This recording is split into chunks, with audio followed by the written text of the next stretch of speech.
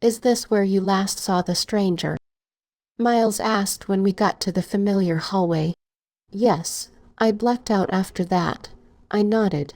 This is the end, that's the last room. He stopped in front of the door I was found in earlier. Check the wall, there must be a secret passage, I said. Jackson went over to the wall and pushed his hands against it. Nothing. He sighed. Check the corners. I went over to the corner and pushed against it. It moved back and slid open. It worked. Jackson's eye widened. Ladies first, Miles said. No, gentlemen, I replied. Are you scared, Eve? You're the one who lives here. He laughed. I'll go first. Jackson walked in. I followed, then Miles. The wall slid back in place. The hallway was lit with torches, so we could see when we were going. Jackson stopped. There are stairs to go down. I guess we are going under the palace. Well, obviously they keep the most baddest criminals under the palace, in dungeons, making it impossible to escape, Miles stated. How are we getting out if the only escape is someone opened the passageway from outside? We'll find another way, don't worry. Jackson squeezed my hand. I nodded. We went down the stairs, then hit solid dirt ground. I felt a chill. There were two ways to go, down the left or right hallway from the stairs. Now what? I sighed. There's light this way. Let's go. Miles pointed down the left hallway. We can see a glimpse of light around the corner. Let's go. I agreed. We have to be careful. We can't let the guards find out we were down here, Jackson warned. We don't want word getting back to the Queen. Miles and I nodded. But there is no place to hide. If they are coming though, Miles frowned. We'll think of something, but for now we be cautious, he stated. We started down the left hallway and stopped by the corner, backs against the wall. Jackson peeked out. Coast is clear. We walked around the corner and down the corridor. I sniffed the air. It smelled bad. Do you smell that? Miles asked. Anyone with a nose can smell it, Miles. I rolled my eyes. Jackson chuckled. We walked into an open floor with dimmer lights. There were a lot of cells which were empty. I guess we don't have any life-threatening prisoner, Miles said. He escaped last night, I said. I see. Was it a vampire? I nodded. What about the prisoner who tried to kidnap you? He's in the regular dungeon, just outside the town. Why didn't those kind of criminal be put out there and the regular ones within the palace's walls? I frowned. Because those ones have to be kept with watchful eyes, Jackson answered. We look around enough. Let's go, I said. Didn't you want to check out what inside a cell looks like? He suggested. Nope, I have seen enough. I shook my head. Miles opened one of the cells and stepped it. A little tight, but then again the prisoners aren't meant to have freedom. Get out of there, B. I can't believe he escaped right under our noses, someone said down the corridor. Hide, someone is coming. I hissed and pushed Jackson into the cell, where Miles was, and I got in, closing the gate. Blend into the dark. I pushed them against the wall, and I went to the further wall, just as two guards walked past the cell. We should have put up a better fight, but that guy was so swift, the other guy said. Yes, I think he was a vampire as well. Didn't you see how fast he moved? I hoped we didn't lock ourselves, and or else we would be in big trouble if Mom ever found out. There weren't any windows down here. Since there are no prisoners, take off the lights in here, and let's go on our evening break, the first one suggested. Which exit are we using? Not the open up the stairs, only from the outside. Someone has to open it, he said. The lights went off a few seconds after and they left. That was close. You didn't lock the gate, right, Eve? Jackson asked. Only one way to find out. I pushed the gate. It was stuck. Uh-oh, I muttered. Seriously, Eve, it'll be days before they find us. Maybe we'll die of starvation. I am too young to die, Miles whined. Dude, calm down. Jackson said and kicked the gate. It flew open. Let's just go. This place gives me the creep. Miles got out first.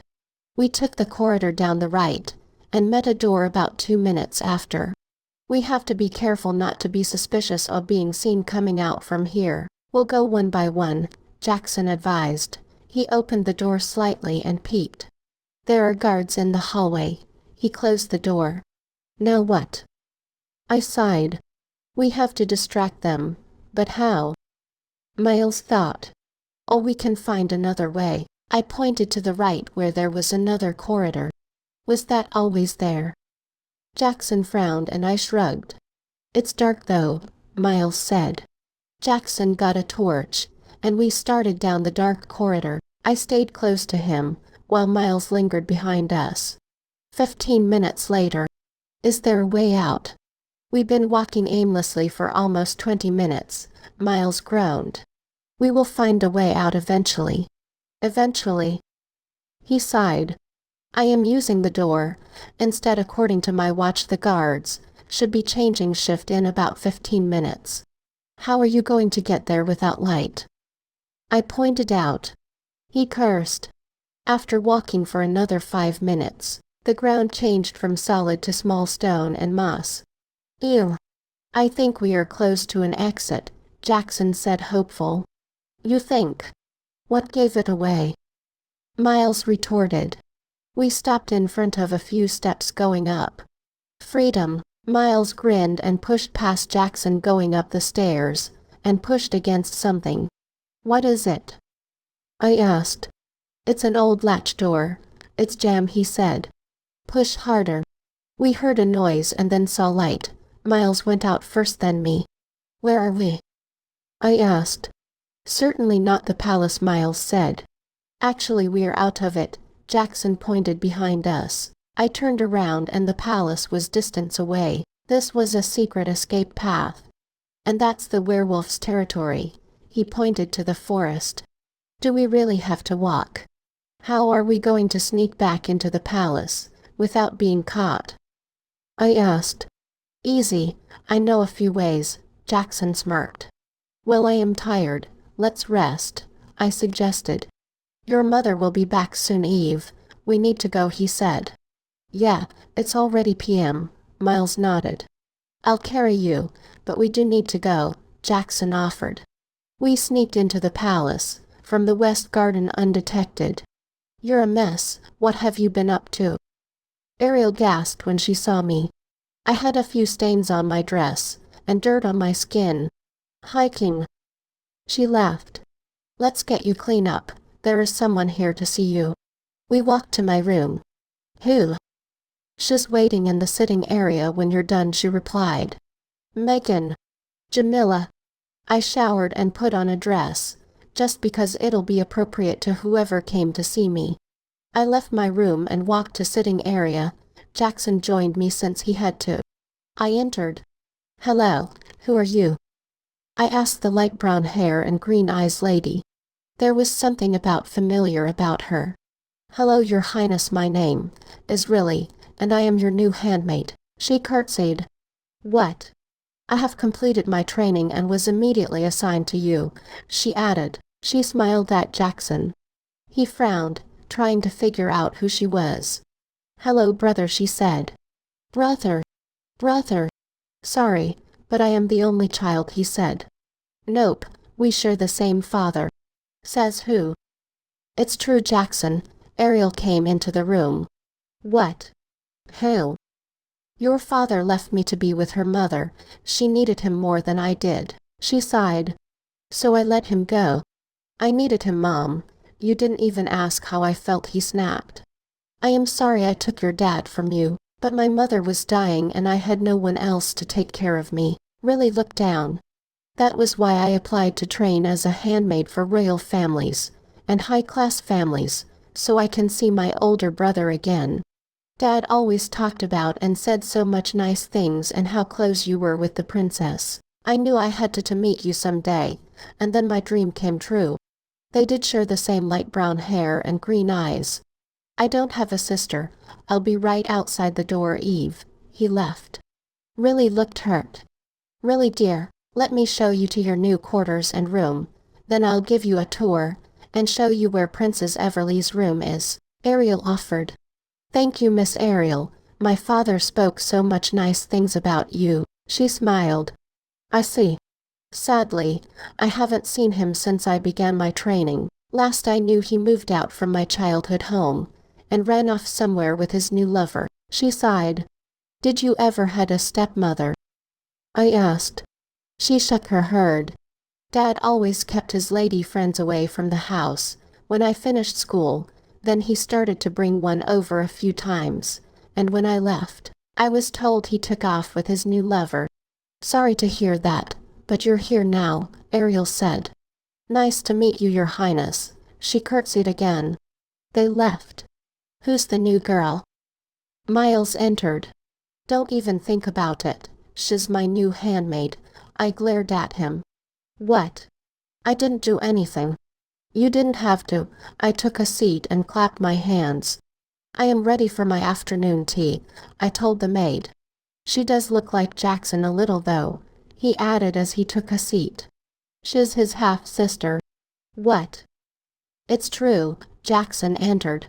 "So she's here permanently." Miles grinned. "She is off limits," I snapped. "She's not my type anyway. Is she going back with you to the house?" "I already have a butler and maids. She can stay here and get used to working around the palace." I shrugged. The tray arrived with the teapot, 3 teacups and a large plate with cookies. "Thank you." Jackson sat down and I poured tea for us. "I see your table manners are intact," Miles teased, and I glared at him. "And yours are lacking. You're slouching," I pointed out. "Sorry, Your Highness," he mocked with a bow. "Can you stop the bickering?" Jackson sighed. "What's wrong with you?" "Dad issues," I whispered. "Oh, I am not close to my father neither. I recently found out.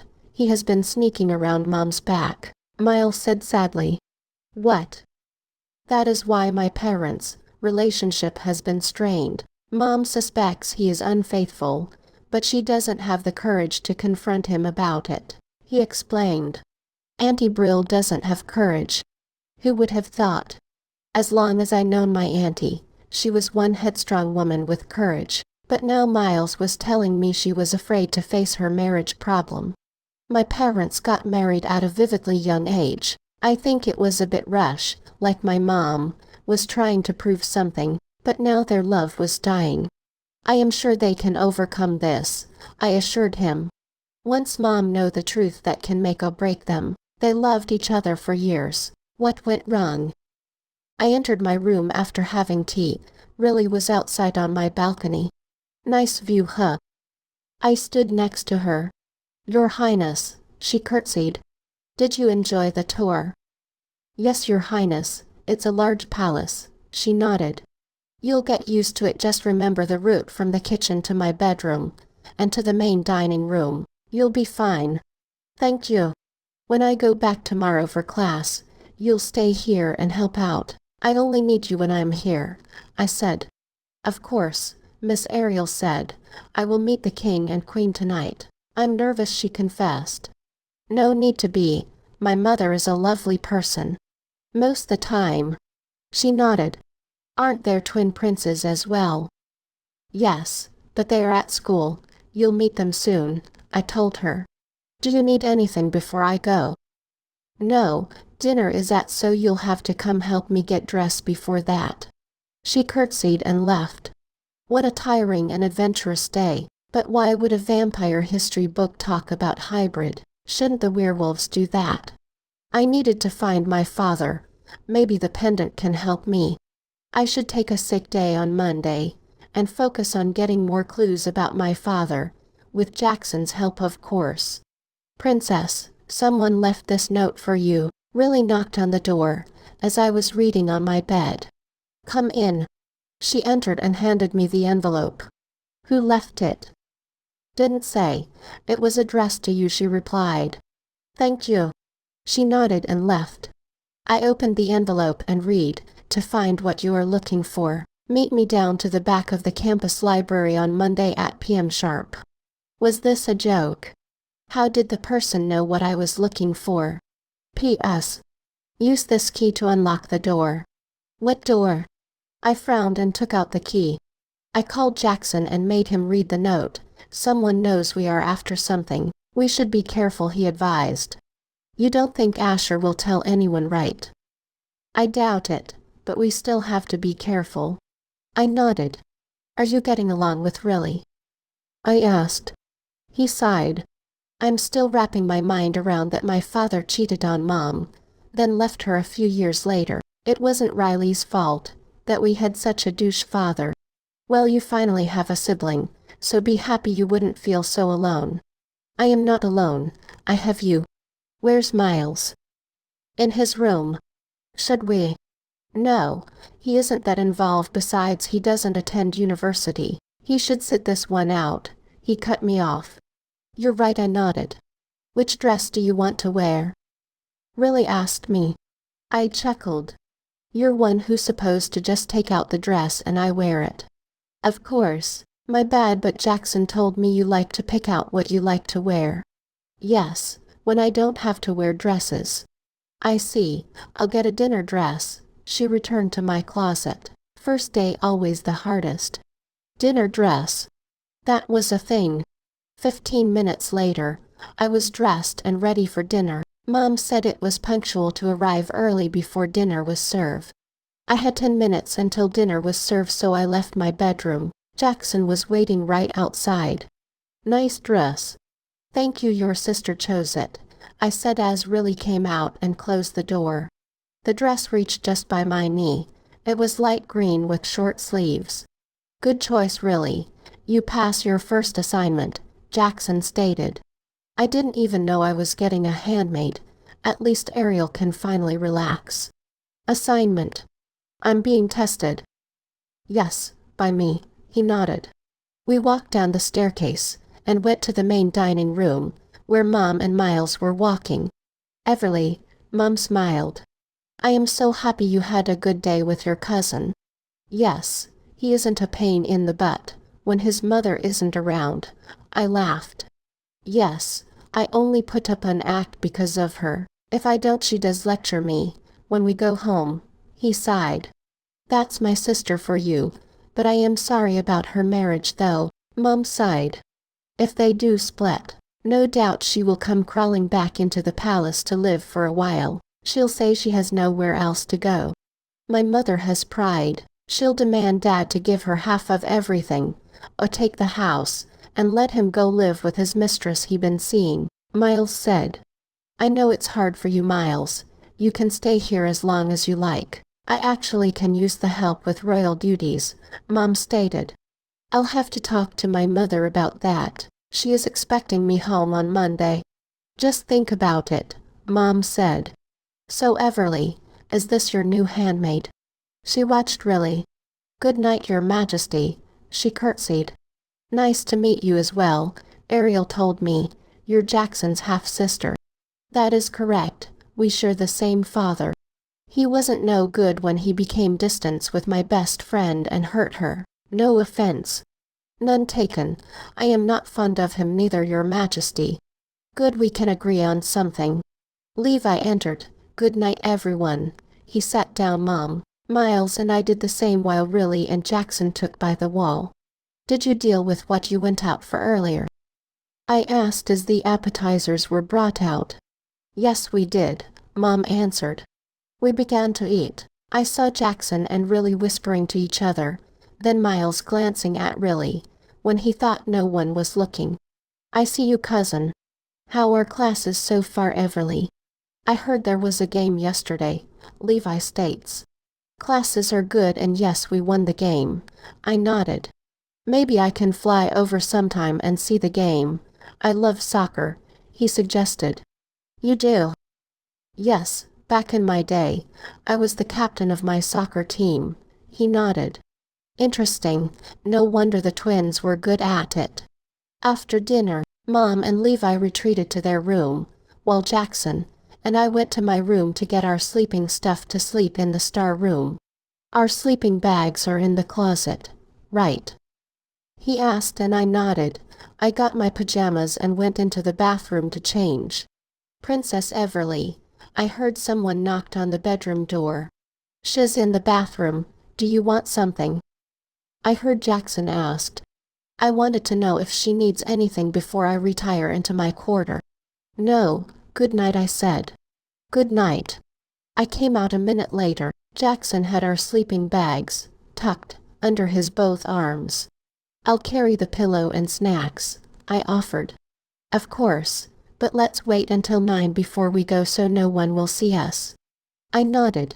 It was PM now, the moon was half tonight. I wish I could take a night walk, but that's not permitted, I sighed. We will soon, don't worry. Jackson unlocked the door to the star room, and I entered when he came in. He locked the door. It was dark. The only light we were getting was from the clear ceiling of the stars and half a moon. Well, I looked up at the sky. The ceiling was so transparent someone can mistake it for nothing and fly straight into it. Yeah. After setting up our sleeping bags, we sat down on it and opened a bag of chips to share. I wish I can stay here forever, I said. But you can't. You are future queen with responsibilities, Jackson stated. I know, I sighed. I will enjoy every ounce of freedom for the time being. I looked back up at the sky. Eve, Jackson said lowly. Yes, I looked at him. I saw something bright and I looked up, a shooting star. Look, Jax, a shooting star. I grinned. Make a wish, princess. I closed my eyes and made a wish, then smiled over to Jackson, who was deep in thought. Are you okay? I nudged him. Yeah. Were you going to say something before? Nah, never mind. He waved me off. Is it about Layla? No, I am over my crush for her, he informed me. Oh really? Yes, I like someone else. Who? No one. He looked away. I shrugged. Okay. It's not that I don't want to tell you. I can't. I understand. I like someone as well. I blushed. Who? I thought of Asher's face and smiled. I can't tell you. He sighed. I will tell you if you tell me. I negotiated. No, I can't. He shook his head. I got into my sleeping bag. It's okay, Jax. I am happy for you. Thanks. You too.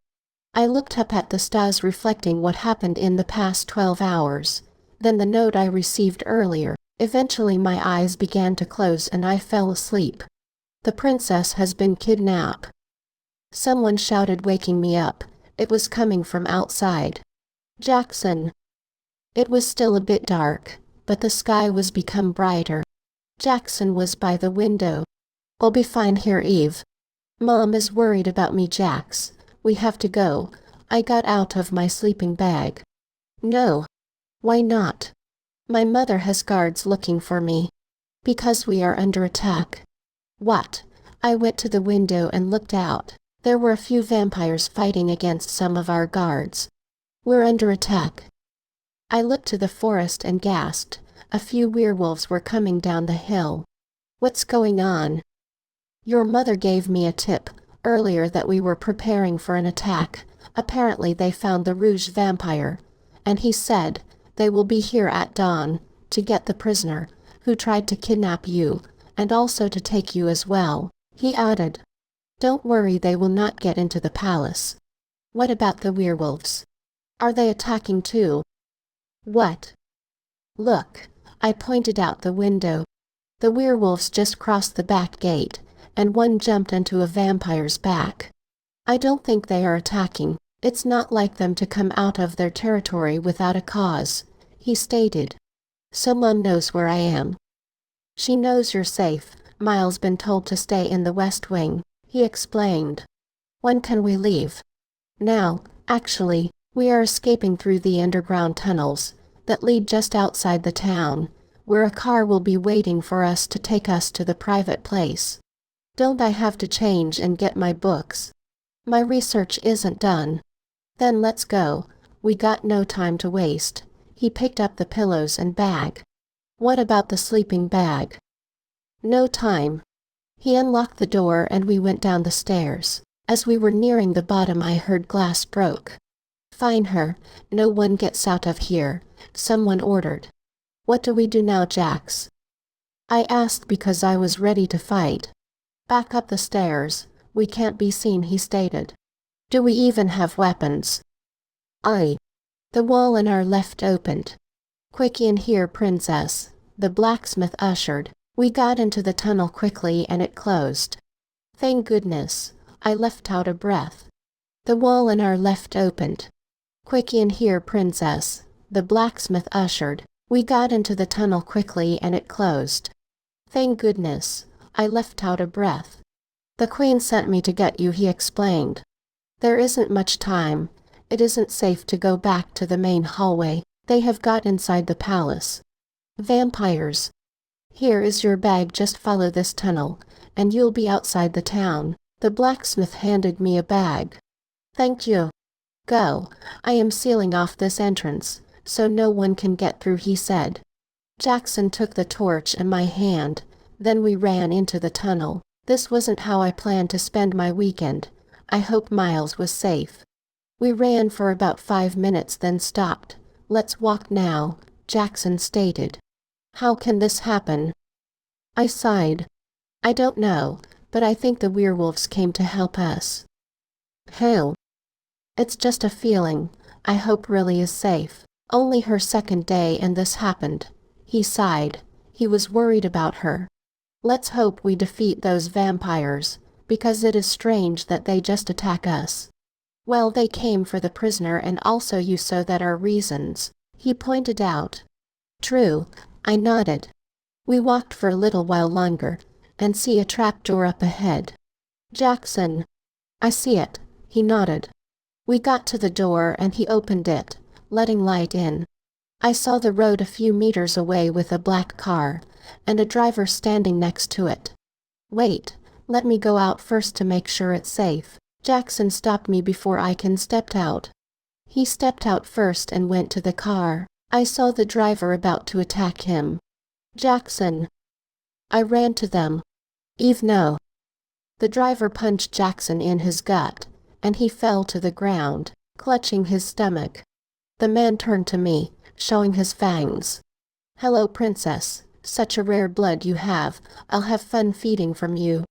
I got out the wooden stake I had in my jacket. I'll like to see you try. You think you can kill me, he laughed. I charged at him and tackled him to the ground, unexpectedly, then stabbed the stake into his chest. He died. Eve, Jackson got up holding his abdomen. We have to go. He opened the back seat of the car. Where's the real driver? Dead. What? Who will drive? Me. We have to get to the private plane ASAP. He opened the front door to the driver's seat. Are you sure you can drive? I frowned. We have no choice. I'll be okay. I took out the stake from the guy's chest and got into the back seat with my bag, while Jackson got behind the wheel. I saw 2 black vans in the rear mirror coming up behind us. 4 bodyguards came out and came to us. Your Highness, we are here to take you to the plan by the Queen's order. The head of security bowed. Since the driver was killed, it isn't safe to us this vehicle. I nodded and got out. Jackson and I got into the back seat of one of the vans, and we were off. Is my cousin okay? Yes, he'd been escorted out of the palace unharmed, and is on his way home, the man answered. The staffs have been put in the safe room, as well as the king and queen. I sighed. You should get some sleep, Jackson suggested, and I nodded. The sun was now rising. I watched back as we drove further and further away from the palace. We'll be okay. Jackson held my hand. Thanks. Yes, Your Majesty, we got to her before they did. We are heading to the plane right now, the man said over his earphone. I'll let her know. He turned to me. Your mother said to be careful from now on, and it's okay to start looking for answers about your father. A little too late for that now. I nodded. I should try to get that sleep now. I leaned against Jackson's arm and closed my eyes. When I woke up, I was on the plane, and it was in the air. Morning Sleeping Beauty, Jackson grinned. He was sitting opposite me. Hey, I yawned. I frowned when I smelt my breath. I need to brush my teeth. Restroom, you know where it is. I got my toothbrush from my bag, went to the restroom. I brushed my teeth and fixed my hair. I was still in my sleeping clothes. I returned to the seat and took my bag with me to change into some more comfortable outfit. After I changed, I went back to my seat and breakfast was served. I was hungry after my eventful morning. A few hours later, we just landed and was escorted to the black van quickly. The sun was high in the sky now, and it was hot.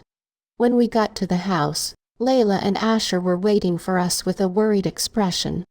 Thank goodness you're okay, she hugged us. I was so worried when we got word that Gale Kingdom was under attack by vampires. Yes, we escaped, I said. You're a tough one, Asher said.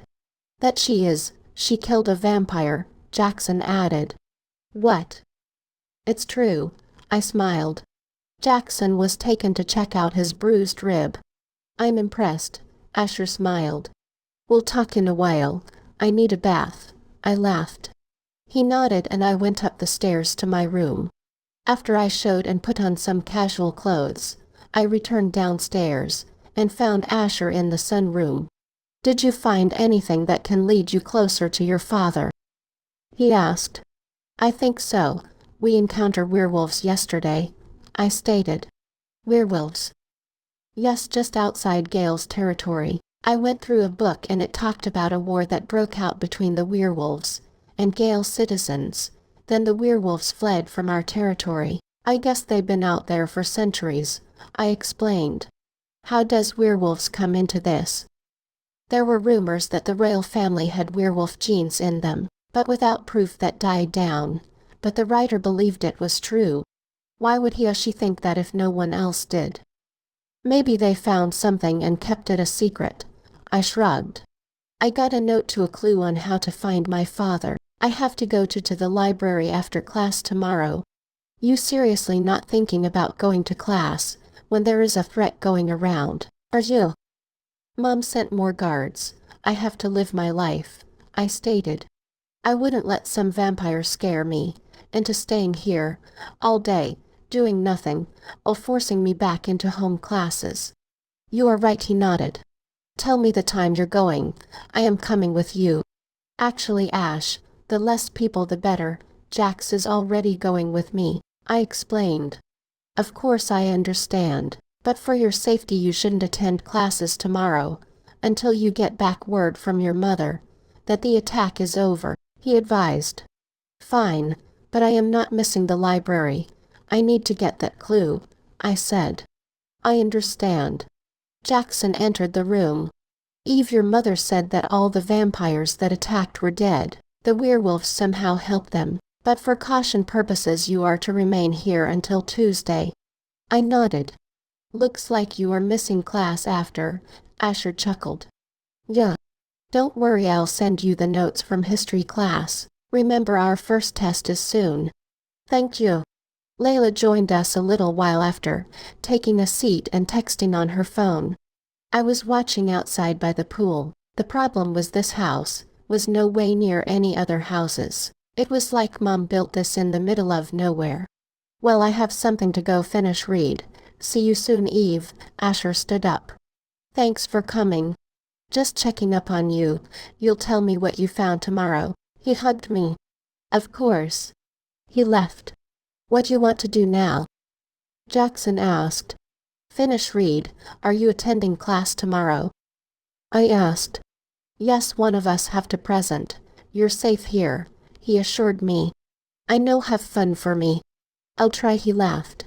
I am going to my room now. I got up. James is picking me up soon, Layla informed us. How was your 2 nights with me? I smirked. Good. He is so clean, she said. I saw Jackson rolled his eyes. He smiled when he saw me watching him. He winked. I went to my room and took out the pendant that I got my father.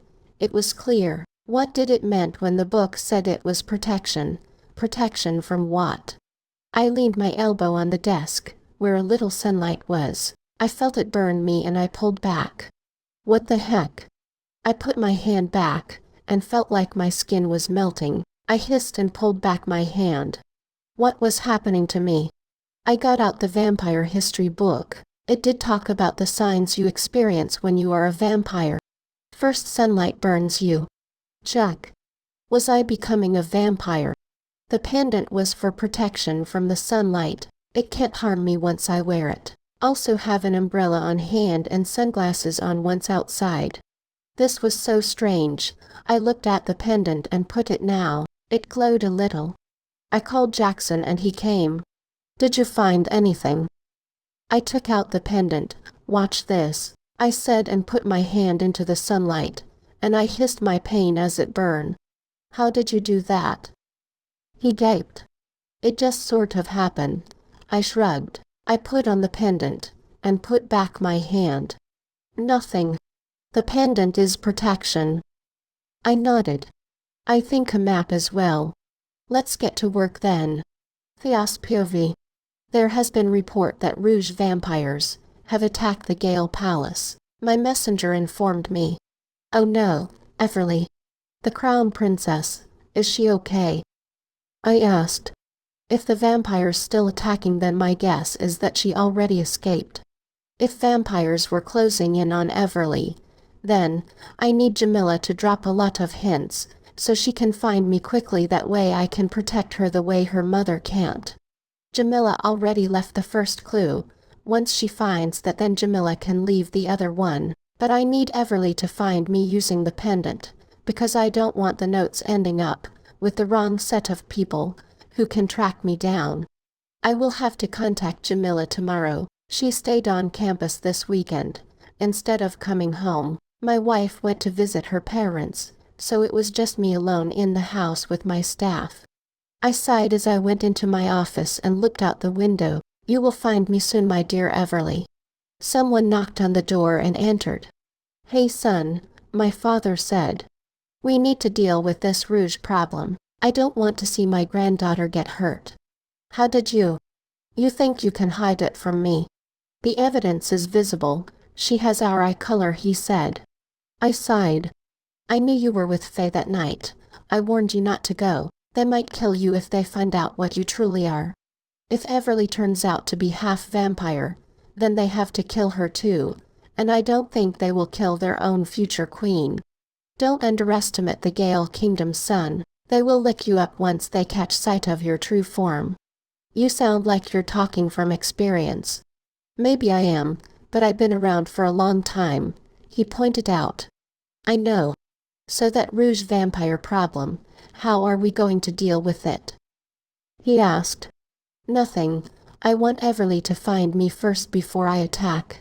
I shrugged. Dad nodded. Don't take too long. A war is coming, I can feel it.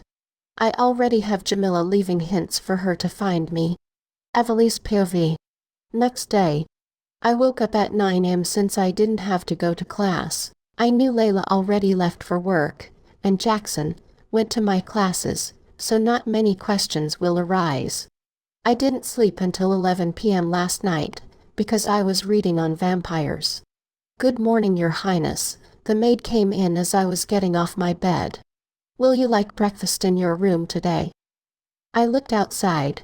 It was sunny, outside by the pool. I will like some fresh air, I replied. She nodded and left once my curtains were tied. I went to the bathroom and did my routine before going downstairs. Good morning, Princess Mister. John greeted me. I am going to get some kitchen stuff later. Will you like anything? Snacks and a map. Map. A territory map. I need it for history class. Of course. I went and sit by the table that was next to the pool, and my breakfast was brought out to me. It was so quiet here. Will you like anything else?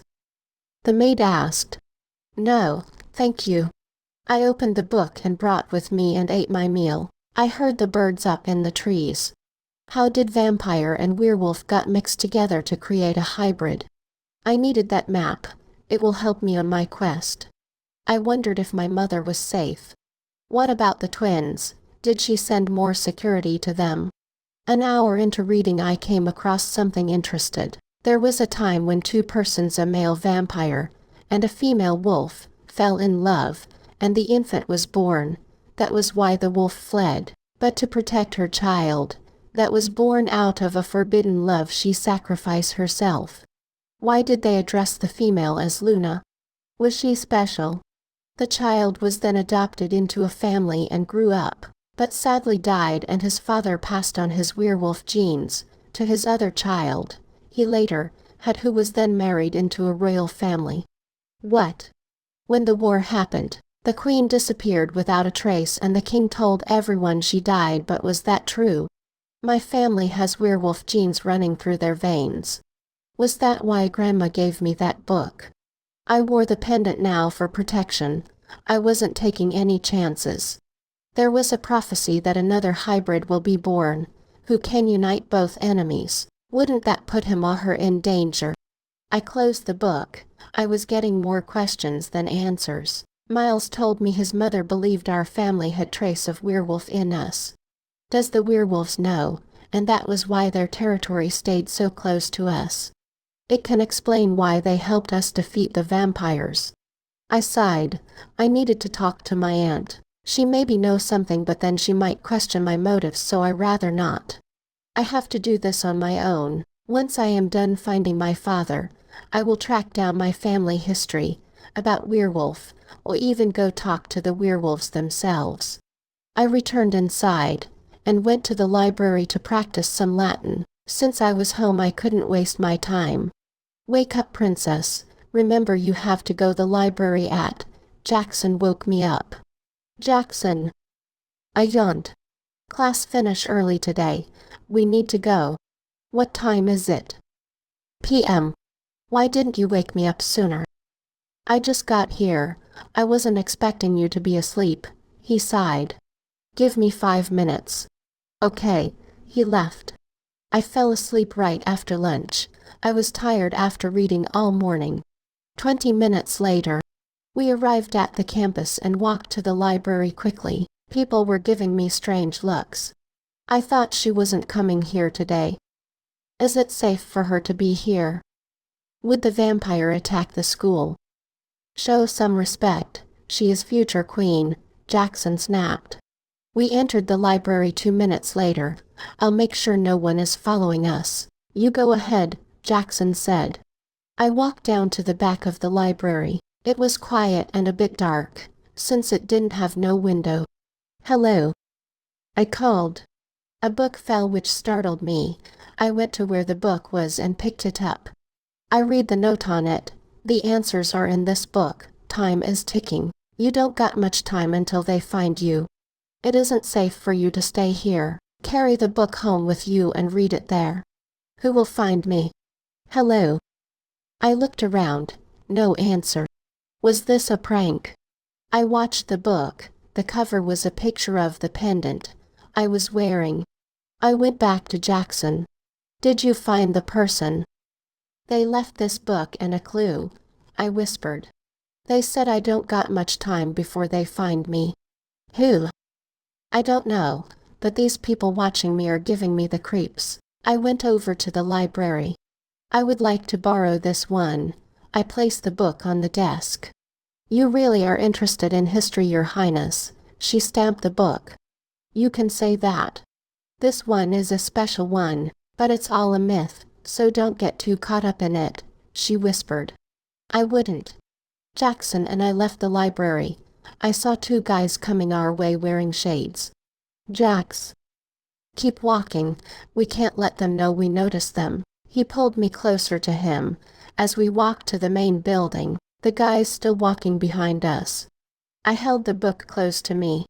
We made it out the building and about to walk to our vehicle, when it blew up, scaring bystanders and also me. My bodyguards surrounded me. I glanced back and saw the guys just came out of the building. Princess Everleigh, are you okay? Our driver came running to us. Thank goodness. Someone just tried to kill us, Jackson snapped. Those two guys were following us, he whispered, pointing a finger over his toward him. By the door. He nodded. Two bodyguards went to them quickly. Another vehicle is on its way for now. It is wise to stay inside until it arrives, the driver informed us. Everyone was watching us. I don't want to go. I shook my head. Your Highness. Asher came running to us. He was still on campus. I heard what happened. Are you hurt? I am fine. How did this happen? We will find out, Jackson said. Do you want me to carry you home with my vehicle? He offered. No, thank you. The princess is fine. The driver declined. This was an assassination attempt, so she isn't allowed to travel with no one. Can I come over? No, everyone is a suspect. He sighed. I'll just call you. He left. A van arrived and I was ushered into it quickly, then it sped off. I sighed.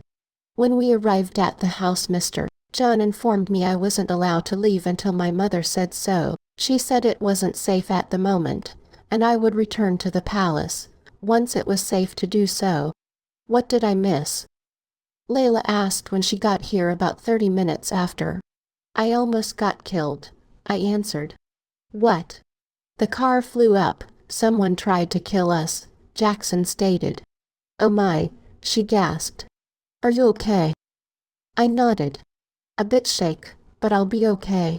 Good. How about we take your mind off things for now? She suggested. Hell. Pull, she grinned. I nodded. I needed a distraction. I went to my room.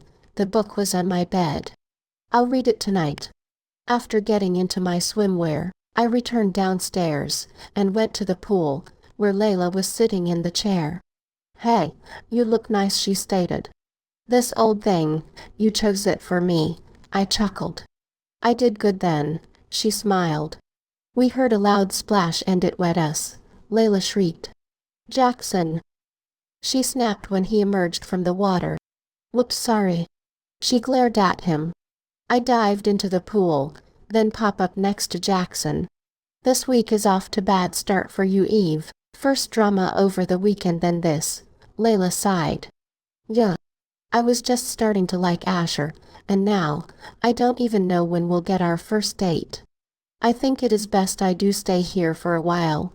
I shrugged. Jackson can attend my classes and write notes to bring it for me. Sounds good, he agreed. Megan and Chad knew what happened, so they sent their wishes, and Jamila said you are excused from the squad until further notice. Layla explained. I understand. When is your next game, Jackson? Wednesday. I am sorry you can't come. Unless I come undercover, I suggested. I don't think that is wise to do. People can be watching your movement, so stay put for now. Fine. I'll use my free time and finish my research. Layla came into the water, and we swam around for like 40 minutes before getting out. Layla left us and went inside. What is the book about exactly?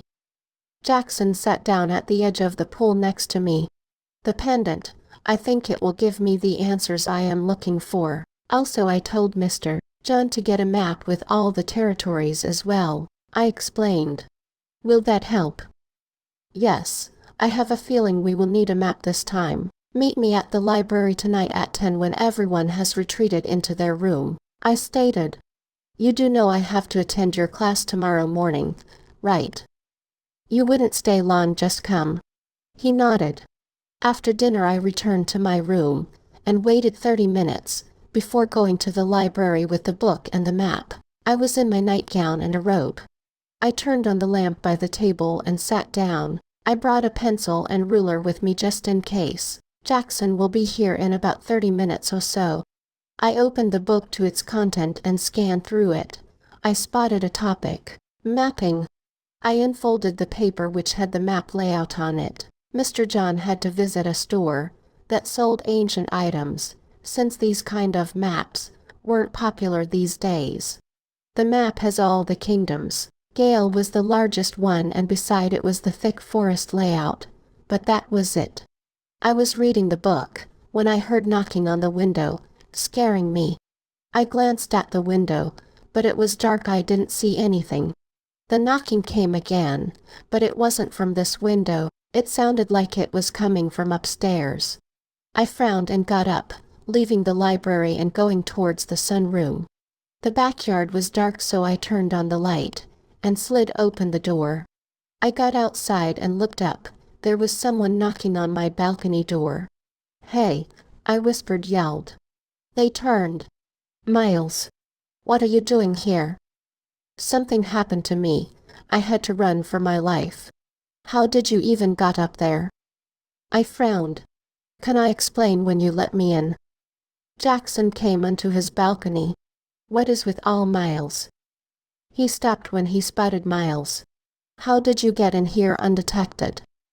"I was fast," he shrugged. "I'll let you in." He went back inside, and a minute later, he opened my balcony door to let Miles in. I went to my room immediately. "You're wet. What happened to you?" "I was on way home when we were attacked. I ran and stayed hidden until I was able to get a flight here. I didn't know where you stayed, so I was wandering around all day." After Miles was settled down into a guest room, Jackson and I went to the library. "What did you find?" Jackson asked me. "The book said that the pendant can be a map." I shrugged. "Hell, that is what I am trying to figure out. This is all confusing." I sighed. "You just started. It will take time." "I know." "Good, we will figure this out together." He squeezed my hand. "Do you think my mother knows Miles is here?" "By now, most likely." He nodded. 2 hours later. Jackson yawned. "I am heading in. Unlike you, I have somewhere to be tomorrow. Good night." "Don't stay up too late." He laughed. We didn't get far with the mapping before the pendant was our compass, and I had no idea how to use it. I took off the pendant and looked at it. Maybe I needed light to show me the way. I looked outside. The moon was out, but it wasn't a full moon. Something was telling me I need the full moon for it to work. I played around with the pendant until I noticed something. I ceased to open it. I pulled and it opened. I took out the folded paper, and as I unfolded, the size seemed like it increased until a medium size was left open. It was a map of something, or at least I thought it was. In the center of paper was blank. Strange. I go to my original. It had nothing but trees in that area. Was I missing something? Is the princess asleep in her room? I heard talking outside the door. "Yes, it is late," someone answered. I packed up my things quickly and turned off the lamp, then made my way up to the next floor, just as the door opened. "We need to be quick. Find anything that has information on the royal family and the vampires," someone ordered. "I doesn't have anything on vampires in here. I checked before." "Then how did the princess had a book in it?" "Public library." "Why would the princess be interested in books about vampires days before they start attacking? Is she behind all those attacks?" "I doubt, but we need to protect ourselves if they find this house." "I found a history book, but nothing on vampires." "Okay, let's go. I'll have to use what we found." They left. "Who were they? Were they working here?" "We have traitors in our midst." I waited 10 minutes before going down the stairs and out of the library. I peeked into the hallway. It was empty. I went up to my room quickly and locked the door. About time, Miles was sitting on my bed. "What are you doing here? Shouldn't you be sleeping?" I frowned. "I could ask you the same. What were you up to?"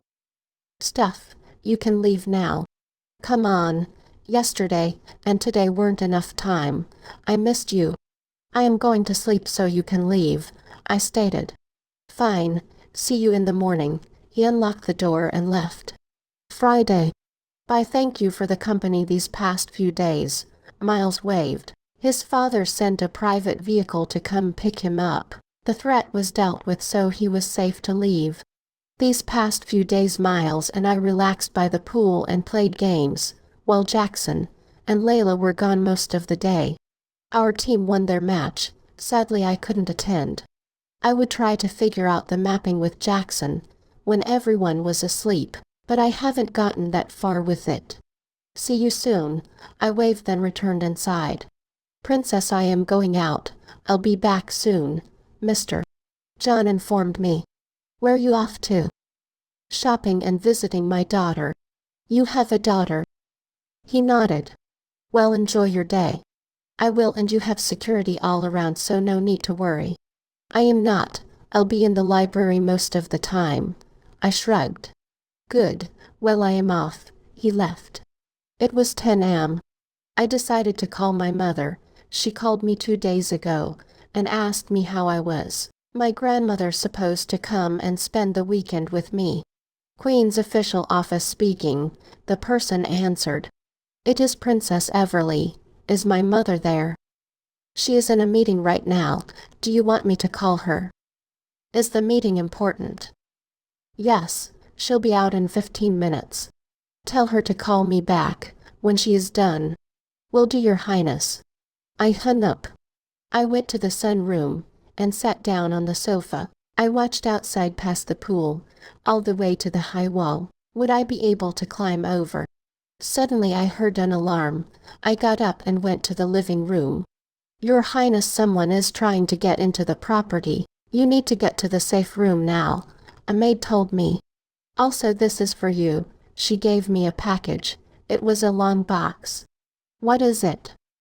I don't know, but it came from the palace. We need to go now. She pulled me down the hallway and opened a door. We went down the stairs quickly into something that looked like a basement. She unlocked another door and pushed me in. Hey. She shut the door. No hard feeling, princess. But my reward is so much more than working for that pathetic queen, she said. I will kill you. I snapped. She looked through the cage path of the door. I'll like to see you try. She showed her fangs. Don't worry, your death will be quick. She left and I heard something moved in the room. I turned around. My, you are so rare. Vampire blood. And the person said. My necklace glowed, the one my grandmother gave me. It shone on the person and he hissed. Ugh. It was burning him like if it was sunlight. A vampire. I opened the box as my necklace lit up the room, the vampire cowering to the little darkness in the corner. I will kill you, he hissed. I gasped when I saw what was inside the box. A sword, and not just any sword. It twin-bladed, one sort of wooden and the other side was silver. I read in the book that silver bullets can injure a werewolf badly, or possibly kill it. What you got there? A fancy new toy. The vampire chuckled. I will have fun draining your blood out of you. I picked up the sword. It suited me. I'll like to see you try. I can fight. I trained with Jackson, just for precautions, my mother told me, but also in case I had to defend the kingdom. Miss Little Princess is a tough one. Well, not for long. He lunged at me using the dark part of the room. I put up my blade of the wooden part, and it pierced through his chest. He died instantly. I pulled the blade out of his chest, and he fell to the ground. My necklace stopped glowing. I can hear noise coming from upstairs. I needed my things and get out of here. I ran and used my body to slam into the door. I did it 3 times and was able to get out. Is the princess dead? The maid stopped on the stairs when she spotted me. Hail. She didn't finish as I attacked her with my sword, and she fell face down the remaining stairs. Thank you, blacksmith, for my amazing sword. I peeked into the hallway. People were fighting outside. My things were in my room. I ran up the stairs quickly and into my room. I glanced outside by the balcony and saw guards fighting by the pool. I put some clothes in a bag and threw the books and maps into it along with a flashlight and a sleeping bag. I went to the kitchen quickly and got a few items to survive on for a few days and some water as well. There must be some secret passage to get out of here unseen. The library has a lot of shelves.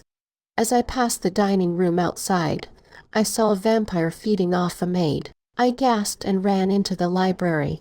The window blinds were closed. Find her. I heard someone shouted. They got inside. I went up to the next floor and felt around the shelves. I was running out of time.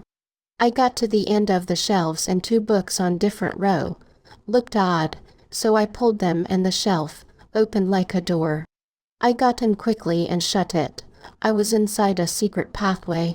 I turned on the flashlight and walked down the pathway. It was so quiet. I don't know how long I was walking until my stomach growled. Lunchtime. I stopped and sat down, leaning against the wall. I should have took my clock with me. Jackson's POV. Yes, Your Majesty. I took the phone from the Dean. The Queen called the campus. Jackson, no one is answering the phone at the house. I am worried, she said. Are you sure? Mr. John Yusu. He's not there. I came out of a meeting and tried to return Everleigh's call, but no one answered. Do you want me to go? Yes, with these threats going around, anything can be possible. I send Everleigh's sword for her. It's ready. Yes, and the best as well. It can kill a vampire and werewolf. I will go back to the house. How are you getting there? The driver isn't answering neither. I saw James coming to me. I will figure something out. Call me if you find anything. I am going to call my mother and tell her not to go. She hung up. I need a favor, I told James. I think Everleigh is in danger. Let's go, he nodded. When we got to the house, I froze. The entire front yard had dead bodyguards. What happened? Get out of here, I told James. But no. I ordered as I took my sword out of my bag. I can fight too. You're not going in there alone, he said and took out a stake out of his bag. Precaution from my parents. They sent it for me, he explained. We walked to the house cautious. When I opened the door, there was a dead maid on the floor. Eve, I called. I'll take upstairs. James went upstairs. I went toward the back. Eve. The sunroom was untouched, but there were dead guards and vampire outside by the pool. Jackson. James shouted from upstairs. I rushed upstairs and to Everleigh's room. It was completely trashed. Whoever came in here didn't find what they were looking for, he stated. I realized a few of Everleigh's clothes were missing and her sleeping bag. She got away. Layla and I's room were trashed as well. The library.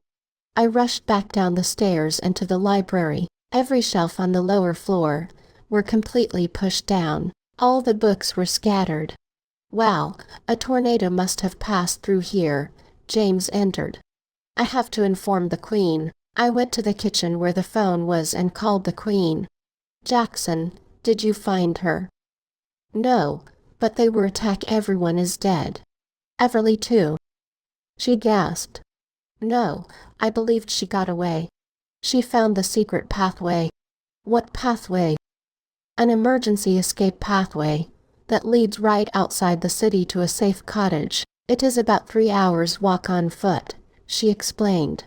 She'll end up there. Yes, go meet her and go alone. Everyone is a suspect right now, she whispered.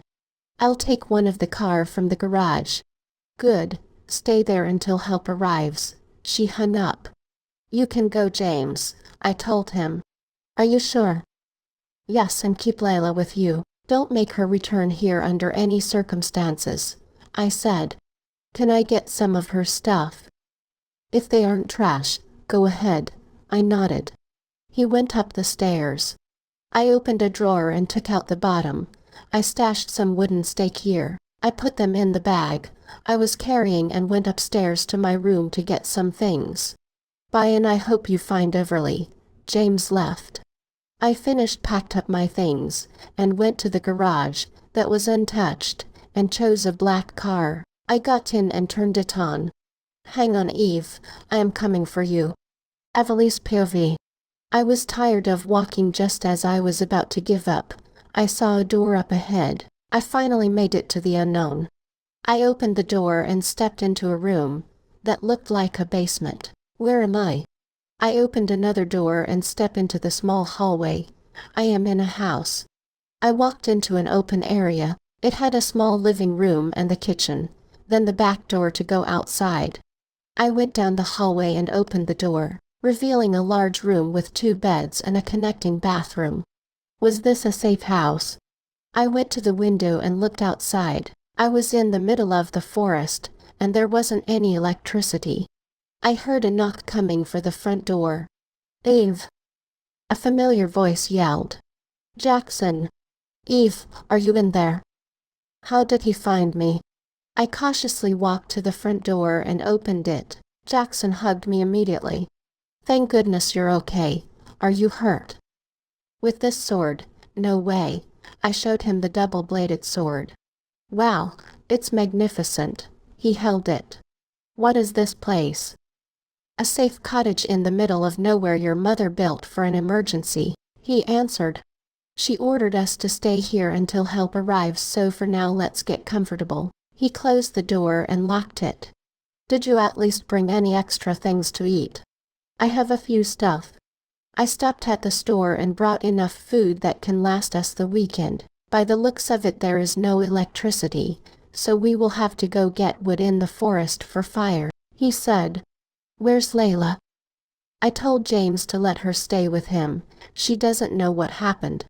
I took the bags from him and put them in the kitchen. He brought lamps and candles along with mostly canned food. "The house is a mess. Everyone was killed. I think someone already sent to Mr. John, so he will stay with his family until this blows over," he informed me. "I only been there a month and now it is completely trashed."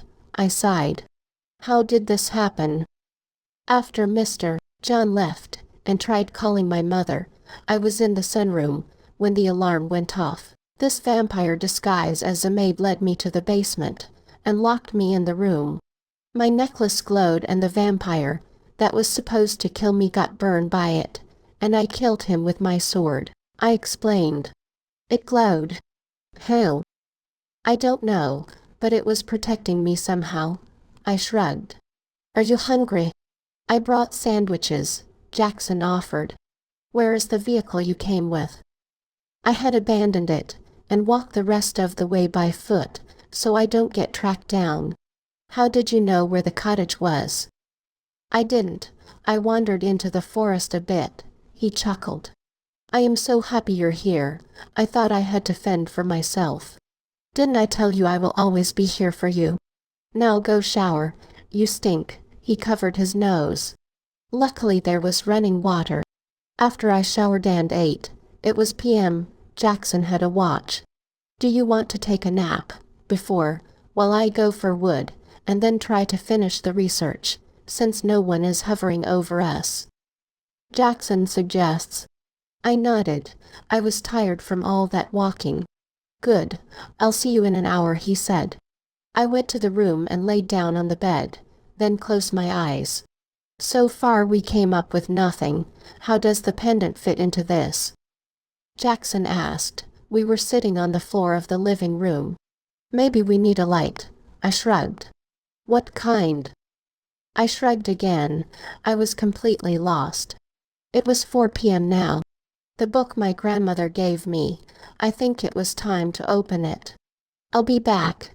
I got up and went to the room. I get the book my grandma gave me and unwrapped it. The cover was beautiful, but it couldn't be opened easily.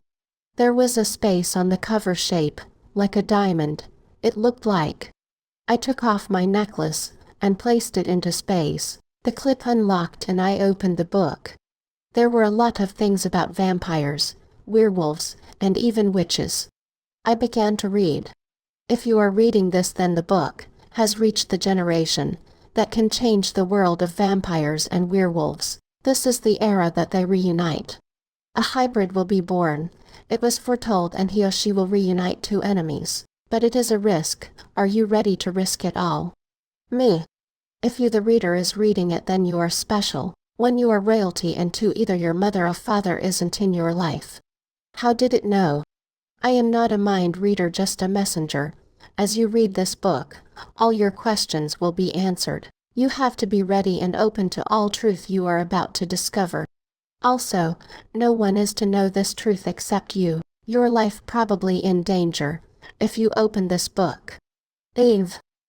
Jackson called. I closed the book. Yeah. Did you find what you were looking for? Coming. I put back the book in my bag, and picked up a werewolf book. I will read that book in my private time, but I needed to get Jackson off my back. I returned to the living room. I think I figured it out. He smiled. About what? The pendant.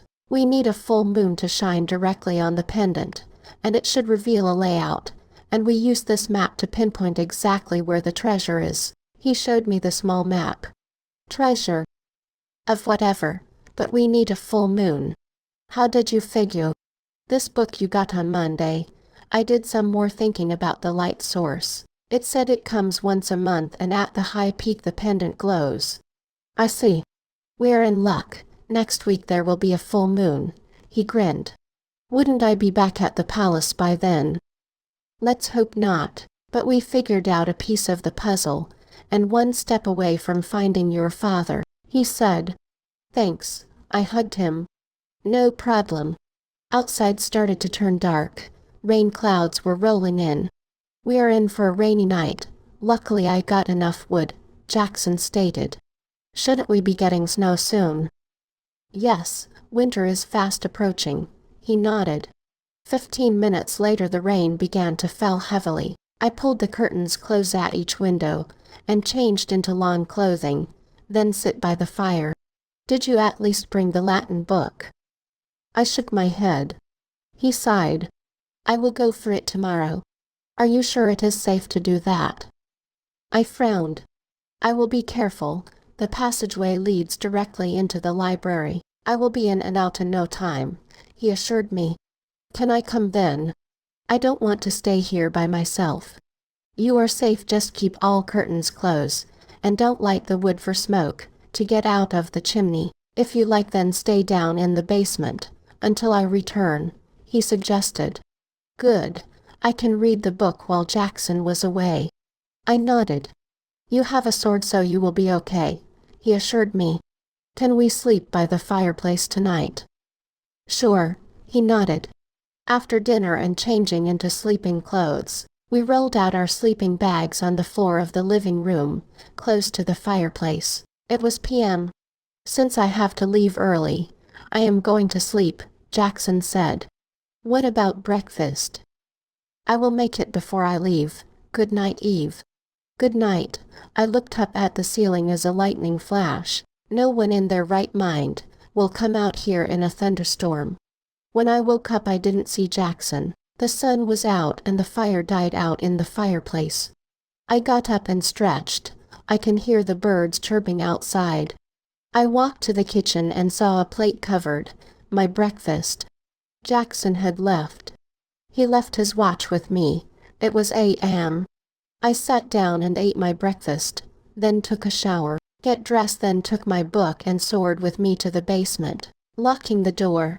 I got a lamp with me since it was dark down here. I sat down against the wall and opened the book. Let's go back to where it all began. A long time ago, a king fell in love with blue-eyed goodness. The queen that disappeared during the war, I thought. They got married, but the bride had a terrible secret she was ashamed of and didn't want to lose the love of her life, so she kept it a secret.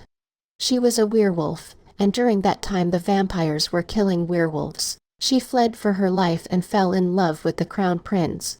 This lady had dyed her hair red to protect herself, since the vampires were killing all blonde hair werewolves. They feared that any blonde hair was a strong werewolf that could wipe them out, or was a hybrid. What? The vampires knew about the prophecy that a half-vampire and half-werewolf's descendant can reunite two enemies, but the vampires didn't like that idea, so they attacked the werewolves. Many ran for their lives. After the lady and prince got married, he was handed the throne and they had a son. When the young prince was about 7 years old, the war happened between the vampires and werewolves. The queen disappeared without a trace. The king was forced to tell everyone she died and showed them a bloody dress to make it believable. All she left was her magical necklace. Also, during that time a child was born. His mother and father met in secret, and as a result, the first hybrid was born. The mother was mated to the alpha of the pack, but he rejected her after he found out she was having someone else's child. She fled for her life when the vampires raided their land. The child's father was already dead. He was a vampire. I gasped. The mother ran and ran, but the vampires were gaining on her. They knew she had birthed the child who can reunite them. She ran until she was out of the forest. She saw a carriage and placed the baby in it, then ran back to the forest to lead the vampires away from the baby. The baby grew up in an orphanage. He had blonde hair from his mother and emerald eyes from his father. Blonde. As the crown prince grew up and married, he became king after his father passed away. He had to go to war and as a result, was shot with an arrow to the chest. Everyone thought he would die, but he recovered and surprised even his wife. The king's fast healing raised a lot of questions and attention. The palace was locked for an entire year, until the rumors died down. During that time a princess was born. I smiled. The rumors continued lowly for decades, that the royal family were werewolves, or had the genes. It came from the queen, that disappeared during the war, and the king covered up the truth by saying she died in an attack. I wondered why she left. The guilt she felt because of her past, or that the vampire could have sniffed her out. Now I know. I have a family that was blonde, although she married into the family. Her genes ran through the bloodline. Why end with me getting the blonde hair? Why this generation? Wait, she was a werewolf. Does our family have werewolf genes? Can I turn into a werewolf, or do I just have the trait? Now you know the truth about the Gale royal family. They have the werewolf genes running through their veins. Do not under any circumstances reveal this truth, or else all your lives are in danger. Find the hybrid and restore peace. How was I supposed to do that? Jackson returned. When I was in the bedroom, after what I discovered earlier, I closed the book immediately. Hey, he said. Did you get whatever you went for? Yes, but all the dead bodies have been removed. I think your mother sent people to do that after I left, he stated and placed some books on the table. Did you have lunch? He asked. I shook my head. I only drank water. I'll make us sandwiches since there is no stove. We will have to use the fireplace to hot the canned food, he stated. I think we need more, what I said. We will go after we finish eating, at least the weather is good. He looked outside. What you did while I was gone? Stayed in the basement reading. Nothing, did some reading. I shrugged. Any other leads that your family might have werewolf genes? I shook my head. I hated lying to him. So it was all a rumor. He frowned. Maybe, at least Miles left before the attack happened. Yeah, and Mr. John as well. If you were allowed to go to class, then none of this would have happened. He sighed. It isn't your fault, and I got away, didn't I? Yes, you were lucky this time. We went to the kitchen to make the sandwiches. I watched my bag where the book was in. I was too shocked to continue reading. After eating, Jackson finally took me outside in the back. We were surrounded by trees. Just stay close to me, Jackson said. As we walked into the forest area, I held my sword. We walked for about 5 minutes, before Jackson stopped by a tree. Watch how I make the wood, he said, and cut a thick branch, using his sword. Then he cut it in half, making 2 large pieces of wood. You will gather them while I do the cutting. I nodded. We spend about 20 minutes just cutting and gathering the wood that will last us tonight, and tomorrow night as well. Do you think help will arrive soon? I asked Jackson as we went back to the cottage. Hopefully. When I went back to the house, there was no one around. Can we sleep at the house tonight? I am missing my warm bath, I suggested. That isn't a good idea, Eve. Who knows if those vampires are camping out near the house and can hear the slightest footstep. He shook his head. I sighed. As we got near the cottage, I can hear footsteps literally inside the house. We aren't alone. I stopped Jackson. What? Get down.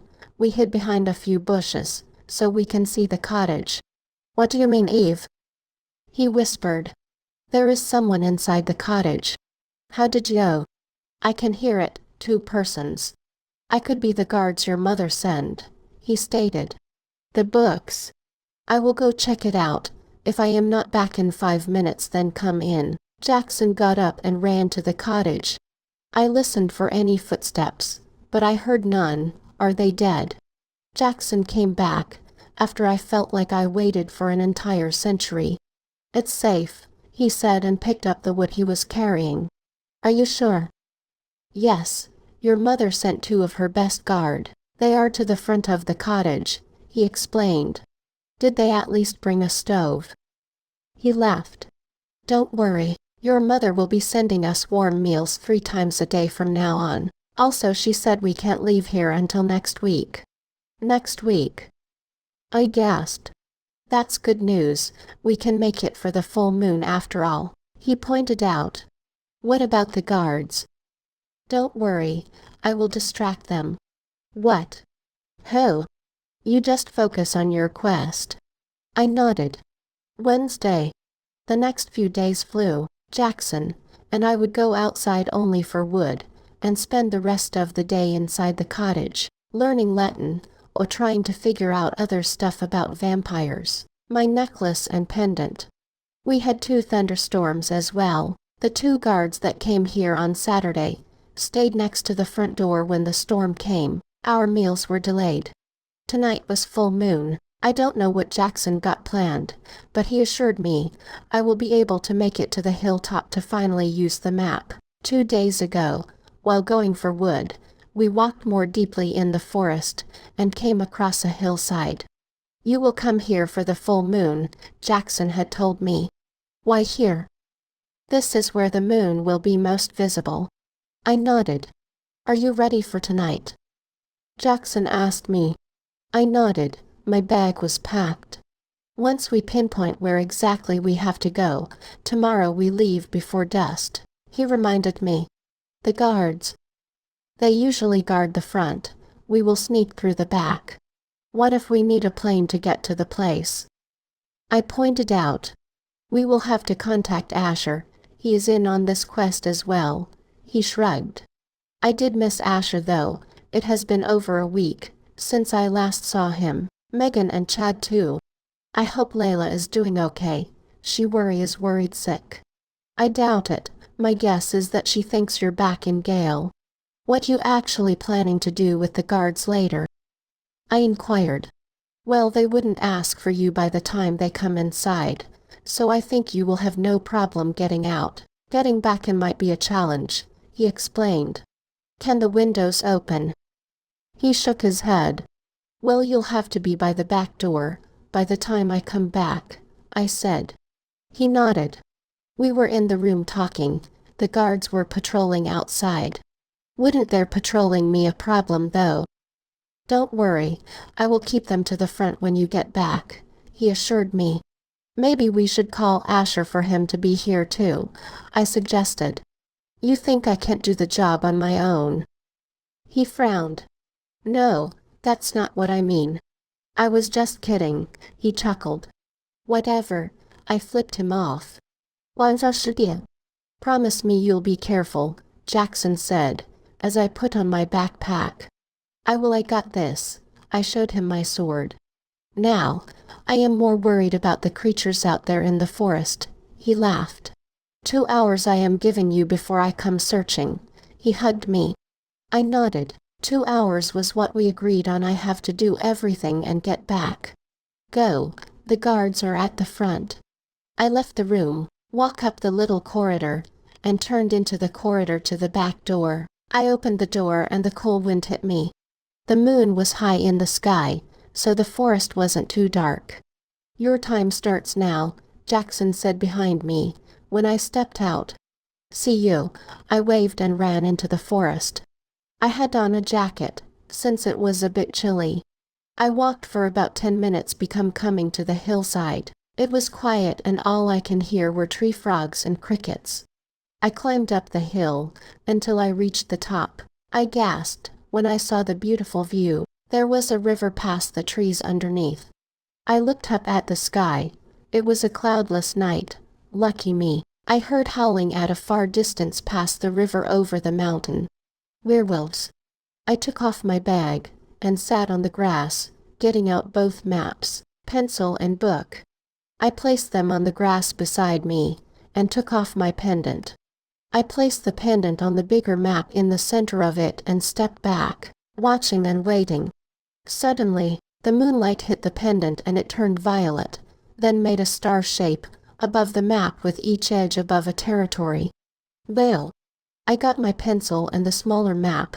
I made a dot at each star edge. When I was finished, I made a mental connection with each dot to make the star shape. I picked up the pendant and flipped it over so it was now facing the map. I looked closely to the center of the star and frowned. It was a small area between Gale and another kingdom. I looked at the smaller map. The area at the bigger map looked smaller than this. This map, the area looked big. I made a dot in the center of the imaginary star and concluded that it was the same area that was on the bigger map. I put back on the pendant and started to pack up my things. A cloud passed over the moon, making it dark now. I had a flashlight with me though. Jackson made sure I was prepared. I heard howling just as I put on my backpack. It sounded more like a cry. It was coming from the forest to the left, that was away from the cottage. Maybe the werewolf was injured. I had enough time to check it out, since it wasn't very far. The howling sounded close by. I ran in the direction of the sound. I was on guard. I stopped when I came to a clearing and a werewolf was on the ground, bleeding out. What should I do? I sniffed the air. Something smelled off. I heard bone cracking and gasped as the werewolf turned to human form. "Help me," she croaked out. I rushed to her side. "What to do?" "Chosen one," she smiled at me. "Chosen one? I think you get it wrong. I am not the chosen one," I said. "Where did you get this?" She lifted her hand and touched the necklace. "My grandmother's." "Then you are the chosen one. Your hair explains it." She coughed. "You need help. You're bleeding out." I applied pressure to her abdomen that was leaking blood. "Who attacked you?" "A hunter. I killed him, though, but he shot me with a silver bullet," she hissed. "How far do you live?" "I mightn't make it. You have to take out the bullet." "What?" "Me. Bulletin. Please, I can't die yet. My son has finally turned today. I can't miss it." "Turn." "He changed into his werewolf today. He has gone hunting with his brothers and father. I tracked down a hunter before he can hurt my family," she explained. "I don't got much time." I took off my backpack, although my hands were bloody. I stuck my hand into her abdomen and she growled. I felt around until I felt something hard. I think I got it. I took out the bullet. "Band me up before I lose more blood," she ordered.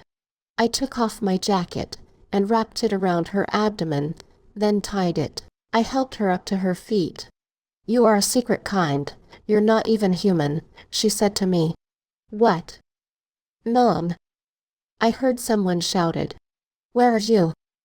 "You should go. I think they will kill you if they see you with that deadly sword," she advised. "And trust your instinct when it's your turn." "My turn for what?" I frowned. She smiled and ran off in the direction of her son. That woman was strange, and what did she know about the necklace and my blonde hair? What time was it? I turned on the flashlight and ran back to the hill. I saw Jackson running up the hill. "Eve." "Jax."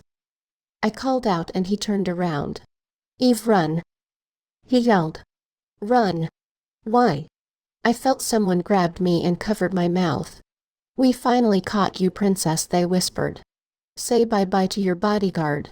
I saw Jackson got hit by an arrow and he fell. I screamed, but it was muffled by the guy's hand. I was blindfolded, hands tied behind my back and my mouth taped. They took my sword and bag. I don't think you'll need this sword anymore. It is quite powerful. The person said, we don't need the bag. You caused me so much trouble, but when I make a promise I will fulfill it. The price was double for your capture. Night-night. I felt a pinch and I blacked out. Jackson's POV. When I woke up, I was in pain and my leg was band up. I was in a bed, and not at the cottage anymore. I was back at the palace. Great, you're up. My mother came in. How did I get here? What happened? After the guards found you unconscious with an arrow in your leg, and Everleigh nowhere in sight, they contacted the palace immediately, she explained. Everleigh, where is she? I tried to get up. You need to rest, but we still haven't found her, she sighed. You need to find her, I snapped. I shouldn't have let her stay there for so long. I should have been with her. You can't blame yourself for what had happened. We should have known they would have found your location eventually. Who? Who was after Everleigh? The escaped prisoner. What day is it? Thursday, p.m. You've been sleeping all day. Everleigh been missing for 13 hours. The Queen has everyone looking for her. We will find her, don't worry, she assured me, gave me my medication and left. Brother really came in. I am happy you're alive. Yeah, I was lucky. I came as soon as I heard. Layla rushed in. Eve is gone. I will find her. Not while you're injured, buddy. Asher entered. What you're doing here? Don't you guys have classes? We were excused. We were worried about Eve. Layla sighed. We did capture a vampire, but he isn't talking, Asher informed me. Of course it wouldn't just kill it. Already did. Why was Eve outside alone? Weren't you supposed to be with her? He frowned. Let him rest. He been through a lot, really snapped. Who might you be? Asher smiled at her. Way out your league, she said, and Layla laughed. Really, my half-sister and Eve's new handmaid. You didn't tell me you had half-sister. Layla watched me. I didn't know until last weekend, when I was here with Eve. I shrugged. She came out of nowhere. Whatever, really left. She looks like handful, Asher chuckled. That's why she suits Eve so well. Everleigh's POV. I opened my eyes. It was so dark then I realized I am blindfolded. I struggled against the chair I was tied to. She's awake, call the boss, someone said. Stop squirming, the person ordered. Leave, I heard a female voice. Why does it sound so familiar? Why are you so bloody, child? The female laughed. Were you taking on a werewolf? My sounds were muffled by the tape that was covering my mouth. I have to get you out of the way. It was the only way I can get what I want, she continued. That voice. Auntie Brielle. No, it couldn't be. Poor Everleigh. You weren't meant to get the throne. My son was, she said. He was born first. He had every right, but then my whore of a sister had to have you before she even got courted. She doesn't even know where your father is. No doubt that was my envious auntie. Now that you are out of the way, I will get what I want right. After I deal with my sister and her family, the throne will be mine, she laughed. Miles will make a great king with me as his guide. It's time we have a male inheritor. We had 2 generations with female heirs. She was jealous of me. I will keep you alive to see my plan be a success, then I'll kill you. But for now you are staying here, while I send your mother a letter stating to stand down, or else you die, she said. I don't think Miles will want any of this. I have seen what my cousin's real side looked like. I hope he doesn't agree with his mother, when she practically gives him the throne. I felt someone untied me, and pulled me to my feet. Come on. If he so want another child he can use you. You're young and healthy, Auntie Brielle snarled. I tripped over my feet as she pulled me with her. I was pushed into a room untied. I took off my blindfold, and the tape over my mouth immediately. I gasped when I saw Miles, father, in the corner of the room unconscious. Uncle Logan. I ran to his side and shook him. He groaned. Everleigh. What are you doing here? She kidnapped me and locked me in here. What happened? Last night, I was walking outside, then someone knocked me out. He rubbed his head. We need to get out of here. She wants to eliminate my family, so she can get the throne and give it to Miles, I explained. Miles. He wouldn't agree to it. He shook his head. Not if she makes my family's death look accidental. He will not have no choice but to step up, I stated. He was technically the heir after my family and his mother. She was old, so she will hand him the throne. I can't believe Brielle will go as far as trying to murder her own sister for the throne. It's a surprise what jealousy can do. I should have seen it coming after you were forced to go into homeschooling. She had something to do with it. I have my suspicions she was the anonymous tipper. He sighed. We have to stop here. We have to get out of here. First, why would she even lock me up in here? I am her husband. Maybe because you will find out what she is up to and warn someone. She couldn't risk it, so she let go all the loose ends. Lately we've been having trouble. I don't think she loves me anymore. He sniffed. I wanted another child, but she refused and loved Miles so much. She grew him up to be ready to rule. I think it was her mission, since the beginning, to let him get the throne. Then your mother came a few months later, after his birth, announcing her pregnancy. Brielle was furious and refused to see you the first year of your life. This jealousy was raging since the beginning of my life. I think it made sense now when she used to bring me treat, and I end up getting sick. The first time was an allergic reaction. She was secretly trying to kill me. We will need to sit tight. I don't think we are getting out of here anytime soon. Where are we exactly? In a room of an abandoned cottage in the middle of nowhere. Brielle somehow got vampires to work with her, he informed me. What? I don't know how, but I have seen them outside the window, and one changed into a bat. So my kidnapper from the forest was a vampire. I think she will have them feed on you soon, if she isn't ready to kill you. After all, for them to be working for her, she has to be offering something. He shrugged. I really needed to get out of here. I touched my chest. My necklace, it was gone. Luckily my pendant was still here, hiding inside my clothes. She took my necklace, the one my grandmother gave me. I sighed. I go to the window and look down. We were pretty high up, but I can survive the fall. It's suicide if you try to jump. She has eyes everywhere, Uncle Logan stated. I sighed and sat down on the ground. She told me if you so want another child, you can use me, I informed him. What? Is she crazy? I think so. I shrugged. I can never look upon another woman. He shook his head.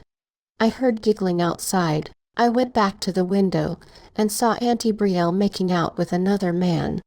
Well, clearly she can look at another man, I said. Uncle Logan came to my side and looked outside. He dropped to his knee and started to sob. How could she do this to me? I glared down at the couple. How dare she? I felt my pendant warm on my chest. I took it out and held it. It was glowing violet. I clutched my fist and punched the stony wall. It shifted a little. I did another punch and the entire stone fell out, and near my cheating auntie and her new fling, startling her. What is going on up there? She demanded. I was strong. I grinned. I heard footsteps coming.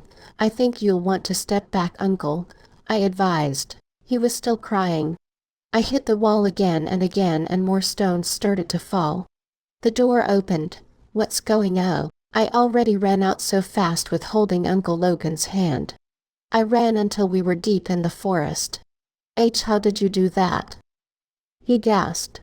I don't know, but that was fun. I chuckled. They will come after us. They are vampires. Super speed. Let's go then. I took his hand and ran again, until I saw a road. That was when I stopped.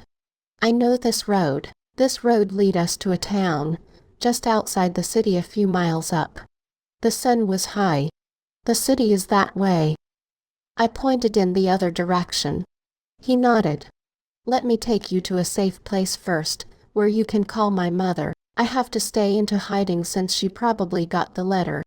I have a plan. She can't know that I have escaped or else the plan wouldn't work to catch my auntie, I said. Miles will be home in the city. I think you know where the mansion is. I nodded. Good luck. After I dropped off my uncle, just outside the town, I ran to the city. When I got there I hid in case vampires were on a lookout for me. The mansion will probably be guarded and have some undercover vampires as well. The only option I have is to run back to the hours. The next city where my house was a few hours away by car, but with my new form of speed, I can get there in no time. When I got to the house, it was completely empty and deserted, but there was someone here in the library. Eve. Miles came out of the library. What you're doing here? We asked in unison. I just escaped from your crazy mother's clutches, I snapped. I ran away from home. Something was off, he said. What do you mean my mother's clutches? I told him what happened. Funny you should say that because I was sent here in case you showed up. He smirked. Guess what I found? He showed me the book with my necklace. So my mother was right, we are werewolves. You traitor, I trusted you. It's just business. My mother been neglected her whole life. Your mother doesn't deserve the throne, he snapped. The throne belonged to me. I was here first. Miles, please, this isn't you, I said. I tried so hard to get my mother's love, but she was blinded with power. She told me so many horrible things about you and your family. Did you know 2 generations had passed and it was 2 female heirs that got the throne? I was born for a reason. I was born to be king, he cried. This is your fault, he pointed at me. Miles, calm down. It doesn't have to end like this, I said. Remember, I promised you something when I am queen. I want my mother to fully accept me. Your mother loved you, but my mother only seen me as her ticket to get the throne. I am tired, I just want her to love me, he said. Your family loves you, Miles. Even Grandma, she loved you so much, I said. I needed that book. He shakes his head. No, she doesn't. Yes, she does. Everleigh's POV. After 10 minutes, I finally got through to Miles and he handed me my things. Sorry I had to do that, but one of my mother's spy followed me. He apologized. Good acting though, I stated. Is he gone? I think so, but we can't stay here. I know. The safe cottage was probably out of the question as well. My auntie will have vampires sniffing around there as well. I may have a place where we can go. Gabriel's older brother have a place in the city. I don't think my mother even knows about him, Miles suggests. Ezra, he was Annabella's boyfriend. Are you sure that is a good idea? I frowned. What other choice do we have? We can call for help from there. How are we even getting there? You see the car parked outside the property. That's mine. Who knows if it has a tracker on it? I'll call Asher. I went to the kitchen. There is no service here. We have to go before that vampire comes back with backup. I nodded. I can run to there. Hell. Let's just say I have super speed now, so get on my back. What? I am heavier than you. I am strong, trust me, I assured him. Fine. He got on and I ran. When we got to the city, Miles guided me to the apartment and he knocked on the door. Miles. Ezra frowned when he opened the door. Hey, I need a favor. Princess Everleigh, did you know there are people looking for you? Your mother has put out a search for you, he told me. We need to borrow your phone, I said. He let us in. I was just about to leave. I have a date with my girlfriend, he stated. I was hungry. We wouldn't be long, but we do need food, Miles said. Help yourself. You're Gabriel's friend, so we are cool. He left. This apartment was nice and spacious. I'll make us something. Call the palace. Miles went to the kitchen. How did my life end up like this? I took out the map from the bag. I was one step away from finding my father. I wasn't ready to be locked up in the palace. The place on the map, It wasn't far from the palace, maybe few hours drive out. I guess I have to go home. I picked up the phone and called my palace. Gale's palace secretary speaking. I need my mother, I said. Princess Everleigh. She gasped. Now. I ordered. Everleigh, you're alive, Mom cried. Yes, Mom, I need you to do something for me. Where are you? Are you hurt? W. Mom, I cut her off. Just listen to me. I'm sorry, I was worried about you. Jackson was found unconscious and you nowhere to be found. We had to bring your brothers home as precaution, she explained. She shouldn't have done that. Now Auntie Brielle's vampire can kill all of them easily. Mom, send them back to the college. They are safe there, I said. Hell. Just trust me on this, please. Okay, where are you? I can't tell you just yet. Listen, you can't let the anonymous sender know that you know I escape. For all she know, I can still be wandering around. Do whatever the letter says. Eve. You can catch the culprit that way. She has vampires as her allies, I explained. Oh my. If this break out to a war, then make lots of wooden stake. She has my sword too, I added. What? Be careful. I need to come home, but she can have eyes in the city in case I try to sneak out, so I need to do it without being detected, I said. There are tunnels under the city. I can send someone to guide you out, and somewhere a private plane can be waiting, she explained. Who are you sending? My personal bodyguard. He is actually in the city. I sent him to look for you. Miles handed me a plate. Miles is with me too. Where's Brielle? She's the one who is behind all this. That's why I said do what she said and you can get her. I see. I should have known. My sister jealousy will control her eventually, she sighed. When to send the bodyguard? 2 hours. I need to rest. See you soon. I hung up. Everything good? Miles asked. I nodded. Help is coming soon, but right now I need a nap. I laid down on the couch after I ate. You should shower first. You got dry blood on you, he pointed out. I'm sure Ezra have spare clothes. I nodded and got up. Someone knocked on the door. Queen's private security, the person said. I opened the door. The guy was in a black suit with dark shades. Target secure, he said in his earpiece. Let's go, Your Highness and Prince Miles. He bowed. Miles locked the door and we walked down the hallway quickly. I made sure we weren't followed. He led us down the staircase. There's a tunnel under the building we are using. Bear in mind the smell is bad, so wear this. He handed us a mask. When we got to the ground level, he opened a door. Mind your step, he said. We entered the surug. This way. He walked up. He had a GPS in his hand. I saw a rat on the other side. 2 hours later. We have arrived, he said as we stopped in front of a ladder. You first, princess. I climbed up the ladder and pushed open the metal bars. Someone helped me out. This way, princess. Someone rushed me to the small plane. Miles came after, then the bodyguard. He took the seat next to the pilot and put on the headphones. Miles and I put on your headphones as well. The target has just left the ground, the pilot said as we got into the air. Estimated time to land 5 hours. I was going home. I can see Jackson again. I watched as we flew over forest areas. Miles held my hand. We'll be okay. I nodded. When we land in the field near the palace, I saw Mom and Ariel waiting for us. Everleigh. Mom embraced me.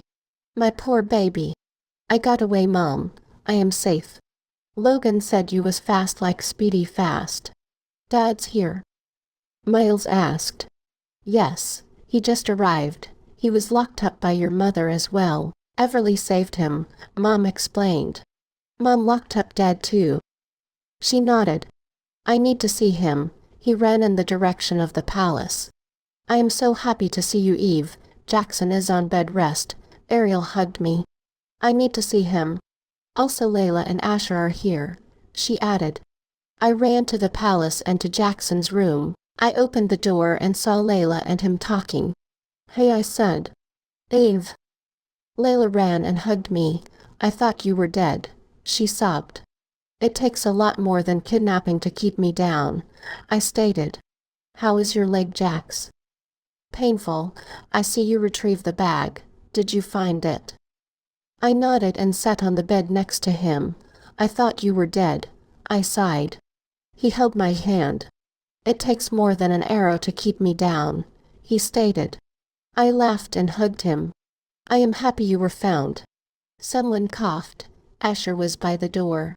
"Hey," I went and hugged him. "I see you have escaped. I know they can't tie you down for long. How did you get away?" "Super speed," I shrugged. "What?" "I never seen you run in my life." Layla frowned. She meant metaphorically. Jackson came to my rescue. "Yeah, that." I nodded. "And Miles is here as well." I saw him talking to his father. They both were crying. Asher frowned. "Brielle kidnapped me," I informed them. "What?" "Yes, she is greedy for power," I sighed. "I can't believe she'll go as far as trying to execute you to get the throne." Jackson sighed. "Well, you could imagine how shocked Miles and Uncle Logan are." "Yeah, I can't imagine how he's feeling." He nodded. "If you need me, I will be resting in my room." I yawned. It was 8 p.m. now. "Don't you want dinner first?" Layla offered and I nodded. "See you tomorrow, Jackson," I said. I left. "Anything more about finding your father?" Usher asked. "I have found a location, just a few hours outside of town, but I don't know how I am getting there with my mother hovering over me," I whispered. "We'll come up with something. Isn't there another way beside through the city to get out?" "Well, there was the werewolf territory we can use. Walk a few miles north, then cross the river and end up outside the town undetected." It was dangerous, and if I have to use the route, I needed to do it alone. I can't put no one else in danger. Miles already gave me back my necklace. "No," I shook my head. "Are you busy tomorrow?" "Maybe our first date can be in the garden," he suggested. "Sure," I smiled. I needed a break. "Good. It's a date." Next day, I woke up to the sound of the birds chirping. This was the first time I slept so good. These past 2 weeks have been nothing but tiring. "Good morning, Your Highness." Really entered my room with a rolling tray with my breakfast on it. "Good morning," I yawned. "Did you sleep good?" "The Queen told me not to disturb you until 9 a.m. "It's 9 a.m. "To be exact, I can tell you slept well." I nodded. "Prince Miles has requested to meet him in the sitting room when you have finished your morning routine," she added. I nodded.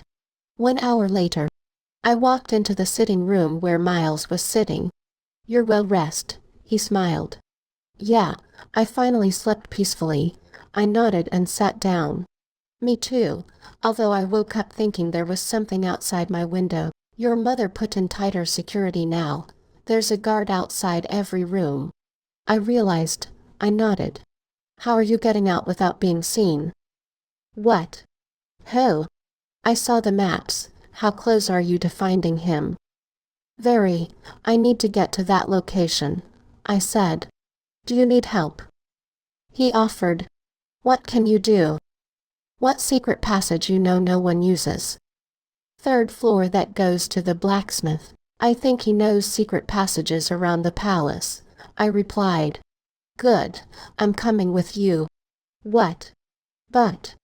"No buts. I am not letting you go in a strange land, by yourself, when there is a bounty out for you in the vampire population.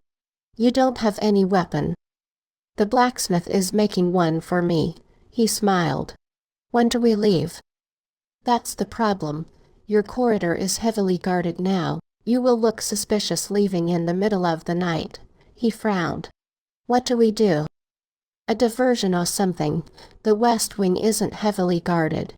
We can just hide out in the 3rd floor after dinner." I offered. "Not a bad idea." He nodded. "After dinner I normally be in my room anyways. No one will know I am not there because really duties for the day end after I have dinner." How is your father? He'll be okay. He is heartbroken, that's all. He sighed.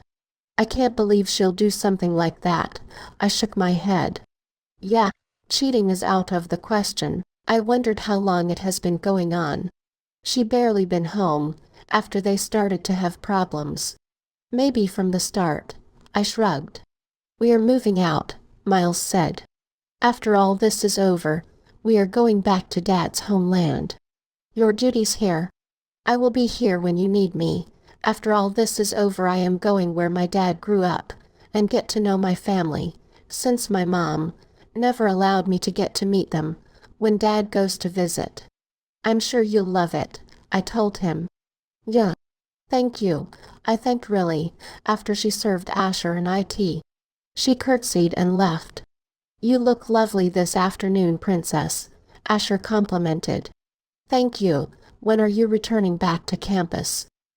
Sunday. I will like to spend as much time as possible with you before I get down to studying for mid-semester exams. How did you do on your history test? Good. We miss having you there. I miss it too, but my life is in danger, so when that is over I'll be back. Don't take too long. He kissed my hand. I blushed, and I felt butterflies in my stomach. I wouldn't. We laughed and talked for the rest of the next hour. Jackson had to be on bed rest for at least 5 days, until he can fully start to use crutches. I will be back after I find my father, I promise. Do you want to go for a walk? Asher offered.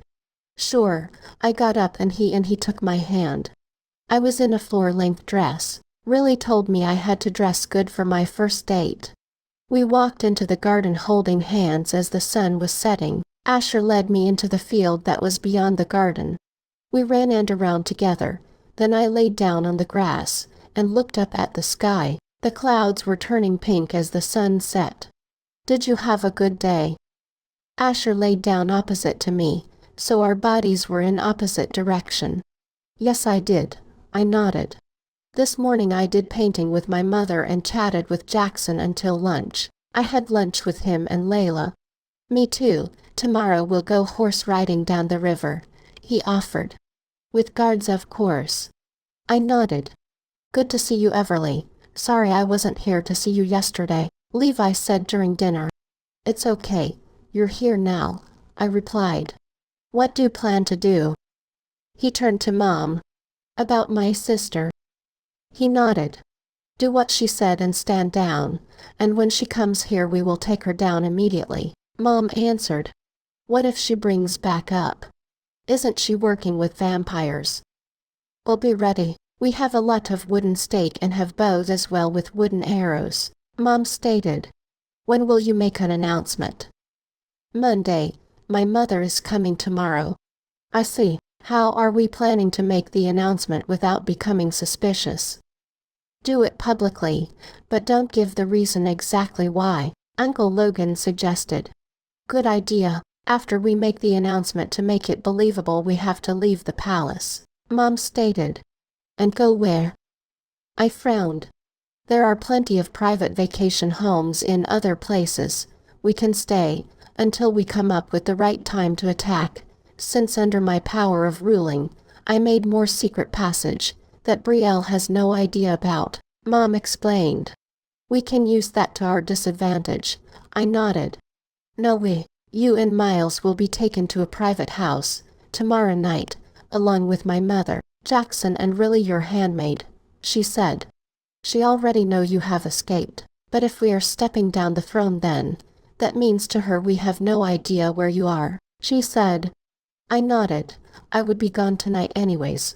After dinner, Miles and I sneaked up to the 3rd floor. We already had our bags packed and put it up here earlier. Asher went to his room he was staying in. Do we have everything? Miles asked. I nodded. Food. Extra clothes. Sleeping bags. Yes, I said and opened the secret passageway. Let's go. We entered and I turned on the flashlight and walked down the stairs. It's so dusty, Miles stated. No one uses this passageway anymore. It has been long forgotten, I said. I see. When we got to the bottom, the blacksmith was at work. Hey, Miles called and he turned around. What are you doing here? He frowned. We need weapons and a safe passage out of the palace, I answered. Where are you going? It isn't safe. I am on a quest. My sword was taken and I have no other form of protection, I said. There is one old passage that leads straight outside of town. When you're out there you are alone, so be careful. He handed me a bow and gave Miles the wooden arrows and a few wooden stakes. I will thank you, I smiled. The sword is magnificent as well. I spent over 2 years making it. I wanted it to be completely by the time you turn. Don't worry, I made it in such a way that it can't kill a vampire, a werewolf, by others who use it, he explained. You can do that? Miles gaped. Yes, but it takes a lot of magic to do such thing. That sword can sense its real owner, so other hands that hold it. It will not do any fatal damage than when in the princess' hand, he added. I see. Where is the passageway? I asked. Follow me. He got a torch and led us into a passageway.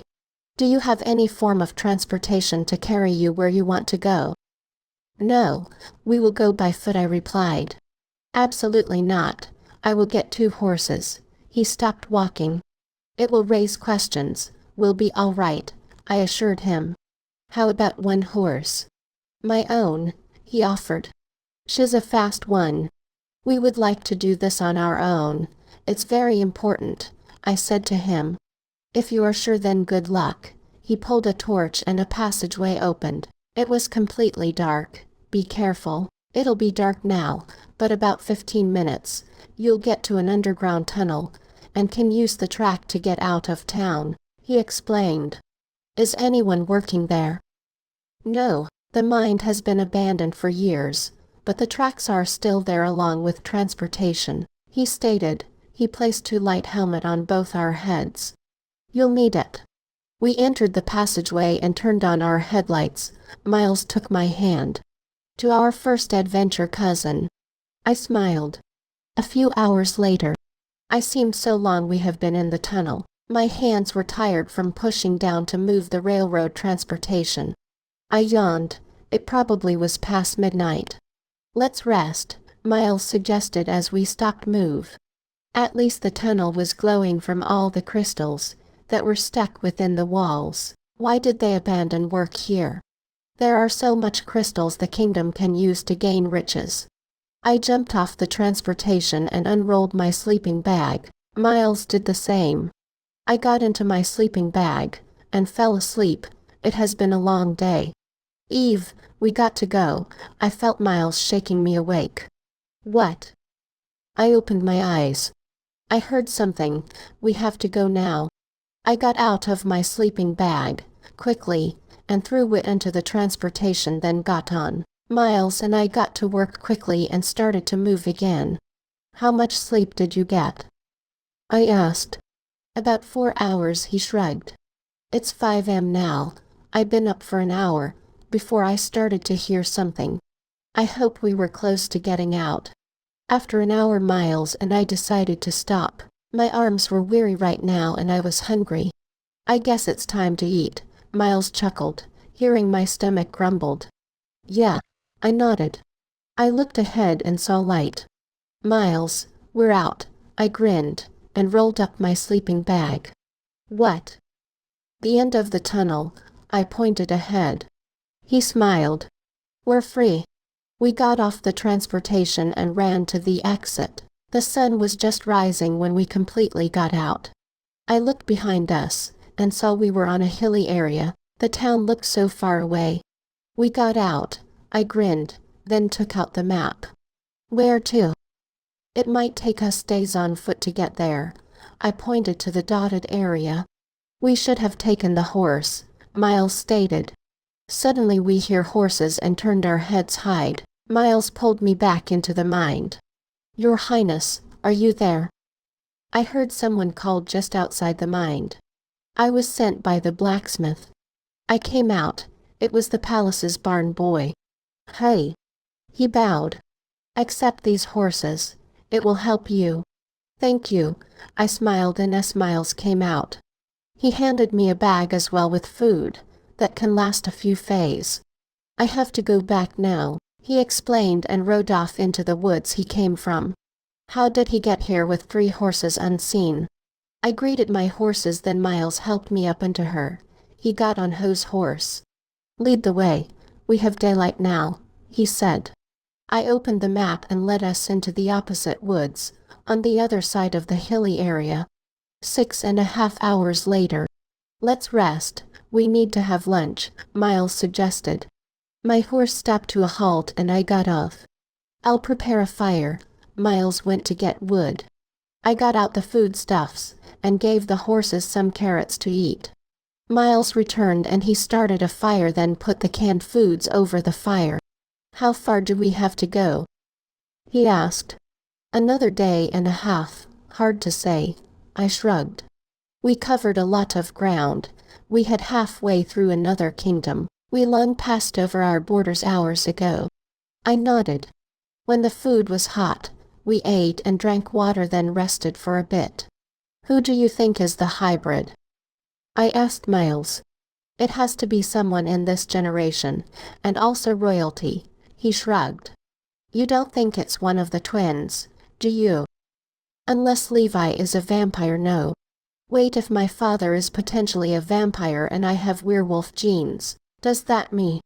No, you don't know for sure if he's a vampire. The pendant could have been in his family as a gift, he stated. Maybe you're right. There is too much danger circling the prophesied hybrid. You already have a target from my mother. You're right, I nodded. We leave in 5. He got up and stretched. We were back on the quest 5 minutes later. The sun was high but the trees were shading us from getting sunburn. Will we be taking turns tonight as guard? I asked. This is why we should have bring an extra person. I don't want you staying up to keep guard. That's supposed to be my job. He sighed. Asher would have been a good choice. I have to do this on my own. I can't put no one else in danger. I shook my head.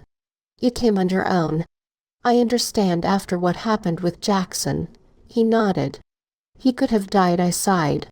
And I couldn't have do anything, but I don't think she wanted Jackson dead just yet. Yeah, because you were alive. Make sure to stay warm. It's getting colder these nights, Miles told me. We had a fire built and our tent pitched. Miles ended up packing it up. That was why he had more things to carry than me. Luckily I packed a thick jacket, with me a snow boots. It was making cold as the wind blew. We already had dinner and was staying warm by the fire. We'll have to put out the fire before we sleep.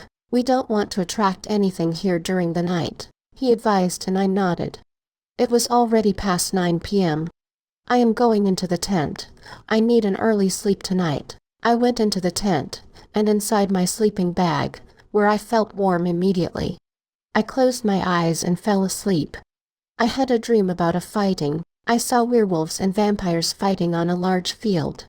I saw a vampire charging at me, and I raised my arms. My sword pierced its heart and it died instantly. I gasped. I looked down at my attire. I was in a long black dress, with a cape, and I felt a crown on my head. Everyone stopped fight and looked at me. The great threat is dead. Hail the hybrid princess. Someone yelled. Everyone bowed.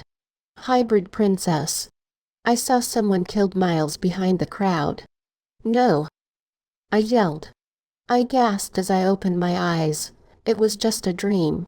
It wasn't so dark. The moon was shining, so I could see a bit around inside the tent. Miles was asleep. I took up the watch. We weren't far from the place now. A few more hours or so. I should do this alone. I can't put anyone else in danger. I got out of my sleeping bag, quietly, and picked up my bag, and unzipped the tent, then slipped out. Outside was cold. I went over to my horse, and gently ran my hand over her. We have to go, girl, I said. I'm sorry, Miles. I had wooden stake in my bag. I got away with my horse without waking up Miles. He will forgive me for this. The sun was hot. I was passing through a field now, and sweating a lot. I already drank the water I had. I hoped there was a river nearby, because my horse looked like she was thirsty as well. Once we were over the large field, and entered the forest, I had a stream nearby, and got off the horse, then guided her to the stream. Water, I smiled. I drank some and filled the 3 bottles I had. My horse was drinking water as well. Drink, girl, we got a long way to go still. I opened my map and to watch where we were. We can follow this river up, and we'll meet the spot in under 4 hours, give or take. I got back on my horse, and went upstream. 4 hours later. It was early evening, now. I stopped in front of a huge, dark forest. I had a feeling this was it. My pendant started to glow. I held it in my hand. It was violet. As I looked at it closely, I saw something like an arrow. Was it leading me? I looked at the forest and made my horse walk in. I looked down at the pendant. It was pointing straight ahead. I was knocked off my horse 5 minutes in. She got frightened and ran off. I groaned as I rubbed the back of my head. My pendant glowed brighter to fend off my attackers. Who are you? Someone asked, there in the tree. My name is Everleigh, Prin. We know who you are. Who are you really? The other asked. That's why I am here. I want to find out. This pendant led me here, I said. And I have a key. I took it out of my pocket. Where did you get that? Someone gave it to me. What does it open? Nothing important. Go back. What? Do you know who? We don't care. No stranger is allowed to go through this path, especially a half-breed, who isn't welcome here. Half-breed? I am not a half-breed. We know your family has a werewolf bloodline, so go before things get dangerous. They snapped. I'm sorry, but I have to do this. I held my pendant and shine it on them. They hissed and ran off. I continued to walk, this time with a stake in my hands in case any vampires try to attack. A few minutes later I came to a door. It looked old and ancient. Stop! Someone yelled. I turned around. It was a woman in a red dress. Why are you here? I was led here by this. I showed her the pendant. Did you steal it? She accused me. What? My father left this for me. Who's your father? I don't know, but this door is the way for my answer, I stated and got out the key. She gasped. No one has access to that key except the clan members. The ruler of the vampires. I know, I nodded. I was left a book as well. She looked at me closely and bowed her head. I'm sorry, Great One. Great One. What are you? You are allowed to open the door, but please don't tell Lord Theo about this. Who? Who's Lord Th? She left quickly. I unlocked the door and it opened. I stepped in and the key dissolved and the door slammed shut. I walked down the lit corridor, then turned right. I heard voices up ahead. What do you mean they haven't found her yet? Keep searching. Someone snapped. Honey, calm down. They will find her, a woman voice said. Yeah, Dad. She will be fine.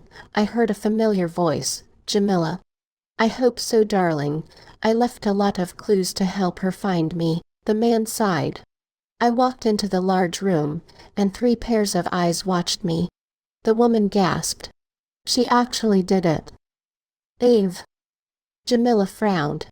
What are you doing here? We asked in unison. Everleigh, is that really you? The man got up. Yes. I can't believe it, my baby girl, he smiles. I was staring back at someone with the same color eyes as me.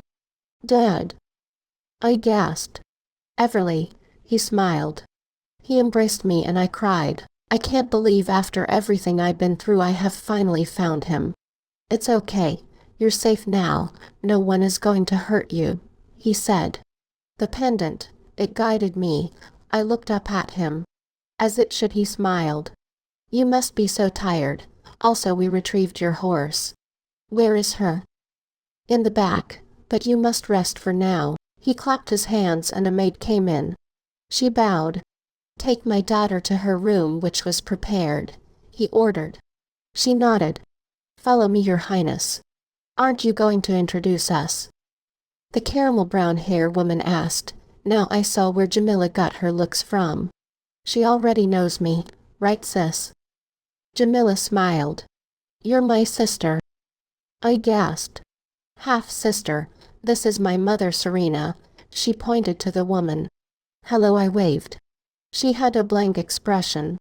"It was a bit dark in here, though." "Go rest. We'll talk later," Dad said. "I'll show you to your room," Jamila offered, and the maid left. This place was huge. It was like a mini castle. "I know you have a lot of questions, so you ask me anything," Jamila said. "Are you a vampire?" She chuckled. "Isn't it obvious? Do you feed on humans?" I gasped. "You don't have to worry. You're not human." "What?" "You already know you are half vampire, right? Where do you think you got the super speed from?" "Good point. Does that mean I have to drink blood?" "You're not fully a vampire, so you don't have to worry about drinking blood. You may get some features of a vampire, but not all," she explained and led me up the stairs. "How do you keep your fangs at bay?" "Easy. I feed enough each week, so I don't harm any innocent people, and we don't drink human blood, only animals." She shrugged. This was a lot to take in, but at least I was safe here.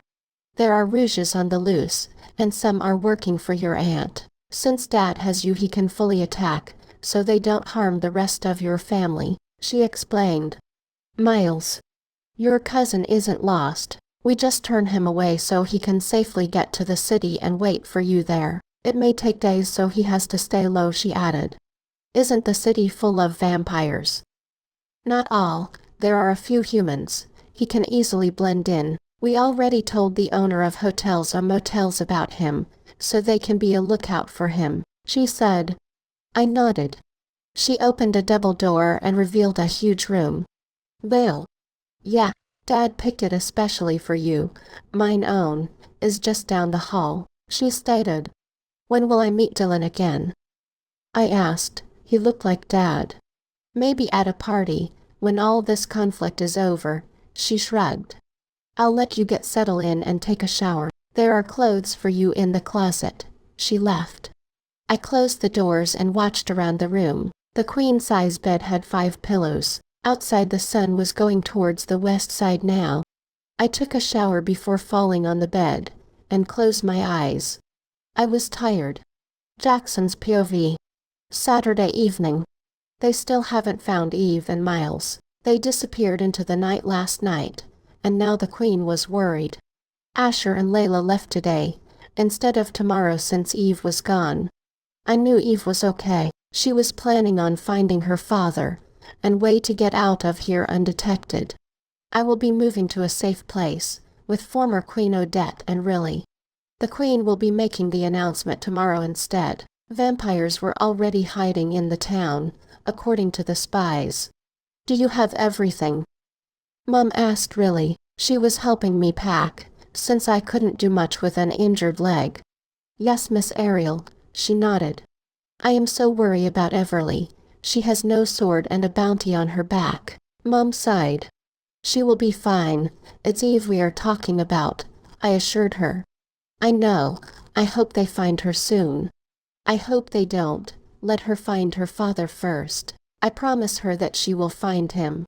We leave in 1 hour." Riley zipped up my last bag and left the room with Mom. She has been a great help and attended to me when I needed something. I hated being on bed rest. I should be out there getting to Eve. I sighed. 1 hour later, I was helped into the car, which will take us to the plane. We aren't staying in Gale. Too dangerous if a war breaks out. Riley came on the other side and shut the door. Mom was coming to see us off. The sun was setting as we drove out of town and to the city. I closed my eyes. I was awoken when the car suddenly stopped, making me hit my head against the driver's seat, although I had on seat belt. Wah! I am cut off when I looked at the scene in front of me outside. The city was a mess. People were running and screaming. Then there was an accident, so a large traffic. Vampires were scaring the citizens. We had wooden stake in the bag. That was between Riley and I. What are we going to do now? Riley looked a bit scared. Hand me the bag, the driver said, and I handed it to him. He took out the bow and wooden arrows. The only way out is through the city. Can you drive, miss? He asked Mom. I guess so. Good. Use that street to get around this traffic.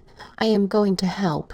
He pointed to our right and got out the car, then ran into the chaos. Mom got into the driver's seat and put on the seat belt.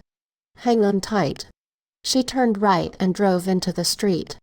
20 minutes later, we managed to get out of the city and toward the private place, where the plane was through an old road. Just 20 more minutes, guys. We will make it, Mom stated. How are you getting back to the palace safe? I inquired.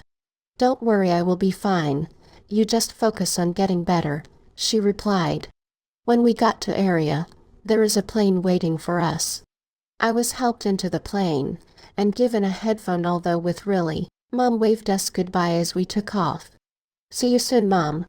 I wonder what our new place will look like. Riley asked. Hopefully somewhere good and safe. I shrugged. Yeah. Everleigh's POV. When I woke up outside, was a bit dark. I slept most of the evening. Jamila was sitting on the couch reading a book. She looked at me. You're up. Dad said he wants to have dinner at. What time is it? PM. I had enough time to get ready. I'll leave you to get ready. She left. I showered and put on some comfortable clothes, then wait until Jamila came to get me.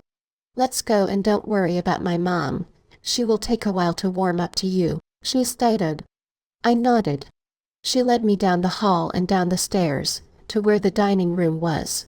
Everleigh, Dad smiled and greeted me with a hug. Hey. This is my wife and your stepmother, Serena. He introduced the lady. Hello. I curtsied. What are we eating, darling? She ignored me. Rude. Let's sit first. Dad kissed her hand and she smiled. Did he show this kind of affection to my mother? We all took a seat and dinner was brought out to us. I know you wouldn't drink this, so we had juice prepared for you. Dad pointed at the red substance in the cup. Why? Isn't she half vampire? Serena frowned. Half. She isn't fully blooded, Dad stated. Doesn't she have vampire powers? Just the speed and getting sunburn. I shrugged. The pendant is protecting me from the sun, I replied. I see. The pendant is yours. Jamila and Dylan have one of their own, well, another object for protection, Dad explained. I nodded. I sipped on the juice. It was sweet. Dad, Jamila and Serena were drinking blood, no doubt. After dinner I want to take you on a walk, Everleigh, Dad said. Dad, remember I'll be going back to campus tomorrow, Jamila reminded him. Of course, he nodded. Everleigh, you can stay here as long as you like and explore the land. I will send a message to your mother that you're safe. Are you sure that's safe? I frowned. She hasn't stepped down from the throne yet. Who kidnapped you? And I sighed. She wants the throne. Is she behind all those vampire attacks recently? I nodded. Those are Rouge vampires. We've been trying to get rid of them for a while now. Dad frowned. She is dangerous now. She has my sword. The legendary sword, so it is complete. You know about it? Of course. Double-bladed sword. Everyone will fear who wields it. He nodded. Well, its full potential can only be possessed by me. In other hands the harm will not be fatal, I explained. We need to get it back then, Jamila stated. Not we. You have class and you are under my protection. I will get it back, he said. I want to fight, Jamila scoffed. As future ruler I have to keep you safe. With Everleigh here, I don't think I'll be ruler. Ruler. I frowned. Yes, my father is head of the clan of vampires, Jamila said. By law the firstborn is meant to be ruler. So I am. You're the firstborn, so it is your birthright, she said. Let's not go there now, Serena said. She is only half vampire. You need a leader who knows how the vampire clan works. She is right about the law, Serena, but let's focus on the task at hand for now. We will go back there when the time is right. Dad nodded. After dinner my father took me outside into the back garden. I am so happy you're here. I was worried about you when I got word that you were kidnapped and was missing for almost an entire day, he said. Did you leave those hints for me? Yes. I had Jamila leave the book with the key for you, then your vehicle blew up, so I knew your mother would carry you somewhere safe, so I prayed you figure out the mapping. It took some time, but I figured it out. Then I was kidnapped. I am strong and fast. Your vampire powers are kicking in now, he nodded. What about hearing? If we are close enough we can hear through walls. What about miles away?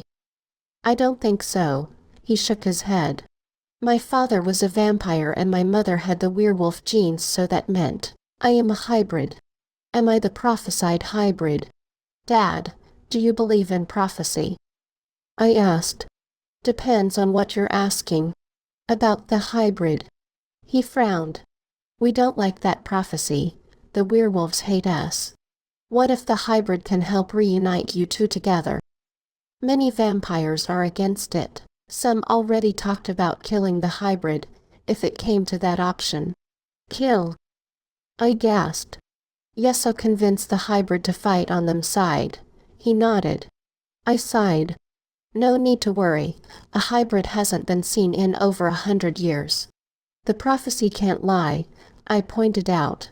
Let's hope this matter with your family resolves soon, then you can go back to your normal life. What normal life? My life has completely changed since I know what I am. Half vampire, half werewolf. No one can know I am a hybrid, well, at least not yet, or who my father was. If the hybrid do exist, what will you do? I asked. He sighed. It is complicated, but deep down I do want this war to end between werewolves and vampires. In order for that to happen, the Rouge vampires must be completely wiped out. I nodded. The moon is nice tonight. I looked up at the sky. Yet is, he nodded. Did you love my mom? Very much. We had you, he smiled. Do you have any idea how I got blonde hair?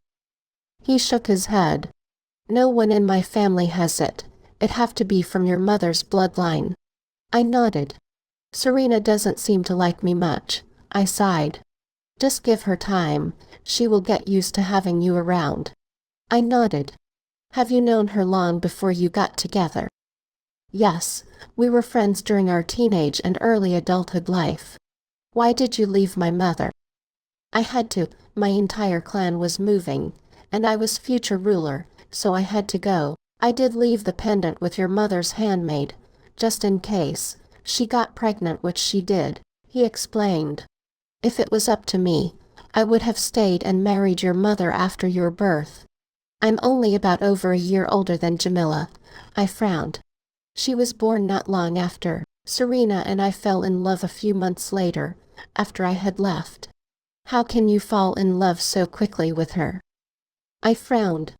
It is complicated, Everleigh, he sighed. The next day, I woke up with the sunlight streaming into my room. After my talk with my father last night, I returned inside and talked to Jamila. She spoke about her childhood and what she did. When I got downstairs after doing my morning routine, Dad and Serena were nowhere to be seen. Hey Eve, it's just us this morning. Mom and Dad have left to attend to matters. Jamila came down the stairs. I nodded. We went to the sitting area where our breakfast was served. What time are you leaving today? I asked. About 3 p.m. Annabella is coming to pick me, she replied. Where does she live? Not far from here. Do you want to do something after breakfast? She suggested. Like what? Exploring. I can show you around. I nodded. After we ate, Jamila took me outside. There is a lake a few miles that way.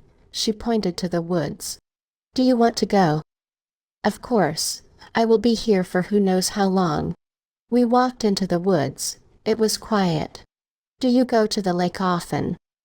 Yes, all the time with my friends. She nodded. We walked for about 30 minutes and the lake came into view. Gale. Yes, this is vampire territory past the mountains. She pointed to the mountains far behind the lake. It's a large territory. It is, over the mountains is where the Rouge vampires are. What do you think Father is doing now? I asked. Probably assembling his men to take down the Rouge vampires, and end this thing once and for all. She shrugged. Then we can finally get some peace. Well, my situation is a lot complicated. My mother is stepping down from the throne tomorrow. It will be news that will shock everyone. I sighed. What? As part of my safety, she has to do what her sister says, but we have a plan, so don't worry. Are you sure you don't want to return to campus? Not now. Everyone already knew my car was blown up and probably still kidnapped, so I'm staying in the dark for now. My aunt has no idea where I am. I shrugged. True, she nodded. We relaxed by the lake for a while before returning to the mansion. I will come back on Friday, and we will spend the entire weekend together. Maybe get to meet Annabella and Jordan as well, Jamila stated. Are you sure that's safe? She nodded. Yes, I trust them. A few hours later. Good afternoon, girls. Dad smiled. Jamila and I were in the library. Dad, I rushed to him and hugged him. How was your morning? Did Jamila show you around? I nodded. We are ready. We attack the Rouges at dawn tomorrow, he said. Can I come? I asked. No, we don't know what we will face and if your aunt has spies there as well. Where's Mom? Jamila asked.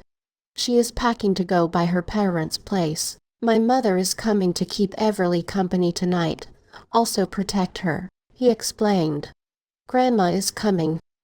Yes, she will be here soon, he nodded.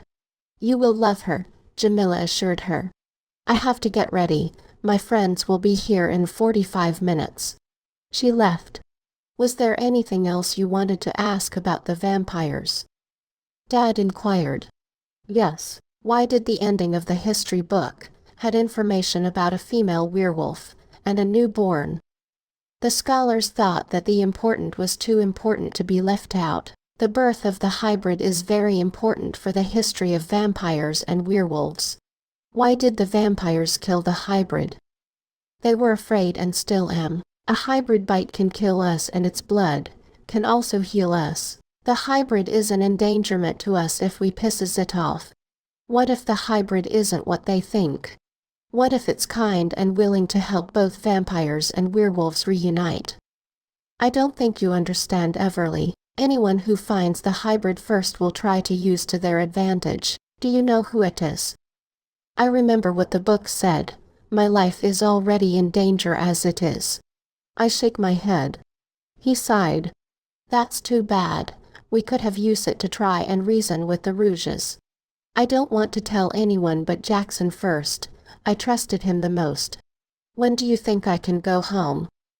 No time soon after we deal with the Rouges. Your mother has to deal with that traitor of a sister she has.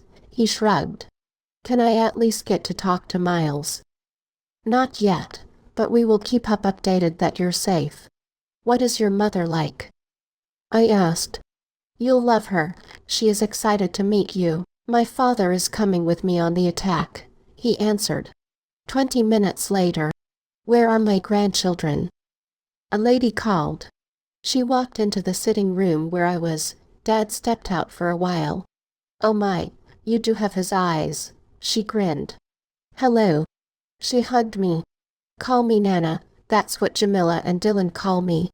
Okay, Nana. Where is that son of mine? He stepped out for a bit. Nana. Jamila came into the room. She had a small bag with her. Oh my dear. Nana hugged her. I'm sad you have to go back to the university, but no worries, I am staying here until all this conflict is resolved. I'll see you this weekend then. She nodded. Yes, maybe convince Dylan to come home. as well so he can meet his older sister, she added. Of course, but you'll have to talk to Dad about that. Of course he'll agree. Now I am going to lay down in my room. She left. Good luck, Jamila tapped my shoulder. You'll need it. That bad? You have no idea, she sighed. She'd been trying to get me courted by one of her friends' grandsons since I was. What about the guy you like? I frowned. He has moved on. She looked away. Oh, I am sorry. You should be, she mumbled. What? Nothing, my friends will be here soon. She sat down on the couch. Okay then. Asher probably back at the campus by now, sad and confused why I just disappeared into the night, unless he figured out I went looking for my father. Do you know if your cousin is available? Jamila asked suddenly. Yes, he's single, but he will be moving when this is over with his father to his father's homeland. I shrugged. I see. You will find the guy eventually, I assured her. I give up, but I am still young. I nodded. You have centuries. She chuckled. Yeah. We heard knocking on a door. Well, they are here. Bye. She got up with her bag. Enjoy your week. I will try, and I left my number on your nightstand. She left. I wonder how Jackson was doing. Jackson's POV. I was worried about Everleigh. It has been over a day since she left with Miles, and now 2 horses were gone. My sister spent most of the time reading, and Her Majesty Odette been keeping herself busy in the garden outside. I got to say this house was beautiful, and it had 2 maids, about 7 security guards around the property, and a chef. I barely slept last night. I was too worried about Eve, and tomorrow the Gale Kingdom will be hit with a very shocking news. The vampires were still in the city, and some had moved up into the town. All the citizens stay inside their houses now and afraid to come out. Queen Faye wasn't attacking the vampires neither. Jackson, this just arrived for you. Really came into my room with a letter. From who? The Queen. I opened it. Jackson, I am sending you on a quest to go find Eve, and prepare. If this plan doesn't work, you have to prepare to fight, if it comes to that. The blacksmith said that they started their quest outside the mine, just a couple miles out from the city. I am afraid that my sister has already sent vampires looking for her, so find her before they do. I think she left to go find her father. I have a quest to get to Eve before any bounty vampires find her. A map came with the letter. How will I find Eve if I have no idea where she was heading? I needed to get a book on vampires and see if I can find anything about the pendant. Really, does it have any books on vampires here? I looked at my sister. She shook her head. Then I will have to go to the city where the university was. It was my only option. Tell the guards to prepare a vehicle for me. I have a quest to find the princess, I stated. Can I come? No, it's too dangerous. I got out a bag to pack up a few things. I have to fly out. Actually, there is no plane, she stated. Fiddlesticks, now what? But I did took a book with me on vampires, so I can protect myself if I do have to fight, she added. Good, go get it. I smiled. You're a lifesaver. She left and returned a few minutes later with a book. She handed it to me. I have something to do. I hope this helps, and good luck. She smiled. Since you grew up with Dad, what kind of man he was? Busy, but he made sure I had a good childhood as best as he can. But he did talk about his past regrets a lot though. She sighed. Like how he broke my mother's heart and left us. We don't need him, Jackson. You turned out just fine. She hugged me. Yeah, and you did too, looking out for yourself, I said. Everleigh's POV. That night, Grandma and I were in the dining room having dinner. We spent the evening in the garden and getting to know each other. When I am finished eating, I will be in my room, if you want me, she said. I nodded. How was life at the palace? She asked. Fairly good for most of the part, expect homeschooling. I heard about that, she nodded. That must have been hard. At first, as I get older I got used to it. I didn't have homework to do much, and had an entire library for myself. That's understandable, she said. After dinner my grandmother went to her room, while I just walked around the mansion aimlessly. The sky was dark with clouds. We will be getting some rain for sure. The front door was completely shut, so my way outside was through the back door. I was worried about Miles. Was he okay? How was my mom handling the situation? Was Asher thinking about me? I put on my jacket and went outside in the garden. There were a few vampires close to the woods patrolling. I sat down on the bench and looked up at the sky. I needed what rightfully belonged to me. I needed to clear my head, so I got my horse and went into the woods in the direction of the lake. 2 vampires trailed behind me, so felt more at ease. As I rode my horse, I heard night creatures all around the woods. It was getting a bit darker, since the moon was completely covered by the clouds now. When the lake came into view, I stopped my horse and got off, leading her to drink water. It's just us, girl.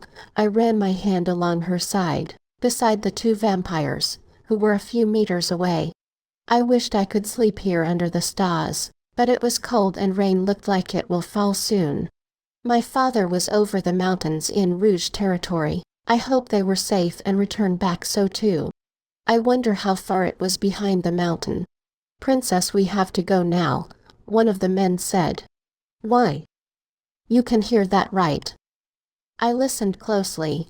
I heard footsteps moving quickly in this direction, a few miles at most. I got on my horse and rode into the woods quickly. Don't stop until you get to the house. We will slow them down, the same one said, and they ran quickly in the opposite direction. 20 minutes later, when I got to the mansion, it was quiet and all the lights were off on this side of the mansion. I put back my horse where she was and then passed through the garden and entered the property. Where is she? I heard someone ask and I froze, leaning against the wall quickly. She clearly isn't here. Let's go before they come back, another voice said. We can't return to Her Highness empty-handed. We will not be empty-handed. We killed the staff and the lady upstairs. Yeah, let's go. Just like that they were gone. The front door was left open. I gasped when I saw 3 dead vampires in the front yard. Grandma. I closed the door and rushed upstairs to Grandma's room. She was on her bed with her eyes open, and a wooden stake to her chest. The wooden stake that was in my bag. Grandma. I rushed to her side. Grandma. I cried. Eve, she choked. Tell my son I love him and find the hybrid. It is our only hope now. I am the hybrid, I whispered. Then you're our only hope, she said and stopped breathing. Grandma, I sobbed. Those vampires were going to pay. I was so angry and I had no one now, only myself. I ran outside and screamed loudly as I cried. I was in pain and so angry. I felt so much pain as I heard bones cracking. The moon came out from behind the clouds. I felt myself shifting and I had grown 4 legs, now, and was shorter than before. I wasn't myself anymore, and all I felt was rage. I needed to avenge my grandmother. Calm down, Everleigh, a voice in my head said. Who said that? I looked around. It's your wolf, Lily. You have finally shift. Wolf. Shift. You do know you're a werewolf, right? Most of your family genes are not dominant, that was why they couldn't shift. But you are different. You have the dominant gene and also the enemy's trait. Enemy. Vampire. It is part of you, so I guess you can't do anything about that. Do you want to go for a run? Where? It is very dangerous out there and I will be killed on sight. We are fast. We can get out of here before who knows what comes back to finish the job. But my father, I just met him and I have nowhere to go. My kingdom is under an attack, and I will put my family's lives in danger. If my aunt spots me anywhere in Gale, it is probably guarded by vampires. As we speak, so it will be impossible to get in unseen. Actually, there is somewhere you can go. The closest pack is about a day's journey, but the pack your bloodline came from is in the area, just outside the Gale kingdom. That's the pack my bloodline is linked to. Yes, so that will explain why they bowed down to you when they saw the necklace. You saw that. I was always inside of you, Eve, but the safest place right now is there. It will take days to get there, and the only way to get there is through the city of Gale. Actually, we can avoid Gale completely. There is a safe path we can use which werewolves take, and avoid getting spotted. I just met my father. Can we go after he returns? Besides, those vampires from earlier will be here soon. Do as you wish, but the way out is over the south side of those mountains by the lake. Are you sure that's the only way? The safe path starts there. The route you took to come here is dangerous and leads exactly where we can't pass. I understand. We will leave as soon as my father returns and sort out his dead mother's body. I am sorry for your loss, but we will end this once and for all and restore peace. How do I turn back into my original form? Just think about it. I thought about it and shifted back into my original form. It was clothes-less, so I went to my room quickly and put on clothes. The two vampires return when I was trying to put a dead body in a big bag. Are you okay, Your Highness? Where are the others? When I get there they were already dead. The others probably fled. I sighed. Also, she's dead. Who? No, you don't, Maya. Yes, I cried. We will take care of this. Get some rest, Your Highness. I returned inside and went to my room to take a shower and hopefully get some sleep. It was so late. I yawned when I finished get dressed. Hopefully Dad returns soon. I needed to go. Princess, someone knocked. Is it okay if you sleep in the living room tonight? We will feel better if we had sight of you all the time. The mattress has been prepared already. Of course I will be right there, I answered. I put on my bag. It has the books and map in it. I was never leaving this alone again. I returned downstairs. All the lights were on now, and I felt better. Rest, Your Highness. We are not leaving at all. We are staying right here. I nodded and laid down on the mattress. I closed my eyes and fell asleep. I woke up to feeling like I was being carried by someone. I opened my eyes and saw the ground moving at a fast speed. Help! I screamed. Be quiet, Your Highness, my kidnapper said and stopped. What's going on? I had to save you. My brother died making sure we got out safe, he answered. We were attacked, and this time they set the mansion on fire in the basement. It started and spread. So someone stayed inside the mansion. Or they sneaked in. Remember, the main living room is far from the basement. By the time my brother saw the fire it was too late. He put me down. I'm sorry. I am happy you're safe. The sun will be rising soon, so I will need to find shelter, if I don't want to be burned alive, he explained. Where am I going then? You mean where are we going? There is a safe house on a farm a few miles outside the city. We will lay low there until your father returns. No one will find us there, he assured me. Well, I got no choice much unless I followed my wolf's advice and go take the safe path to Werewolf Pack. How long do you think the fight with the Rouges will last? Depend on how much of them is there. Most of them already gone with your traitor Aunt Gale, he shrugged. Are you ready? I nodded. Hop on. You have no idea where we are going. He offered his back and I climbed on. Hold on. I held on and closed my eyes. When we got to the farm, it was so deserted. No wonder no one will come here look for me. 2 bedrooms. We will have to share a bathroom, he explained. And we will have to collect eggs from the hens. Who took care of them until now? An old friend. He already gone. He unlocked the front door. It was decent inside and no stairs, which meant no second floor. There was a fireplace and electricity is ran by the huge windmill. It tends to get a bit chilly, so keep yourself warm. We will collect wood later for the fire, he added. I nodded and went to check out the bedroom. I took the one with the double beds. The window was facing towards the green land, and then a forest after it. We can still leave now, I heard Lily in my head. Let's relax. I am tired. Just give me the words and we will go immediately. I know, thank you for that. Everleigh's POV. As the sun got higher and I had breakfast, the man whose name I got to know was Fred suggested we go collect wood for the fire. How will my father know I am here? I asked. He will. This is the closest safe house he built. I nodded.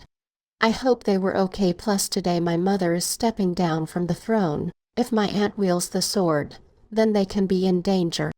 I needed to get to that pack and ask for help, because I was so lost right now. As we walk deeper in the forest, I can hear animals from far distance and running water. There is a stream not too far. Will you like to see it? Fred suggested and I nodded. We walked to where the stream was. A few animals were drinking from it. It's nice and quiet around here, which makes it the perfect hideout. By now more rouge vampires are probably raiding the mansion. Does that mean Dad is losing the fight? No, he is strong. It means that there are other rouge vampires in other places, beside the one behind the mountain. Why would they attack their ID? They know that is the leader's house. They are looking for something or someone. Me. I don't know why. Probably there is someone controlling them. He shrugged. How did they even found me in less than 2 days? Let's collect enough wood, so we don't have to come looking until the day after tomorrow. I have to go back to the mansion tonight in case other vampires come. They probably got the news that the mansion has burned down, he explained. Well, it probably alert the city. I pointed to the sky. I saw black smoke. The fire has taken over the entire mansion now. I have to go. Now. Yes, I have to go to the city to make sure others keep safe. Most are sleeping because of the sun. He nodded. After we returned to the house, Fred left immediately, leaving me to fend for myself. I heard a knock on the door. I frowned. Everleigh, are you there? I heard Serena called. I opened the door. She looked worried. What happened? Why is my home on fire? Has Theo returned yet? She demanded. Rouge vampire caused the fire. A vampire saved me and brought me here. I have no idea where Dad is, I answered. How did they get in? Where's Rosie? I don't know, but last night, I went to the lake, and when I returned all the staff were dead including Grandma. I sobbed. What? Grandma is dead, I cried. No, she can't be dead. She stumbled a little and I helped her up. You led them here. She glared at me. What? If it wasn't for you, they wouldn't have attacked us. She would have been alive. It is your fault. She snapped. If you stayed put they would have taken you and leave us unharmed. You can't blame me for this. I don't have a tracker on me, and don't make accusations without proof, I snapped. This bish. The fire is proof. Before you came here we had no problems with the Rouges. I don't know why Theo will risk his life for a week. Defenseless. Spoiled brat. I gasped. Weak. Defenseless. I have spent the last week defending myself and staying alive. I am sure as hell no I am not weak. You don't know me so don't make assumptions. If I knew better it's you who is weak and defenseless. I am sure since you married my father you didn't have to lift a finger. She remained silent. Don't worry, you can stay here. I am leaving anyways. Unlike you I am going to help my family, while you run and hide. I went to the bedroom. And there is no staff here so good luck making your meals, because Fred wouldn't be back now. Everleigh wait, she sighed. Yes. I am sorry, I know I don't know you, and you're right I am weak and defenseless. Even Dylan can pull his own weight, she said. I am afraid, so please just stay at least until your father returns. You can't fight. I think I lost that ability over the years. Theo is the one who always deals with the fighting, while I make sure everyone stays safe, she explained. I don't think you lost it. It's part of you. Do you want to find it back? I offered. Yes, she nodded. I'll do it on one condition. What? Do you have any information on the hybrid? My parents used to tell me stories about a hybrid that is to come. They believe the prophecy and actually want this war to finally come to an end. But others are afraid. Only few want to see the reunite happen. Are you one of the few? Yes, deep down. But your father, as you can tell, isn't a fan of it. She chuckled. Yeah. That will be a problem. You know, before Dylan was born, I wished he got his father's eyes, but ended up getting mine. Then a few weeks back you made an appearance for the first time, and when I saw your eyes, I had no doubt you were somehow related to Theo. I got worried, because if you turned out to be his daughter, your birthright is to take place as ruler, when the time is right, she explained. Actually, I already have a duty to my kingdom, I stated. Well, Jamila is the next in line. I nodded. Well, let's start. We got much to do. Jackson's POV. How will I find Eve? She had both maps with her, and I was running out of time. Today the Queen will make the announcement. The town was being overtaken by vampires, who were hiding in the shadows. I started my journey yesterday. So far I was out of Gale territory. The blacksmith did say they started their journey just outside the mine, so I went in the direction of the wood over the hilly area. It was the only logical direction. I was traveling with a horse, so it will take me a lot faster to reach where Eve and Miles possibly went. After they figured out a way to get me back to Gale safely, a horse was given to me, and I left quickly. The sun was high, so I had plenty of daylight. I had a big bag on my back courtesy of my sister. She packed sleeping gears for me along with a sleeping bag. I had my sword and about 10 wooden stakes with me in case of a vampire attack. I ate a heavy meal earlier so I can walk for a couple of hours before I get hungry again, and I had a lot of water with me, thanks to my sister. I came across some burnt wood just as the sun set. It was darker than usual in the forest because of the tall trees. Eve and Miles were here recently, probably 2 days ago, if so much. I got off the horse and scanned the area. Seemed safe enough. I collected wood and started a fire as I pitched my tent and opened a can of soup, placing it over the fire.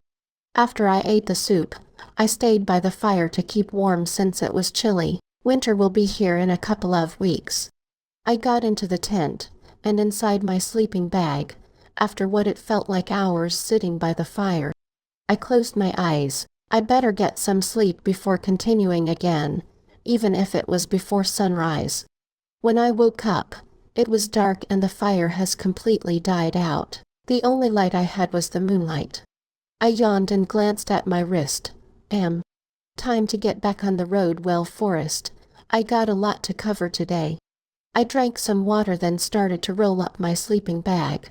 I heard another horse outside beside mine. I stopped what I was doing and paused. I quietly got out my sword and slowly unzipped the tent and charged towards the person. Whoa, the person stumbled back. Usher, what you're doing here? I frowned. I can't rest until I know Eve is safe. I left the campus and took a private flight back to Gale yesterday. The city is full of vampires, so I found the mine and got inside the castle, he explained. How did you know I was here? The Queen told me and helped me get out of the kingdom undetected. She said you will most likely go over the hill and into the woods, so here I am. I've been traveling all night, he yawned. How's the Queen? Worried. She doesn't know how she can capture her sister, with all those vampires closing in on the palace. The blacksmith is making stakes, but afraid we may be outnumbered if they get backup, he replied. We need to get Eve before that happens. I have a map. There is a city a couple miles from here. It may take us about 6 hours or so from here with our horses. He took the map out of his bag and handed it to me. Well, let's go then. We can be there by 12 noon. I need to sleep. I feel like I will fall off my horse anything. He chuckles. 3 hours, I said. He went into the tent with his sleeping bag. Maybe I should get some sleep too. 下午3点. We entered the city. People watched us but said nothing. I guess they were used to travelers. I need a bath and a proper meal, Asher said as we stopped in front of a building that looked like a motel. Let's stay here for the night, I suggested. Good idea. He got off the horse, and I did the same. Can I help you? Someone exit the building. We have a stable to the back where the horses can stay. Sure. I gave him a few coins, and he guided both horses around the building. Asher and I entered the building. It was a bit small. 1 room, 2 beds for 1 night, I said. Of course, 5 coins. The clerk handed me a key, and I gave him 6 coins. Keep the extra penny. He nodded and we went up the stairs. If we were on the run, no way they would come looking for us in a run-down place like this. It doesn't such our status, Asher commented. Exactly. Now imagine someone like Eve hiding in a place like this, I chuckled. Well, the cottage was a little better. What are the odds, he said. I unlocked our door and we entered. It wasn't big and it had 2 beds and a small TV set.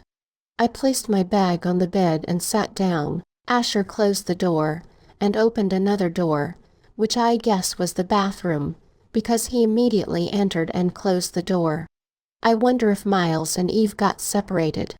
I decided to scout the building in case we have to make a fast escape. I left the room. As I was going down the corridor, another door opened and 2 persons came out. Will I see you tonight? The guy asked, their backs facing me, but the guy looked familiar.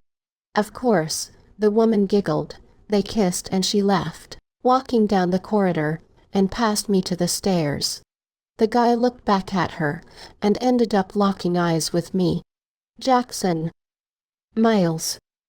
Dude, you're alive. I rushed to him, relieved that he wasn't dead. Where's Eve? I don't know, I haven't seen her in 2 days. He sighed. I woke up Saturday morning and she was gone. She's missing. He nodded. I was sent here as I was looking for her. A few vampires came to me and told me that the princess was safe with her father, and for me to lay low in the city until she comes to get me. So she's here. Not in the city, but there is a mansion a few miles out. Early this morning, there was a huge smoke coming from that area. I think it was on fire, he explained. Fire. We need to go check it out. I can't, he shook his head. I have eyes watching me to make sure I don't leave the city. Then I'll go with Asher. Asher's here. I nodded. He can't rest until he knows Eve is safe. I think he's in love with her, Miles laughed. I suspected it. Everleigh's POV. Serena and I were getting along. It was evening time now. We spent most of the day training, taking up eggs, and then cook lunch. You haven't lost your element, I told her. Thanks for the help. You will make a good queen one day. Thank you, I smiled. We were sitting in the living room area. The sun was on the west side now, and will set soon. No one came to visit at all. Do you think the fire situation has been dealt with? I asked. I hope so. Theo will be heartbroken to know his mother was murdered and you were almost burned alive. Serena sighed. His father will be more than heartbroken. Grandpa, that was his wife for probably centuries. It will be a sad day, I said. I already is. Your mother will make her announcement soon, she reminded me. Lucky for us it had small TV set. I need to hear what she will say. The kingdom is probably filled with vampires secretly by now, I sighed. When your father is back I am sure he will take you home, so you can deal with your aunt, if your mother doesn't fulfill the plan successfully, she stated. I needed to go anyway. I turned on the TV set. Queen Faye has a very important announcement. Everyone wants to know where is Princess Everleigh, and is the kingdom in jeopardy. The reporter came on. This will not turn out good. I can see how anxious each citizens were. I saw my mother and Levi came outside, and stood on the podium together. They looked so underdressed for this important event. People of Gale, I have come today with some terrible news, Mom began. Way to get straight to the point, Mom. I am stepping down from the throne as queen. Everyone gasped. What? My sister Brielle will become queen with immediate effect. Please respect my decision and know that she is a wise leader. Thank you for your time, she finished. Well, that was quick, Serena said as Mom went back into the castle. I saw her wipe her face, just before the door closed. Where is Princess Everleigh? She hasn't been seen since the car incident. Someone asked. Is she dead? Calm down, everyone. You are in good hands and the kingdom is safe. My wife is unwell, Levi said. No, we aren't. There are vampires roaming the town and few attacked us, a citizen said. Queen Brielle will deal with this problem. She has a few solutions, Levi stated. Was he actually advocating for her? I saw my traitorous aunt came out. She was in a floor-length dress, with a crown on her head, and a smile on her face. People of Gale, I am so happy to be stepping up, as queen as my dear sister is ill, and her daughter is nowhere to be found, she said. What about the Prince Grayson? Grayson was in line for the throne after me. Prince Grayson is busy at school, and far too young to be king. He has a lot to learn still, so technically it's me that has right to the throne, after my sister's bloodline, she answered. My first order as queen is that everyone has to be indoors at 7 p.m. Everyone began to talk at the same time. It is for your safety. We have a vampire problem that will take time to deal with. The guards have to get the proper training as well to deal with these rouges. How do you know it's rouges? Someone questioned. Based on my research, that is all. She went inside, followed by Levi as the crowd went into chaos. There you have it. Queen Faye has stepped down from the throne. Princess Everleigh is missing. Prince Grayson is too young to be king, and Princess Brielle has become the new queen. Keep Gale in your prayers. The newscast finished. This is a disaster. You need to go, Eve, Serena said. And do what exactly? We know my aunt is the one behind the vampire problem. Until my mom comes out and tells the truth, I have to keep a low profile, I said. While she planned to capture my aunt, I will be with their werewolves. I'm sure your father will help you, she assured me. I sighed. Where was Dad? During some time in the night, I heard talking from coming outside the house. I was in my room, just staring up at the ceiling. Are you sure they are here? I heard someone asked. Yes. Serena came into my room. Someone is outside. I nodded. We can hear you, my love, I heard Dad chuckled. Dad. I rushed to the back and opened the door. There standing was Dad and my injured grandfather. What happened? Serena gasped. The vampires had a weapon. It injured most my men and some were killed with stakes, Dad explained as Serena helped her father-in-law. Why is the mansion burned down? He added. We were attacked last night, Grandma. She sighed. No, he shook his head. She's dead, Theo. They murdered her. No. He shouted. I will kill them. He turned to run out. You are hurt. You need to rest. Serena grabbed his arm. Eve, are you okay? Are you hurt? He watched me. One of the vampires brought me here this morning, to ensure I am safe. Then Serena came. I answered. My mother was left in the mansion. I'm sorry, Dad. I sniffed. It'll be okay, little one. I managed to get something for you, he said, and a vampire entered the house, with my double-bladed sword. This is very powerful. Why, it didn't kill my father. I am the rightful owner. It will cause death in my hands. I took it. We will avenge your mother, Serena said. But Everleigh has to go. Her kingdom is in danger.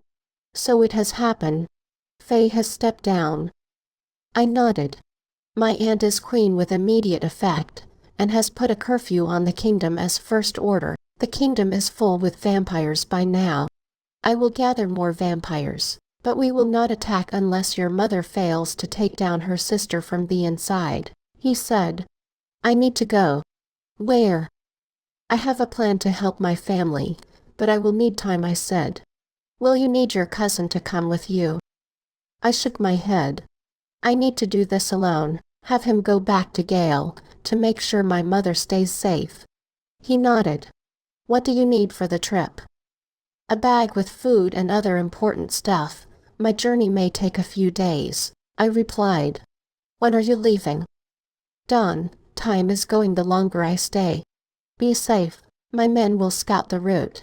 You will take just to make sure it's safe, and you will not be followed. Thanks, Dad. I hugged him. Let's get you cleaned up. Serena led him to the bathroom. We will save your kingdom, my wolf Lily said. Yes, we will. I hate to see you go, but I know you have to do this. My dad hugged me. It was Am. I will see you soon. Maybe our next encounter will be at the palace. I hope not. Trust your pendant, it was made especially for you. You are special, he said. Hail. The pendant never glowed before. Your blood is rare. I nodded. Don't you need the horse? He frowned. Where I am going, no. Safe journey. He let me go. I ran into the forest. It was a bit damp, because of the rain that fell earlier. I have a long way to go. Better get started early. I will shift at night and sleep hidden, so I will feel safe. My sword was in my bag.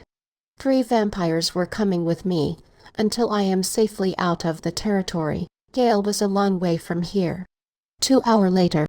After running for so long, we finally came out of the forest. I was tired.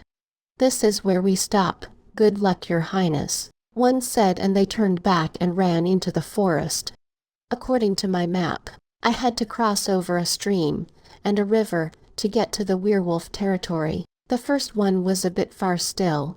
It might take me all day to get there. I was in another kingdom's territory.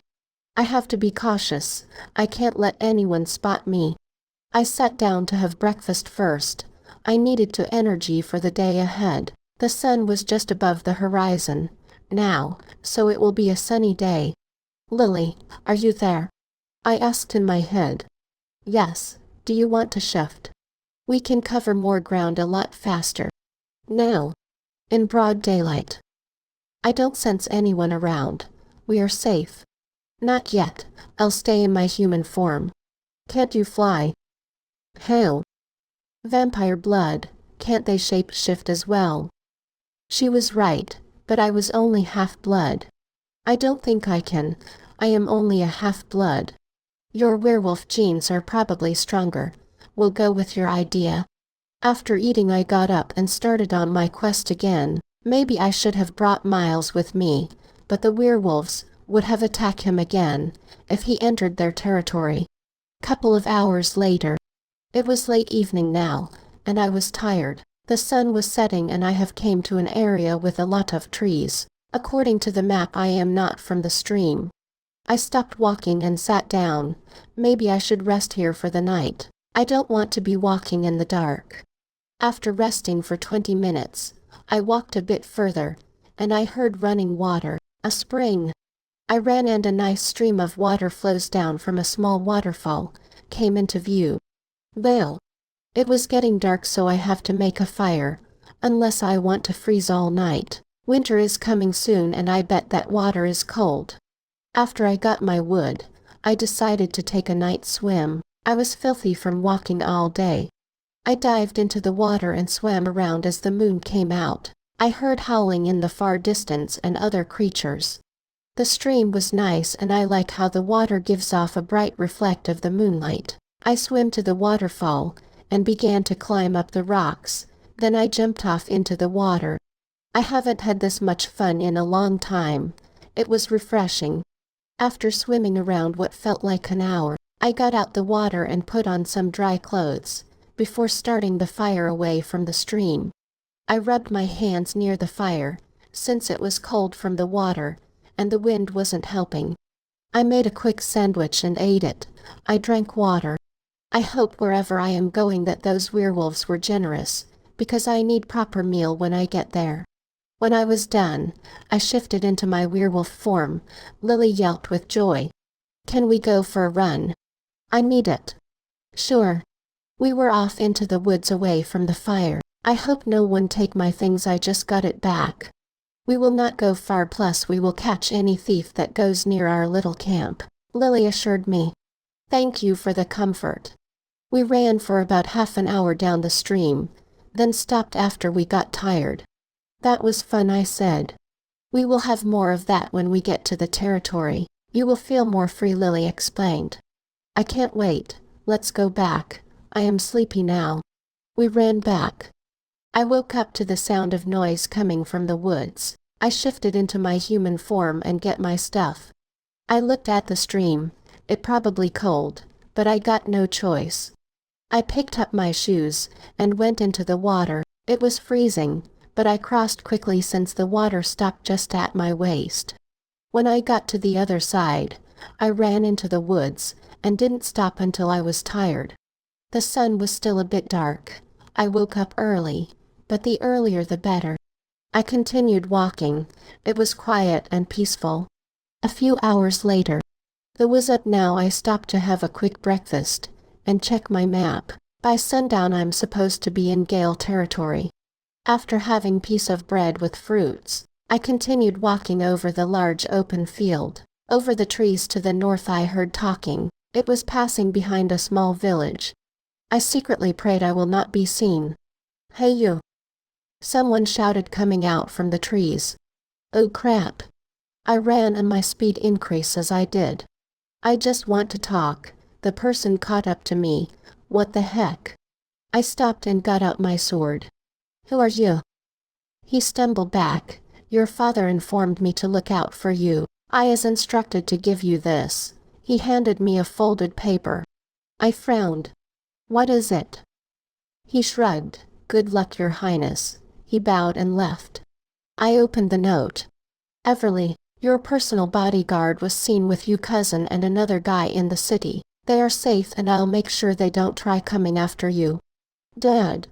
Jackson. He came looking for me. Is Asher the other guy? I can't turn back now. I hope they return to Gale. I'll go to Woodfix and lay low until. The sun was in the east now. I'd been walking all day and was exhausted. I sat down on a log and took off my bag. Do you want to be in your wolf form when we cross the river? Lily asked. What about my sword? I don't think it'll be wise to have that weapon with you when you enter the territory. They will most likely kill you on sight. Oh. What to do then? Hide the sword somewhere like under the rocks by the river or something. We can carry the bag, she suggests. I have to depart from my beloved sword again. It will be for a while. If we have to help your mother, then we can come back for it. Or if the Alpha allows you to bring it on the territory. Alpha. Leader of the pack with his mate named Luna. I nodded. After resting what it seemed like an hour I got back up. The sun was inching closer to the mountains now. We better hurry up and get to that river before it gets dark, Lily states. I wondered how deep the water was. 1 hour later. It was a bit dark now. The sun set a little while ago. I stopped when I came to the river. It was moving downstream and at a quick movement too. How was I getting across? I looked up at the cliff on the other side. When I cross I'll have to climb up. Let's go higher up the river. I am sure we can find a slower movement of the water there, Lily says. I walked about a mile up the riverbank until I came to the waterfall. That's where the water starts to move fast. We will cross here by the small rocks where the water is shallow and climb up the rocks beside the waterfall on the other side. I nodded. My stomach grumbled. I was so hurry. It's been hours since I ate. I crossed the river using the rocks. My feet got a bit wet. When I get to the other side, I put on my shoes and took out my sword. I have to find a good hiding place. Check behind the waterfall in case there is a cave, Lily advised. I walked up the rocks by the waterfall and get close to the waterfall. I see an opening behind the water and went in. There was a cave, but it was dark. Where should I put the sword? My pendant glowed, making me able to see around the cave. I saw a hole in the wall a few meters away. I placed my sword in there and left quickly. No time to lose. I continued to climb up the rocks until I reached the top and into the hard ground covered with grass. I opened the map. I was in Gale's kingdom now. I have to be careful, because I haven't reached the werewolf territory yet. We will shift when we get close to the territory. For now, blend in with the trees. When I was just outside the werewolf territory, I shifted into my werewolf. My sense of smell heightened and also my hearing. Lily the heir. Then she ran. She was in control now. Did you scent anything? Yes, a few miles away. We ran fast. Suddenly we smelt something strange in the air. It was getting close. I was forced to the ground with another werewolf on top of me growling. Lily growled back. A few werewolves surrounded us. This brown werewolf was a bit bigger than me. I watched my claws. My fur was white. White fur. The werewolf continued snarling at my face. Lily pushed it off us with her back legs. It went flying, then fell to the ground. We have to shift. Why do we have white fur? All will be explained, but we need to do it now. The rest of the werewolves closed in on us, snarling. This will not end good. We all heard a howl and they all stopped and back away. What was going on? I saw a huge gray werewolf came out from behind the tree. It was bigger than the one that pounced on me. All the werewolves lowered their head and back away completely. The gray werewolf with blue eyes growled at me. Who are you? It said in my mind. How was this possible? Do you prefer to die now? What? No, we need your help, Lily spoke. Why? You were the one who intruded. We have our reasons, but the Gale Palace is in trouble.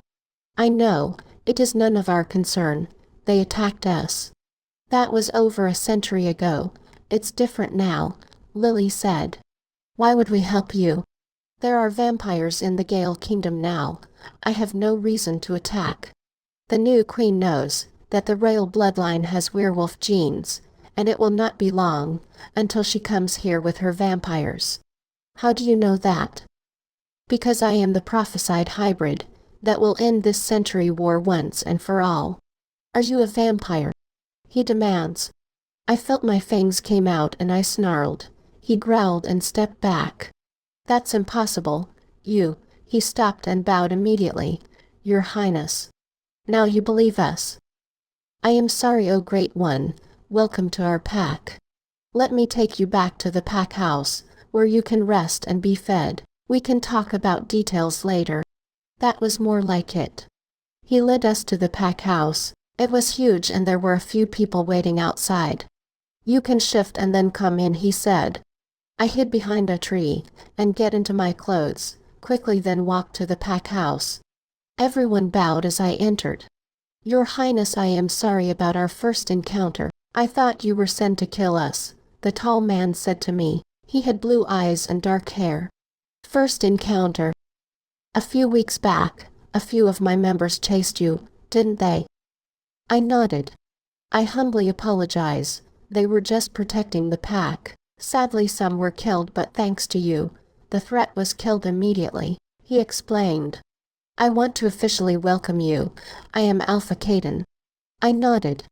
The necklace, one of the werewolves stopped and bowed when he or she saw it. I touched the necklace. That necklace belonged to one of the clan, who sadly was extinguished, but your family continued the bloodline secretly. We didn't know the bloodline continued until that one werewolf married the young prince, and their son got the genes, he explained. What about the hybrid? He was killed by vampires. They found him, but the prophecy was foretold over a century ago about another hybrid. You would be strong and also wield something powerful that will make any creature cower in fear. My sword. How come I didn't hear about this part? That part of the prophecy only was told to my family. We settled here because we were announced guardian and keep the hybrid safe when he or she is born. Our ancestors had a feeling that the royal family of Gale might have a trace of the werewolf gene. Over the years none has shifted except you," he added. "Who?" "It's because you inherited the strong genes, but also because you are half-blooded, which weighs out from the rest of your family." "Did your ancestors said anything about being a blonde hair?" "No, but only one royal person had blonde hair, but when she fled during the war, she was later killed." "Why she ran?" "To protect her family. The vampires knew she was a werewolf, that was why they attacked. But when the werewolves ran, the king built a wall. Part of it is still standing a few miles down the river, which no one goes anymore." "What is this guardian thing about?" I frowned. "An oath to follow you wherever you go, and make sure no harm gets to you. If I say I want to save my family, by taking down my aunt, will you help me?" He nodded. "Anything the chosen one desires. My father is a vampire, as you already know. Those vampires in Gale are rouges, and we must get rid of them. I don't know how much more my aunt is able to round up all over the kingdoms, but I have to prepare for anything," I said. "We will talk strategies tomorrow. You must get into something dry and eat dinner. Where is your mate?" "I recently became alpha. No mate yet." I nodded. "I also have something in my possession," I added. "I hid it. It's something powerful." I nodded. "You can go get it tomorrow. It's okay," he assured me. I was led to a room, where I will be staying. It overlooked the entire forest I just came out of earlier, and beyond that, a few miles out, I saw the palace and the fields. "I am near Mom. We will get out of this, I promise." "Here you go, Your Highness." Someone came into the room with clothes for me. "Thank you," I smiled at her. She bowed and left. The moon came out from behind the clouds. It was clear tonight. After bathing and putting on the dress, I was led to the dining room. We sat down and dinner was served. "I am so happy that these werewolves weren't rouges." "Get some rest, Everleigh. We will talk about plans tomorrow," Caden said, when I finished ate something good for the first time in days.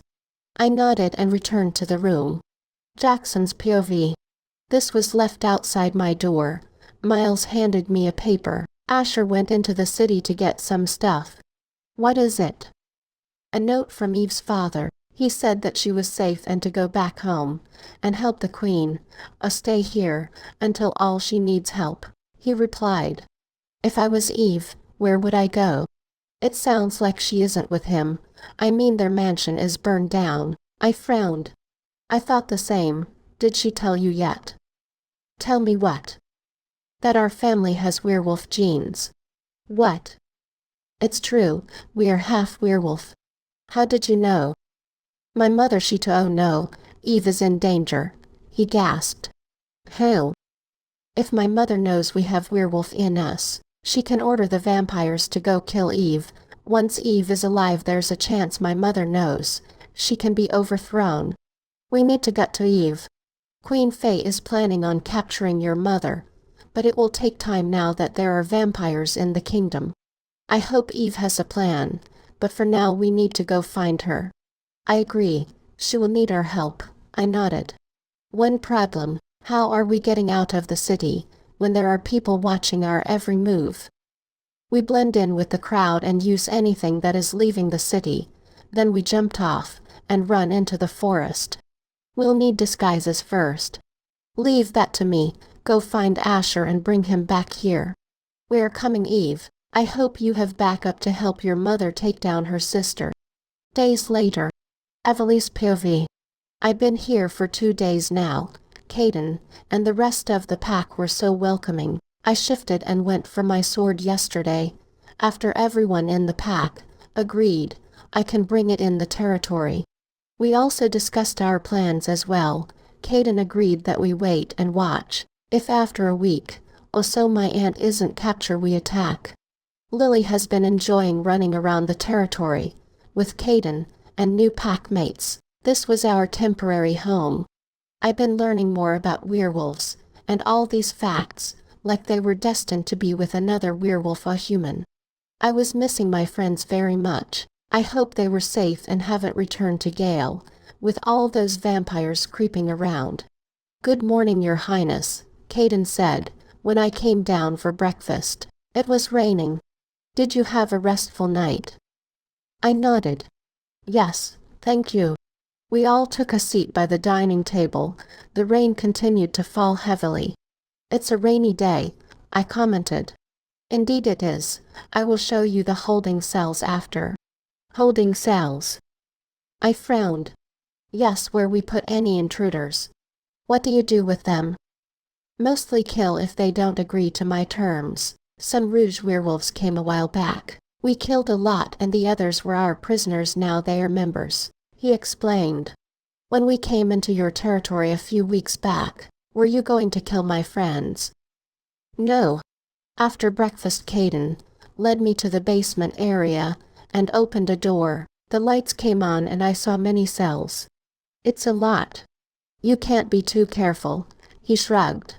"At the end of the tunnel, there is another door that leads into another tunnel. This is an emergency escape route in case we are ever found." He was definitely prepared. "Is there by any chance a route that leads straight into the palace?" I asked hopefully. "No, the only way in is the way you came here in the first place, over the log." He shook his head. "I see. We will catch them by surprise since we are in our human state. We can easily blend into the crowd. Some of us will cross the river and slip into the city, where we will secretly take out some vampires there," he explained. "What about the town?" "We will have to lurk all the vampires into the palace's walls." I nodded. That sounded like a good plan, if only Jackson was here. He knew the palace inside out. Also, we can use the mine as well to get into the palace from underground. "Alpha, we got trouble by the border. Someone came down the stairs." "What?" "3 men, one a half-blood like the princess." "Miles," Caden growled. "Bring them to the pack house." He bowed and left. "Can I come see the prisoners?" He frowned. "I don't think it is safe. They can be spies for all we know. Stay in your room until I come get you." We turned upstairs and I was led to my room, while Caden went to the front door. I went to the window, quickly, and saw 3 familiar heads being pushed into the ground in the yard in the heavy rain. I gasped. No doubt those were Jackson, Miles, and Asher. How did they find me? They looked like they'd been through a lot. I rushed down the stairs, and outside, where Caden was glaring at the guys. "Who are you?" he demanded. "Use your nose. We've been here before," Jackson snapped. "Jackson!" I gasped. He looked up and rushed to me immediately. I started to cry as we embraced. "I thought I would never see you again." I hugged him tightly. "You're okay." When I found Miles a few days ago, he said he had no idea where you were but was instructed to stay at a city until you returned, he explained. Asher and Miles got up. "Guys," I hugged them. "Asher, how did you get here?" "I followed him," he pointed to Jackson. I had to make sure you was safe." "Thanks for coming. The more help we get, the better." "Everyone back off. These are my friends and cousin." Everyone backed off. I led the guys into the house with Caden behind us. "Can I speak to you alone?" He pulled me aside. "Sure." He led me to the kitchen. "I will have to keep an eye on them for a few days," he said. "Just a precaution. Your cousin feels off to me." "What are the rules for them?" "To stay close to the pack house, and not allow outside, if it without company. They will share a room and help us with the plan after their observation is over." I nodded. We returned to the living room. "I'll let you catch up. Lunch is at." Caden left us. "This house is big," Miles said. "Yeah, it is." I nodded. "How did you even know where I was?"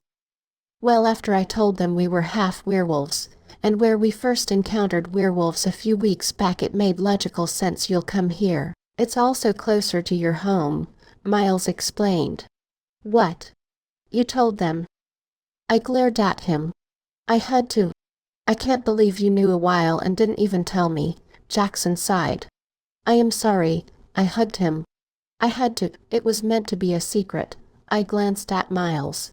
I forgive you and I am happy you got to your destination safely, after what you've been through over the past week. I'm just glad I'm alive, I stated. Did you use the river to get here? No, we came through the path, he replied. Are you sure you weren't spotted? I frowned. In all this rain? I doubt it. You all are soaked. Go to your room and get some dry clothes, I said. Where is our room? Usher asked. Follow me. One of the pack members led them up the stairs. I am so happy they were here. I hope my mother was safe. Queen Faye's POV.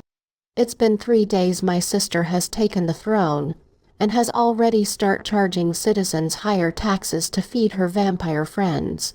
I hope Jackson was successful on finding Everleigh. She was our only hope now. It will take time to take down my sister, because the palace had a lot of vampires roaming. My main stuff was put under my sister's order, and most of the guards, as well, so they wouldn't turn on her. Levi and I were locked up in one of the staff's chambers. My sister generously let me keep my handmaid Ariel and my maids. Food was delivered to us 3 times a day. I knew my mother was safe, but it will not take Brielle long to find her. She already sent her men searching. They wouldn't be able to find her.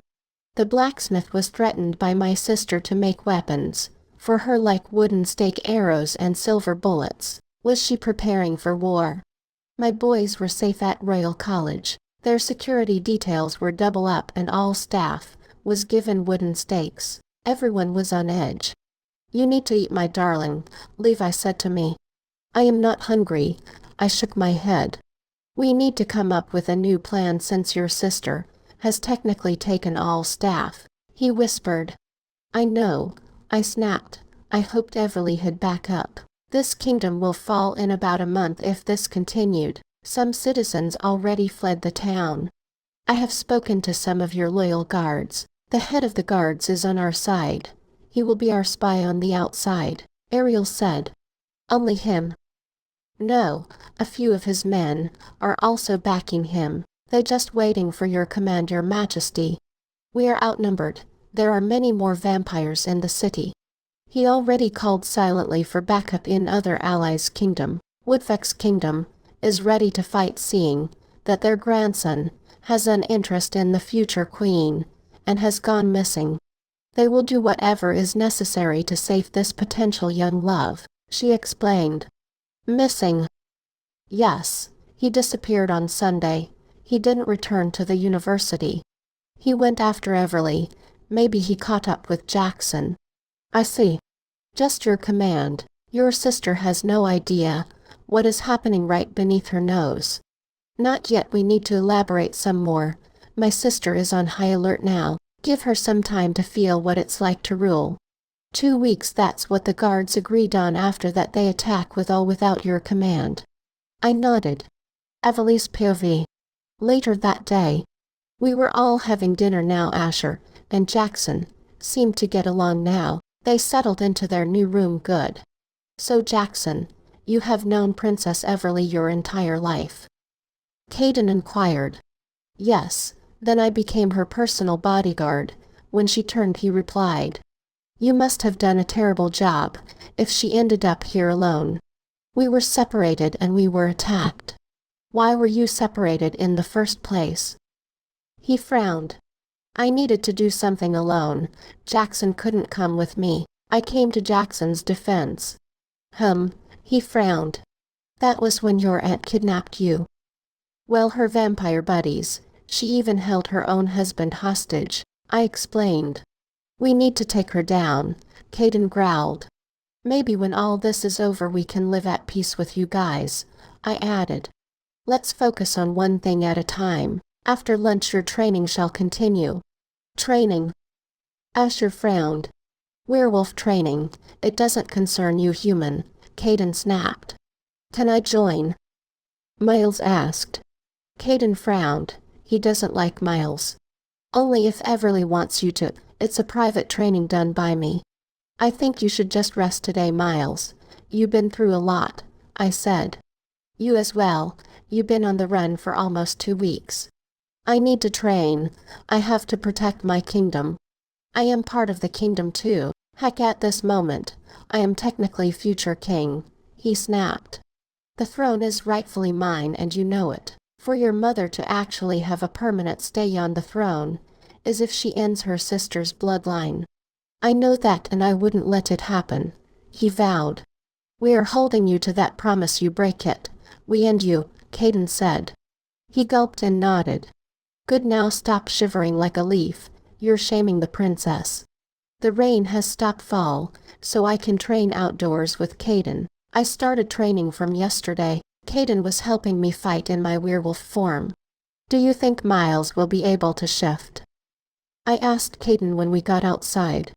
I don't think his genes are very strong for that transformation, but he can have other traits like speed and strength, he retorted. Well, there is only one way to find out. Tomorrow we will test him out, but for now we focus on you. You are leading this battle, so you must be physically and mental strong. I nodded and shifted into Lily, who yelped in mind. Let's get this ball rolling. Lily came down. I heard Caden spoke through the mind link, something I was only able to access yesterday. Caden helped me. Caden's beta left to go recruit more werewolves in neighboring territories. They knew his family was the guardian, and will send news right away, when the hybrid was safe in his territory. Follow me, Caden said, and led me into the woods. Today, we will be doing attack moves with the help of pack warriors, who patrols the territory. If Mom can only see me now and Grandma too, did she know we were werewolves? Everleigh's POV. 1 week later. We have been here an entire week and no reports from the palace about my mother, but my aunt has been demanding the mine to be reopened so she can start the exporting business again, and citizens 16 and over were eligible to work in the mine after school. I say we attack 2 days from now, the alpha from another pack stated. We can take them by surprise by crossing the river and closing in on them. Good strategies. But let the princess decide what we do, Caden said. Let's give my mother a few more days if nothing hasn't changed. We attack on Sunday at dawn, I said, and they cheered. I needed to check on my father. He doesn't know when we were attacking. A few other pack alphas were here. We were coming up with a plan to eliminate my aunt and her vampire minions. I was improving in my werewolf training. Miles joined me when I would train in my human form. None of the guys knew I can shift into my werewolf. I left the table and let the alphas talk. Asher followed me out. We have gotten closer over the past week, and he kissed me last night, on our date night, that he somehow managed to set up. Hey, I blushed. Are you all right? He asked. I nodded. Good. He held my hand and kissed it. I will protect you. From what? I laughed. I'm the one with the deadly weapon. True, but it's rather quiet on your mother's side. I hope they're okay. Me too. Even the spies said they couldn't get enough information, since the palace's gates were shut so no citizens were allowed. I'm sure they are. My aunt may be crazy, but I don't think she will go as far as killing her sister. My mother knows things only a queen can know passed down from her mother. So she needs my mother alive. I shrugged. Maybe you're right, he nodded. Outside is nice. Let's go for a walk. He shrugged. We went outside today and walked into the forest. The sun was out since it was mid-morning. A bit of rain fell last night. We walked in silence for a few minutes. Who's your father? Usher asked. Caden said he is important to this battle, if we are to take down those vampires. My father isn't the one to make public appearance, but Jamila is my half-sister. What? Yeah. There were rumors that her family were vampires or related to them, something like that. He frowned. If he only knew, I wasn't ready to reveal my real identity yet. I shrugged. Is there a waterfall around here? Yeah, but I have no idea where it is and we aren't allowed to wander off. Like I said, I'll protect you, he vowed. Have some fun a little. I nodded and we continued to walk. Caden probably knew I was gone by now, and has sent werewolves to keep an eye on me. We came to a stream about 10 minutes later, but no waterfall. It's lower down, I said, remembering where I came from last week, when I crossed the river. Can you take me there? We'll have to pass back by the house. Or just follow the stream, he shrugged, pointing down. I nodded and took his hand. We followed the stream downwards. In the distance behind us I heard footsteps. Someone was following us. 20 minutes later, we get to the waterfall. I saw the path I climbed up after hiding my sword. Do you want to come take a swim with me? He offered. I shook my head. There was no way I was wetting my dress, or stripping. He took off his shirt and jumped off the little cliff into the water. It was deep. The water is cold, he said. Of course it is. Winter is in a couple of weeks. I held my sweater close to me. Oh right, winter. I sat down on the ground and watched the view. The birds flew over the trees. After a while Asher came back up and put on his shirt. Lunch was soon. We returned to the house. Miles and Jackson were hanging out in the living room. Caden was looking for you, Jackson informed me. He went to his office. The other alphas had returned home, and will be back on Saturday. I nodded and went down the hallway towards Caden's office. I knocked on the door. Come in, Everleigh, he said. I opened the door and entered. Take a seat, he offered. I took a seat. If we need backup, how will your father know when we will be attacking? He asked. If I leave today, I can get to him in about a day and a half, I stated. He nodded. I'll come with you. If the other alphas see I am comfortable with the leader of the vampire clan, they wouldn't be hesitant to help us in the attack. Sure. Good. We leave after lunch. Go pack a few things. He dismissed me. I went to my room and took out a duffel bag. Where are you going? Jackson came in. I have to go see my father. Caden is coming with me. He frowned. I see. Can you do something for me? Anything. Sneak into the town and see what information you can gather, especially about the mine. He nodded. Go alone. They will recognize Miles and Asher for sure, I added. No problem, and keep safe. With this always, I showed him my sword. You're the most dangerous person right now. He chuckled and hugged me. We will succeed. I hope so. I'm worried about Mom. They're safe, I'm sure. After I finished pack, I went to the dining room to have lunch. Miles and Asher were already there. Where you disappeared to earlier? Miles asked. Look.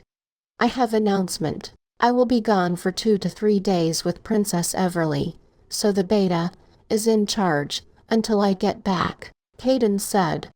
It's very important, so no questions. Miles and Asher watched me. I shrugged and ate my lunch. Caden and I were running for a few hours now. We arrived at the shallow stream. Let's rest, I suggested. Sure, Caden said. I drank from the stream. We were still in our werewolf form. The sun was to the west now. Nightfall will come soon. After resting for almost half-hour, we were off again. At this rate, we might get to my father by tomorrow evening. A few hours later, it was so dark and quiet. The sky was moonless tonight. Only the stars were seen. Let's get some sleep. I am sure you're exhausted, Caden suggested. Yes, I am about to fall asleep just now. We stopped and I found a spot and laid down. I will keep watch for a while. I don't fall asleep that easily, he stated. I closed my eyes and fell asleep instantly. When I woke up, Caden was fast asleep. I got up and stretched. Lily woke up in my mind. What time is it? I don't know. I sniffed the air. There was nothing strange. We were safe. I kicked Caden and he got up instantly on high alert. Are you okay, Your Highness? Yes, no need to worry, I can defend myself. I know, but I have to keep you safe as well, it's my duty. Let's go. We were off again. It was still a bit dark, but I can tell the difference of the sky. It wasn't that dark anymore. Later that day, we were close to my father's territory. I can sense it. The pendant felt warmer on my skin. We should shift. My father's men will kill us on sight in our werewolf form. We stopped and shifted into our human form, hidden of course. I was so hungry. I ate hours ago. I saw a familiar border with trees. We were definitely near. Caden stiffened. As we got closer, we're not alone. He grabbed my arm, stopping me. It's one of my father's men. No need to worry, I assured him. Not in there, behind us, he whispered. We turned around. There were 5 vampires behind us with red eyes. Rouges. Those are rouges. How did they even get here? Probably followed us. I picked up their scent a while back, but wasn't sure since this is the first time I am out of the territory in years, he explained. The vampires snarled at us, looked like we had to fight. I took out my sword, then stood back a little. So you're familiar with it, I laughed. Be careful, Eve, Caden warned. Don't worry, I am going to surprise them. I grinned and showed them my fangs as my pupils dilated. They hissed and charged at us, but I was quickly and killed 2 with my sword and bit 3. The 3 bitten ones wailed and held them wound, which started to turn dark. I frowned. Let's go. Caden grabbed my hand, and we ran into the forest. Why aren't their wounds healing? I questioned. I think it has something to do with you being a hybrid. Your werewolf side also resurfaced back there as well. Your bite can actually kill a vampire if not treated, he explained. Oh. Don't worry, your secret is safe with me. No one needs to know how dangerous you really are. I nodded. I saw the farmhouse came into view. There were a few vampires outside. Who are you? They demanded. Princess Everleigh, where is my father? I asked. They bowed. He has gone to the city, your highness, but Lady Serena is inside with Jamila. I entered the house with Caden. Serena and Jamila were in the kitchen. Eve. Jamila ran to me and hugged me. You're safe. Yeah, this is Caden. I need to talk to Dad, I replied. The women frowned. Werewolf, Serena said. I swore an oath to protect Princess Everleigh. I mean no harm, ladies. Caden bowed. Your father has gone to the city. He will be back soon, Serena informed me. Are you hungry? I nodded very. Jamila got out 2 plates and Serena dished out the food and handed us the plates. Thank you, Caden smiled. We sat down by the counter and ate our food. Anything new about your family's matter? Serena asked. We will attack at dawn on Sunday. That's why I need to talk to my father, I replied. Yes, I have teamed up with some werewolves. My aunt probably brought in more vampires, so we have to be prepared for anything. I see. 1 hour later. My father returned when I was in the room I stayed in before. Caden was in the next room after mine's. Everleigh, Dad called. I went to meet him. Dad, I hugged him. What you're doing here? He chuckled. I needed to see you and tell you what we plan to do regarding my kingdom. I heard more vampires have migrated to Gale and has taken over the town. He nodded. What you plan to do? I have teamed up with some werewolves. We agreed that we attack at dawn on Sunday. Mom is too silent. Werewolves? Yes, I met one, Caden. Caden came out. This is Alpha Caden. His family is my guardian, I explained. Caden, my father. Hello, he bowed. Dad frowned slightly. How did this happen? Well, I'm a werewolf, I said, and he gasped. Werewolf? Yes. That means. She's the hybrid. Grandpa entered the house. He looked better. Everleigh, you're the hybrid. Jamila gasped. I nodded. So it's my duty to save my family and end this whole rivalry, once and for all. Dad sighed. I'm sorry, Eve. Why? About what I said about the hybrid. My wife made me see the better side of having one. I'll help you in the battle. Thanks, Dad. I hugged him. You're our backup. The werewolves are the first wave. He nodded. I will try and get more help because all over the place the Rouge vampires have came out of hiding, and going to Gale, your aunt is planning something. We will use all the help we can get, I stated. You should rest. I am sure you had a long journey. Yes, but I reached here faster, because I ran in my werewolf form, I informed him. You can shift. I nodded. That's so cool, Jamila grinned. Caden, let's talk, Dad said, and they left. So anything new? Jamila asked. Asher and I kissed. What? She gasped. We had a date a few days ago, and he kissed me. I blushed. I was taken by surprise. I see, I'm happy for you. She smiled a little. Thanks. The next day. See you soon, Dad hugged me. He provided transportation to take us back to Gale territory, or as close as possible. Remember 3 days from now, I reminded him. He nodded. Don't forget what I told you, Caden, he added. I wouldn't, sir. We got into the vehicle that will carry us to the private plane, which will land in the territory, before Gale, and we go by foot afterwards. Jamelia returned to campus early this morning. She wasn't allowed to come to battle. What did you and my father talked about? I asked Caden. Nothing to worry yourself about. He waves me off. Fine, keep your secrets. It's nothing bad. I closed my eyes. I had to rest good, because the battle can go on for hours. Queen Faye's POV. Any news? I asked Ariel. The mine is being reopened soon. Citizens will have to go work, and the blacksmith has made over 200 weapons, she replied. We needed to take down my sister before she made things worse. And the plan?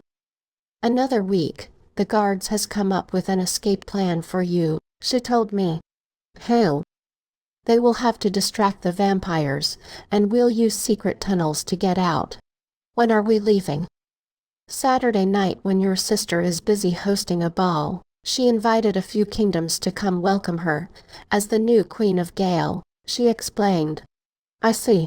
We have to take the chance, darling. What choice do we have? Levi sighed. I know. I wonder how Everleigh was going. I am sure she is tired of waiting. Someone knocked on the door. The Queen will like you, see you, Faye. The man opened the door. Me? Why? Levi watched me with worry. No. I left and went to the throne room, where my sister was sitting in my spot, and some dude in Levis. Faye, thank you for coming, she grinned. It's not like I had a choice, I scoffed. Drop the attitude and curtsy or else, she warned, and a vampire showed me its fangs. I curtsied and she smiled. Why did you want to see me? Always straight to the point. I want you to be the first to know. Know what? I'm getting married, she grinned. What? But lo, I don't love him. I am in love with this guy. She kissed the guy, then he bit her neck. A vampire? Are you crazy? I snapped and the vampire hissed at me. She scoffed. I thought you would be happy for me. You're my sister. No sister of mine will blackmail me with my own child, I snapped. The throne was meant to be mine. Well, Miles, he was born first, she said. What I really called you here for is to ask, what did Mom tell you that only a queen will know? You have no right to know, only the true heir. It will be passed on. Well, I am an heir, so tell me. She glared at me. No. Throw her in the dungeons. Everleigh's POV. We arrived at the house at p.m. that night. Everyone was in a panic state. What happened? I asked. A few vampires attacked earlier, but we killed them. Miles was injured, Jackson replied. Is he okay? He is now. His werewolf genes helped him recover quickly, he said. I went to the room where Miles was laying down in bed, with an ice bag over his wrist. Hey, I went to his side. They jumped me and I strained my wrist. He sighed. Oh, I'm okay, he assured me. Good, because we'll need you in a few days. I'll recover in 2. He nodded. I left. Caden and I explained to everyone the plan. They all understood what we were going to do. The rest of the alphas will return with some of their warriors on Saturday.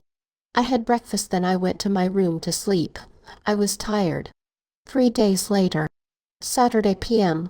Are we ready? I asked as the werewolves were gearing up. We made wooden stake arrows with a bow. Asher and Miles were using those. Jackson and I had our swords. Yes, Your Highness. Word just came in. It seemed like the Queen has hosted a ball at the palace. Caden said. We stick to the plan.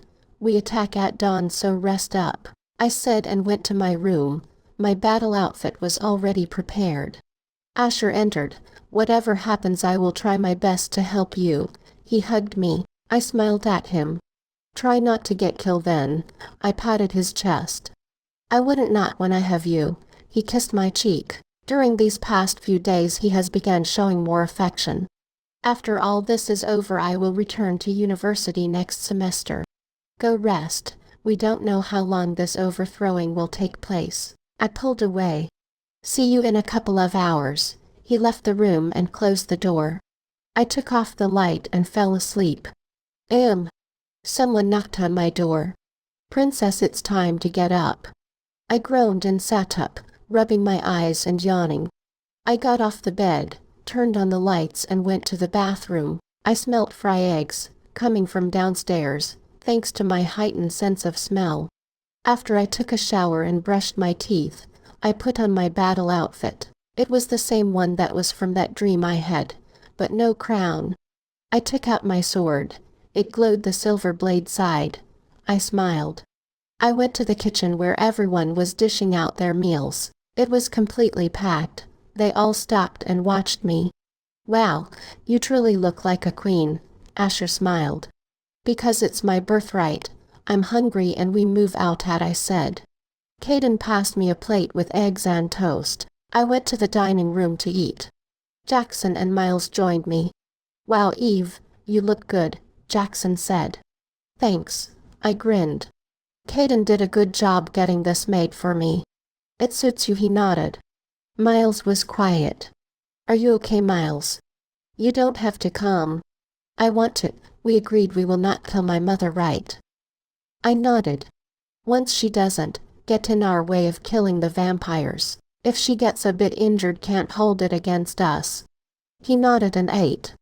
This was going to be a long day. My father and his vampire clan will join us later on, if they start to outnumber us. The others joined the table. They all ate and talked about what laid ahead of us. The plan was, we split up. Most of the werewolves will close in on the town. That way the vampires from the city will come and assist. They will wipe them out to cause an uproar in the palace.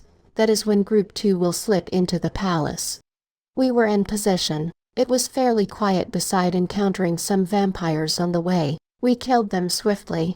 The werewolves surrounded the town. The guys and I were sneaking into the castle, through the mine, since I highly doubt anyone will be working in it now.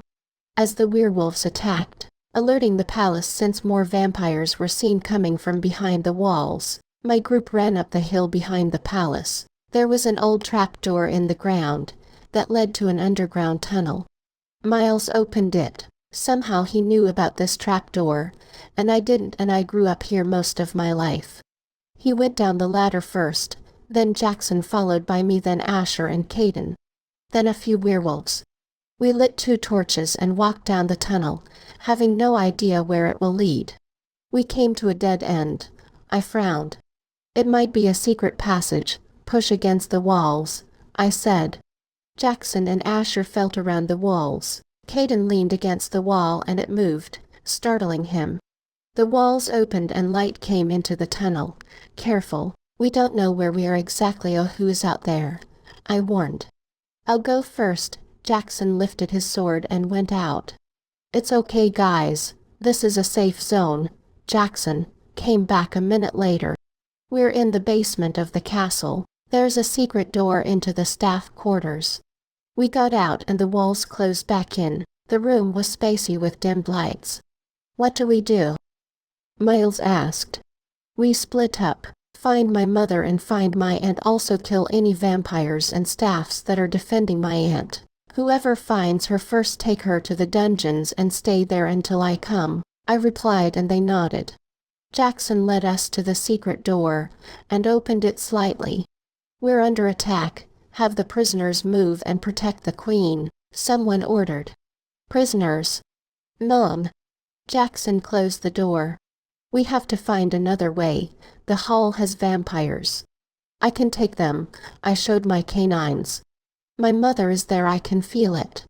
Okay, Caden and Asher stay with Princess Eve and fight the vampires. Miles, the werewolves and I will go in the opposite direction, Jackson stated. I nodded. We got out and the 8 vampires in the hallway with Levi, and Ariel looked at us. Ariel gasped. Everleigh. Missed me. I smirked and showed my fangs. I don't need my sword. Take this. I gave Asher my sword. Aim for the heart. The others ran down the hall in the other direction. The vampires snarled at us. This was going to be fun. Leave it to me, I said, and moved quickly before anyone can blink, biting each vampire, and they fell to the floor with their infected wound. How? Levi stuttered. I'm a hybrid, I said. What? It's complicated, but we got more problem on our hands, I stated, and go to the window where vampires and werewolves were fighting in the courtyard. You did this? Ariel asked, and I nodded. The sun will rise soon. Where's Mom? She didn't return to us after her sister called for her. I think she is being held captive somewhere, Ariel replied. The dungeons. Asher, get them and the other staff to the tunnel and out of here. Caden, come with me, I ordered, and we ran down the hallway, and stopped when I saw vampires on the main floor, to the staircase to the next floor. Shift. Caden looked at me, and I nodded, just as the doors opened and in came werewolves and more vampires. We can easily pass them. I took his arm, and we ran to the staircase. A few vampires came to us and we killed them. I led Caden to the west wing. If my aunt put my mother in the dungeons, it will have to be the one behind the secret wall. I pushed against the wall and it opened, then walked into the tunnel. There were a few people in here. Princess Everleigh. Someone called. It was the captain of my mother's security service. What happened? I unlocked the cell. We were put in here. The queen suspected that we were still on your mother's side, which we are. Where's my mother? You just missed her. They took her to a different location. I sighed. I know a way out. Let's go. I led them down the hall and into the secret tunnels, which led to the blacksmith. When we got there, the blacksmith was making weapons and a few vampires were watching him closely. Hey! I snapped, and they all looked at me. Leave my kingdom. The blacksmith took the opportunity of their distraction and stabbed a stake into one of their chest. The guards killed the others. I'm so glad to see you, princess. Do you like the sword? I love it, I smiled. Good. The queen is planning something. She will be sending vampires to other territories to sniff out and kill all werewolves. She already took the weapons I made, he explained. Oh my. The one leading this war is her right-hand wingman. If you take him down, you can take out all, since all the vampires obey him. Where is he now? With your aunt protecting her, of course. She is hiding somewhere within the palace. Your sword can kill him. I nodded. You may need this. He handed the guards a lot of wooden stakes with bow. Let's kick butt. I will be killed soon anyway. She doesn't have any use for me. We opened the door and ran out. There was no one fighting on this side of the palace. There's a door to the back to get inside. We'll help in the front. The blacksmith pointed and then ran off with the guards. The was rising, which mean that the vampires will move into the palace. Since it was dark in there with all the curtains closed, we have to move fast and find my mother. I looked up at the tall towers we have. If I was my aunt, I will most likely put Mom in one of those. We entered the palace and went to the 3rd floor. We'll split up here, I stated. Be safe, he said. I went up to the star room first. The door was locked as predicted. I knocked. It opened and a vampire snarled. I bit it and threw it down the stairs. Then I ran inside the door. My mother was laying on the ground with a bleeding neck. Mom. I rushed to her. Mom. Eve, is that you? She held my cheek and cried. It really is you. What happened? That vampire was here to kill me. It barely drawn any blood when you knocked. I'm so happy you're here. Let's get you out of here. I helped her up. Everleigh, about your grandmother, Brielle, has her locked up in the city. How did she? I don't know, but we have to take down my sister, she said. I nodded and we went down the stairs. Mom was too hurt to fight, so I pushed against the wall and it opened. Mom, get to a safe place. I will handle this, I said. But Eve, the walls closed back. Now that Mom was out of the way, time to find my aunt. Jackson's POV. This way, Miles led me down the hallway with the werewolves. How do you know which way to go? I frowned. He shrugged. We should stick together. The werewolves, you go that way. We continued down the hallway until we came to a double door, and he pushed it open, revealing a huge room. Welcome, my son, Brielle grinned. The room had at least 20 vampires, but the one that stood out to me was the one next to Brielle with a crown on his head. What's going on here?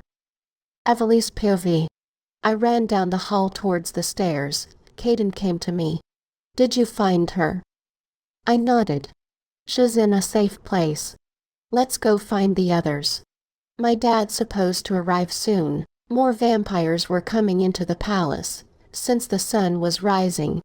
We went down the stairs to the second floor. I take left, you take right, Caden said, and I nodded. I went down the corridor, then came face to face with a double door. I heard talking coming from the inside. What's going on here? I heard Jackson demanded. My aunt laughed. You were just led into a trap. Trap. Trap. You traitor. He snapped. No hard feelings, but the throne is technically mine. I heard Miles laughed. How could you do this to Everleigh? She trusted you. I was just doing my part, and my mother already knows other werewolves are coming. He doesn't know the plan about my father. Caden was right not to trust him. I'll kill you all. Jackson snapped. Hell. You're outnumbered, my aunt laughed. I burst open the door. I'm here now. My aunt laughed. Miles told me all about your plans secretly. You really think he was on your side? I showed her my fangs and she turned pale. Do you really want to mess with me? I snarled. How? Miles stumbled back. My father is a vampire. I attacked one of the vampires and bit him, he hissed. She infected me. Hybrid. He yelled. Hybrid. She gasped. I grinned. Miles shot me with an arrow. I hissed as he escaped with his mother and vampires. We can't let them get far, I told Jackson, as I pulled out the arrow from my leg. Are you okay? Yes, speedy recovery. I nodded. We ran down the hall. Where did they go? I can't believe Miles would do something like this. I sighed. We'll make him pay. The entire first floor was packed with vampires and werewolves. Time to get rid of some. I pulled the huge curtain down and let light from the stairs shine to the first floor. All the vampires shrieked and ran. Some got burned up. Jackson laughed just as Caden came up the stairs. Did you get them? They got away, but they wouldn't get far, I said and shifted. Let's sniff them out, Lily.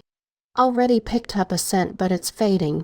I'll get a horse. Jackson went down the stairs and Caden shifted. We ran out the front door, killing a few vampires that were in our way, and go around the palace, to the west wing.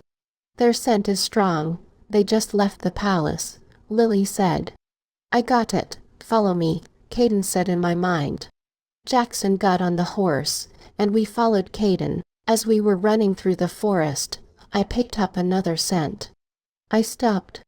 Keep your eyes open. There can be. Dad stopped talking as he stepped on a twig. My father. Go to him, we'll continue on the scent, Caden said, and ran off with Jackson. I shifted. Dad. I called. Everleigh, what you're doing here? He came through the trees and I hid. I'm naked, don't come closer. What you're doing out here? Shouldn't you be at the palace? My itchy escaped and Miles betrayed me. I sighed. Do you want me to come? Yes, the werewolves are fighting at the palace. Half stay with me, the other half go to the palace. We're all wearing a symbol so the wolves know who we are, Dad ordered. I shifted and came from behind the tree. Wow, Everleigh, you're big, Dad petted me. Show us the way, girl. I turned around and followed Caden's scent. 10 minutes later, I stopped running when I caught the scent of Miles nearby. They were close and no Caden or Jackson in sight. Dad motioned to his men up in the trees, and they climbed quickly and out of sight. What's the move? Dad squatted down next to me as I peeked through some bushes. Surrender and we will let you live, I heard my aunt said. Never, Jackson snapped. Are you sure you don't want to reconsider? After all, my backups are coming and all yours are at the palace. She laughed and snapped her fingers. About 4 dozen vampires came from behind the bushes behind her. Obey me and you can live, or else I kill the alpha here. Then you, then my sister's entire bloodline, she said as a vampire pierced Caden's side with a silver knife. I winced as he snarled. Jackson looked hopeless. I'll deal with the vampires. You take care of Brielle and her rebel son. Dad got up and went up a tree. Time is ticking, Jackson. What will it be? Miles crossed his arms. I will never obey you, he snapped and took out his crowd. Kill the wolf. No. Suddenly the vampires were attacked by my dad's clan, knocking my aunt off her feet from the surprise, and Miles looked confused. I got out from behind the bush and pounced on a vampire. I bit it and ripped off its head. Miles fainted. So pathetic. Miles. Caden looked at me. He's no threat. My aunt took out a sword that was made of wood. She grinned like a psychopath and attacked a vampire. The man who was with her were fighting off vampires, as well with his weapon. I needed my sword. Go. We will hold them off as long as possible, Caden said to me. I ran off into the woods again. I needed to find Asher. I got my dress from a room. I shifted, then slipped it on and opened the door to the blacksmith workshop and took a tunnel. They can't reach that far yet. The mine. I ran fast and get to the mine and run up the track lane. We have to keep moving, Asher said. Hey. I tried to catch my breath, and they all turned around. Eve. What you're doing here? Asher frowned. The sword. I need it. He handed it to me. Thanks. Don't you want to take them to the pack house? It's safer there, I suggested. You can sneak out through the back and up the hill. He nodded. We're turning back, everyone, Asher said. Thank goodness, because I am sweating. Levi wiped his brow. I got to go. I left quickly. I ran back into the woods with my sword, while lifting up my dress. When I returned, everyone was still fighting and Miles still on the ground. I'm back, I waved. A vampire charged at me, and I stabbed it with my sword. It died instantly. No. My aunt cried and glared at me. I will kill you once and for all. She raised her arm, but then froze and fell to the ground with an arrow in her back. Mum put down her arm with her bow. Anyone need an exact hand? She grinned as guards stood behind her. The leader of the Rouge vampires made a sound that sounded like he was calling in backup. Brace yourself, I said as Caden howled. I heard a lot of running feet, like a stampede coming our way. I raised my weapon, getting ready, Jackson, and Caden came to my side. There's a huge field, just a few meters away. We'll lead them there, Mum said, and we ran. Don't let them get away, the vampire leader ordered, as he picked up my aunt. The field came into view and we got ready. The vampires came out first, Dad's clan, and came behind me along with the werewolves. The other side was only vampires. My aunt was placed by a tree. She was half werewolf, so she would recover soon. "Mom, before we do this, I have something to tell you," I said. "Your father is a vampire. Not just that, I'm also half werewolf." "What?" she gasped. "It's true, I'm a hybrid." "Hybrid?" She frowned. She had no idea what I was talking about. "We'll come back to that later, but for now we fight." She focused on the other side, and raised her bow, then released the arrow. They declared war charge. The vampire said and ran to us. We did the same.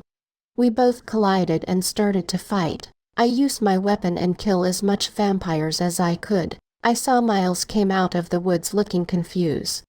I continued fighting when I glosses and I saw a vampire charging at me, and I raised my arms. My sword pierced its heart and it died instantly. I gasped. I looked down at my attire. I was in a long black dress, with a cape, and I felt a crown on my head. Everyone stopped fight and looked at me. "The great threat is dead. Hail the hybrid princess." Someone yelled. Everyone bowed. "Hybrid princess." I saw someone killed Miles behind the crowd. "No!" I yelled and ran to him. He collapsed to the ground with blood coming out from beside his mouth. "Eve," he coughed as I turned him over. "Forgive me." I cried. "Forgive Mom too." He closed his eyes and stopped breathing. I wiped my eyes and turned back to the crowd. "All hail Princess Everleigh of Gale, and gateway to unifying both werewolves and vampires," Caden announced, and everyone bowed then cheered. The Rouge vampires were tied up since they refused to obey. Maybe sometime in Caden's dungeons might change their minds. The sun was high in the sky now. My aunt had put a smell on the vampires, so they wouldn't burn in the sun. She was alive. She was taken back to the palace, where she will recover, then sent to the dungeons in a faraway place. "You truly are the heir." Mom hugged me. "My grandmother told me stories about a weapon that will be made that will hold so much power that transformation can be possible." I nodded. We entered the palace. It had dead vampires and werewolves all over the place. "Looked like we have a busy week," I laughed. "Yes, we do." I saw guards coming, my grandma, and really. "Grandma." I ran to her and hugged her. "Oh my, Everleigh, look how you have grown, and the dress." "It's true, Grandma, everything that was in that book. It was meant for me." "I told you," she winked. "Where's Brielle?" "Recovering, heavily guarded, of course." I pointed to the far end of the palace. "And Miles?" I looked down. "Dead. He betrayed us." "I see. I'm happy you're okay." I nodded. Really embraced Jackson, just as I saw Asher and the others came out the palace. Ariel ran and hugged her son, Levi to Mom, and Asher came to me. "We did it." He hugged me. "Yes, we did." I kissed him in front of everyone. "Everleigh." Mom gasped. "Surprise." "There's something I have to tell you," Asher said. I looked at him. Asher, my boy, did you succeed?" I saw Duke of Woodfix came through the crowd. "Succeed in what?" "Not now, Dad," Asher sighed. "Why not?" He grinned. "Why don't we tell everyone the truth?" "Dad," Asher warned. "I will do it, Princess. I was the one behind all this chaos and Asher knew about it." "Let me." "How could you do this to us?" I cried. "You betrayed us. You betrayed me." I watched him, and he just stared at me with an emotionless face. "Eve, Stop. You don't get to call me that anymore. You lost that right when you betrayed me." I said, "Take him away." I looked away from him. "Everleigh, please." He yelled as he was being dragged away. When they left, I broke down into a sob. How could he do this after all we'd been through? Everleigh's POV. 1 week later. It has been a week since the battle. Everything has gone back to normal. Well, almost everything. My aunt was sent to a prison in a faraway land. We held a funeral for Miles and some dead werewolves and vampires who helped us in the battle. Layla, Jamila, Megan, James, and Chad all came to visit me over the weekend. The palace was completely clean now and no more smell of death on the first floor. The blacksmith had moved his workshop to the outdoors. Mom had one built for him. "Are you okay, Your Highness?" Really asked me as I got lost in thought again. I've been having nightmares for a few days now. Yes, I nodded. Permission for Jackson to enter. I nodded. Jackson walked in with a smile on his face. "Morning, Eve, ready for our run?" I nodded. Every morning we take a run into the forest, to the field, then watch the ocean by the cliff. "Is Caden joining us?" I asked. He nodded. Caden joined us when he can. He has been busy going on trips and talking to other alphas, just like my father, who finally reconnect with some vampires who left the territory a long time ago. As for Asher and his father, they both will be facing the judge, aka me, my mother, and the elders today at 2 p.m. We will decide what to do with them. I put on my running shoes, and we left my room. People were busy up and down making arrangement for tonight. Tonight there will be a ball for me, and officially introducing me to the world as the hybrid princess. I was born out of love to bring peace to two mystical creatures that has been enemies for centuries. I explained to my mother everything that happened and what a hybrid meant. She was still in shock that she has werewolf blood running through her views. The twins, Winter and Dylan, were also coming as well. It's their mid-semester break. Actually, all the kingdoms were coming. We went outside where Caden was waiting for us. "Morning, Your Highness," he bowed. "Are we shifting today?" I nodded. We all ran into the woods, then Caden and I shifted. We continued running and reached the field a few minutes later, then continued running. I stopped when we got to the cliff. The waves crashed against the rocks below us. The sun was out. "Are we taking a dive?" Jackson asked. He had my extra clothes. I ran back to the trees and shifted. "Jackson, bring my clothes." He came and handed me my clothes. I put it on, then went to the guys. "Ready?" I held Jackson's hand and felt a wave of spark odd. He nodded. Maybe I was just imagining things. We ran and jumped off the cliff, hitting the cold water only seconds later. The water is so cold, I shivered when I resurface.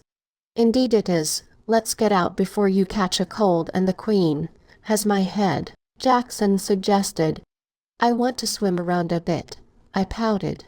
"You have breakfast reservation with your brothers, Levi and the Queen," he reminded me, and I sighed. I swam to the rocks and pushed myself up and get out of the water. Caden was waiting by the trail with a towel. I took it. "Thank you. Run along now. I'll see you at the ball tonight." I rubbed his fur. He ran off up the trail. I dried myself with the towel, then handed it to Jackson. "See you back at the palace," I said, and ran off. 30 minutes later, I was prepped and ready for breakfast. Finishing touch. Really put my tiara on my head. My hair was due up. Jackson knocked. "The Queen is ready for you." He peeked in. "Wow, you look beautiful." I blushed. I don't know why. This wasn't the first time that Jackson was complimenting me. "Thank you." Really snickered. I entered the dining room. Princess Everleigh. The guard bowed as Riley pulled back the chair for me to sit. "Good morning, everyone." I smiled. Grandma smiled back. "Good morning, Everleigh," Mom replied, and breakfast was served. Jackson and Riley stood behind me by the wall. So did Ariel for Mom and other maids, with the rest of my family. I was the only one who had a personal bodyguard that was seen with me all the time. But since the threat was over, maybe it'll change. We ate in silence, only clanging of utensils against the plates were heard. "Everleigh, after breakfast, I will like to talk to you," Mom said. "Of course, Your Majesty." I nodded. When we were in public eyes, I have to address her as Your Majesty, even if it was my mother. I met my mother in the library after breakfast. I sat down on the sofa, and she took the one opposite me. What did you want to talk about? About the trials. What will be their punishment? The High Court wants an answer before the trial begins, she explained. I see. They are pushing for a death penalty, for the Duke and sentence, for Asher in a dungeon on some island. Isn't that a bit harsh? That's why I need your input. They confess before the court. She nodded. It helps with the punishment. I will like to hear Asher's side of the story, and why he did it. The Duke, I mean. I understand, but think about it. The Duke did something terrible to us and Miles was killed in the process. I know, I sighed. Whatever you decide, you have my vote. She hugged me. Can we visit Grandpa's grave site today? She nodded. We'll leave in an hour, but for now my mother said to meet her in the garden. I left and went to the garden where my grandmother was. Eve, she hugged me. How are you today? Good. I have a ball. I'm kind of nervous. This is my first official ball since my coronation last month. I understand after all that happened you're still on edge, but your mother and I will be right by your side, she said. I nodded. Can I have a look at the book now that everything is out in the open? I nodded and went for it in my room. Grayson was sitting on my bed. Hey, I smiled. Are you excited for tonight? A little. You'll be fine, he assured me. I know, I nodded. So who's your date? He blushed. Winter, Princess of Woodvex, and before you say. That's great. I met her some weeks ago. I smiled. I am happy for you. Thanks. Jason is escorting Amora. I came for something. I'll see you later. I got the book. Do you want to come with Mom and I to visit Grandpa's grave? He nodded. I'll inform Jay.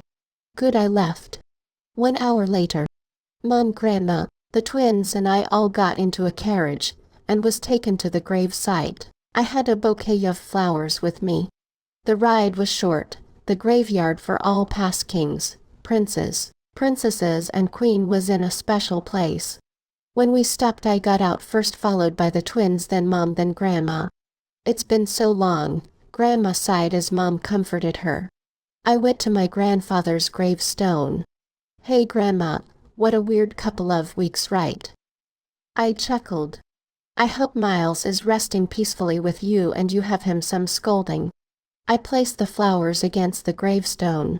I'll make this kingdom great again. Mom talked next. She really missed her father, and wished he was alive to see all of us grew up. Grandma went next. She cried since she hasn't came here ever since they buried him over 2 decades now. The twins paid their respect and we all went back to the palace, since Mom had some things to do and the twins had sword fighting class. Will you like to join us, Eve? Grayson offered. In your class? He nodded. We can use some pointers since you're a master at handling your sword. Let me change into something more suitable. I went upstairs to my room. Jackson was sitting on the bed, watching a framed picture of me and him when we were younger. What's on your mind? I asked. What happened over the course of these few weeks, and what I could have done to keep you safe since day one, he replied. It's not your fault. I actually went to thank you for helping me since the beginning. I hugged him. I didn't trust Asher. Since I met him something was always off about him, he stated. But you were his friend so I couldn't have intervened and tell you with no proof. True, but I trust your instinct, Jax. I held his hand. Thanks. So what are you going to do with the 2 prisoners? After they confess I'll think about what punishment to give them. Mom supports me with whatever I chose, I explained, and he nodded. You'll make a brilliant queen, and I can't wait to see how that turns out. He grinned. That's years we're talking about. I know. Jackson left, so I can change into something suitable for the sword fighting class. I grinned and took my sword with me. Some werewolves and vampires decided to stay in the palace and work, since some of our staff were killed in the battle. I fixed the crown on my head, then let out a breath. Ready? Mom looked at me and I nodded. The doors opened to the court hall. There were a few citizens of both Gale and 𝑳𝑰𝑺𝑻𝑬𝑵 here. Even the king of 𝑳𝑰𝑺𝑻𝑬𝑵 was here, and didn't look too happy, as Asher kept his head down with his father, had a smug look on his face. Mom and I took our seats on the two empty high chairs. Let the trial begin, Mom said. We will like a few witnesses to come and testify, then the lawbreakers will make their confession. Asher looked up at me, and I glared at him. He cast his eyes back to the ground. Good.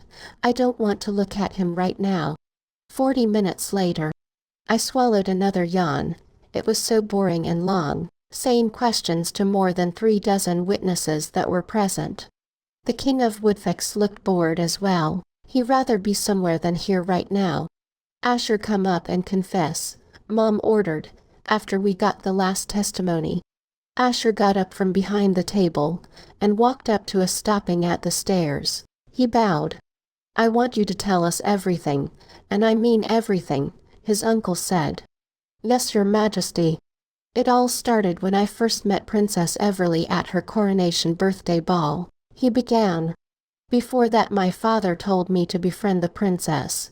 I didn't think nothing much of it since I was resuming classes, and the princess will be attending the same campus.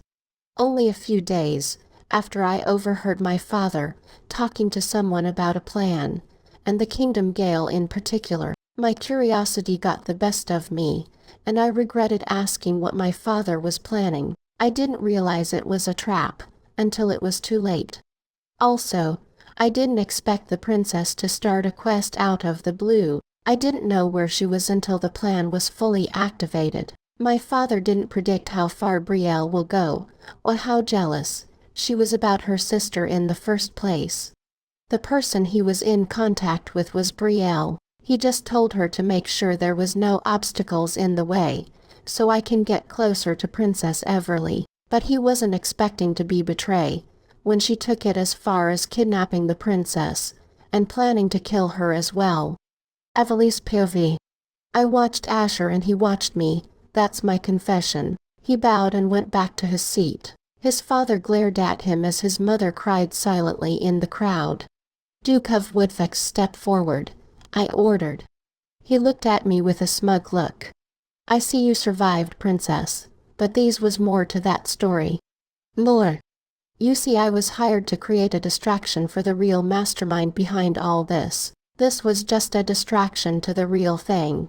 He grinned. Who hired you? Mom demanded. He laughed. That's a secret I am carrying to my grave, so just kill me and get over with. No. Asher shouted. Hush, boy. He glared at his son. We needed his full confession. I looked at Mom, and she had the same look on her face. How about a deal? I offered. What can you possibly offer me when my employer's offer was so much better? He chuckled. Your freedom. Everyone gasped. Everleigh. I raised my hand. You and your son go free if you tell us who hire you. He will have me killed the minute I step out of the kingdom. I'm no better off out there. We can protect you, I assured him. I will still be killed, so I accept my punishment. I sighed. I saw Levi slipped out through the door. Since we got both confessions, give us some time to discuss these criminals' punishments, Mom stated and got off her seat, taking her exit through the side door. I followed her. What are we going to do? I asked Mom as the elders came. For Asher, 4 years hard labor in the field. He didn't do much damage and seemed to be blinded most of the plan, she suggested, and I nodded. His father, prisoner for life, I added. But he was hired. There's a mastermind behind this incident. He was doing what he was told, an elder pointed out. Years imprisonment. Mom suggested. Years. Miles deserved a bit of justice, I said. The elders agreed and we returned to the room. We have made a decision, For Asher, 4 years of hard labor in the field, and his father 50 years imprisonment, Mom announced. The Duke of Woodvex looked pissed. 50 years. My cousin was killed because of you, I snapped. Didn't he betray you? You're a hypocrite, he said as he was being dragged away. That hurt. Thank you, Asher bowed. He was grateful. We're not merciless, I said, and he was led away. Thank you everyone for coming. Now go prep for the ball tonight, Mom said, and the crowd began to leave. Mom, I saw Levi slipped out earlier when the Duke of Woodvex was confessing. I informed her and she frowned. Why would he leave during a confession? I shrugged. I'll look into it now. You go and pamper yourself to look luxurious tonight. Tonight is all about you. She kissed my forehead and left with her guards. Jackson came to me. Your mother's so good at handling things. I know you will be one day as well, he said, and I nodded. Thanks. Did you see where Levi went exactly? Yes, he was going to the West Wing, he replied. Let's go. Where? Something is up with Levi, even since the battle done. He been quiet lately and keep to himself. He nodded and we left. We went to the West Wing. There was no one in the hallway. Odd. We stopped in front of the wall to the secret passage. We have to keep this open to make a quick escape, I stated. Jackson nodded and I opened the secret passage. Jackson jammed his sword, so the wall wouldn't completely shut. We went down the stairs and stopped when we heard voices. Is everything ready for tonight? I heard Levi asked. Yes, Your Majesty. Remember to do it swiftly and silently and don't get seen. Of course, Your Highness. What about the guard? He wouldn't be a problem once the target is alone. You strike. Levi answered, then it went silent. We waited a minute before coming around the corner. What do you think they were talking about? I asked Jackson. I don't know, but they are planning something, so keep an eye out. Jackson frowned. Let's go back. I have to rest up for tonight, I stated. He nodded and we went back up the stairs. There you are. We're going to the city. Layla grabbed my hand. When I get back to the main staircase. Why the city? That's about an hour ride, I whined. We're going to pick up our dresses, and want you to come, Megan added. I sighed. Fine. See you later, Jackson. He waved and we left, a black car waiting at the entrance of the palace. A few hours later, I was getting ready for the ball. My dress looked very luxurious. Praises to the seamstress, who spent some time preparing it for me. The dress was dark with a sweetheart neckline and sleeveless. The dress was tight on the upper part of my body, then from my waist, it is wide, and it flowed down to the floor with my matching mantle. My hair was due up into a bun, with my crown from my transformation on my head. You look beautiful, Your Highness, Riley said, when she was finished with me. Thank you, I smiled. Gloves. I nodded and took the silky white gloves from her. My jewelry was silver, so my gloves will match. I slipped on the gloves. Someone knocked on the door. Are you ready, Your Highness? Yes. Riley applied red lipstick to my lips, then opened the door. Jackson was standing there in a black and white tux, with black shoes. You clean up nicely, I grinned. Well, of course. I am escorting someone that holds a high authority. He bowed and offered his hand. I took it. There's dress for you in the closet, really, I said, and she nodded, then closed the door. When I stepped out, we walked down the hallway. There was a door we can take to the ballroom. The doors opened and I gasped when I saw how many people were in the room. Calm down, Jackson whispered. Princess Everleigh of Gale, and chosen one to unite both vampires and werewolves and end their centuries of rivalry, the announcer said as the trumpet sounded and everyone cheered. I take my leave here, Jackson. Let go of my hand. I'll see you down there. He stood to the side. I lifted up my dress and walked down the stairs. I saw my brother Dylan, my father, and my friends in the crowd. I curtsied when I got to the bottom, then made my way over to where my mother, brothers and Levi were sitting. I took my seat. "You look beautiful," Mom complimented. "Thank you," I nodded. "Did you prepare your speech?" "Speech? Don't tell me you forgot," she sighed. "I got this, don't worry, Mom," I assured her. She nodded as the first people came and introduced themselves. This was going to be a long night. "Time for your speech," Mom told me about 40 minutes later. I stood up. "The princess is going to make her speech now." The crowd stopped talking and focused on me. I saw Layla gave me a thumbs up. She was standing next to James. "Hello everyone, thank you for coming. I am happy about what happened over the past few weeks," I began, and the crowd began to whisper. "Don't take it the wrong way, but this adventure, I discovered more than I was looking for. I made new friends and I found my other family as well. I always thought I belonged somewhere other than Gale. I felt a part of me was missing, and I'm happy I decided to take it upon myself and search for my father. During my journey I faced many setbacks and obstacles, but once I got out the palace with my cousin, I found my father a few days later, and I was grateful for that. Along the way I found out that I was also a werewolf. The rumors were true, my family has a bloodline with the werewolf gene. What was more surprising, I found out my father was a vampire, so I connected the dots and realized I was the hybrid that was in danger. But it was nothing compared to the danger my family faced, with unhidden jealousy for a long time. I held on to my destiny, desperate to unite the vampires and werewolves again, and I was successful in doing so to defeat the enemy. Thank you for accepting me, and may this new beginning forever bloom peace and friendship." I finished and the crowd clapped. I went and mingled with the crowd. "That was amazing." Layla hugged me, and I grinned. "Hey Everleigh," Dylan approached me. "Hey little brother." I hugged him, and I saw Serena cried. Grayson and Jason came to us with Winter and Amora. "Hey Dylan," Amore said, and he blushed. "Oh no." "Hey Amora." Layla and I shared a knowing look.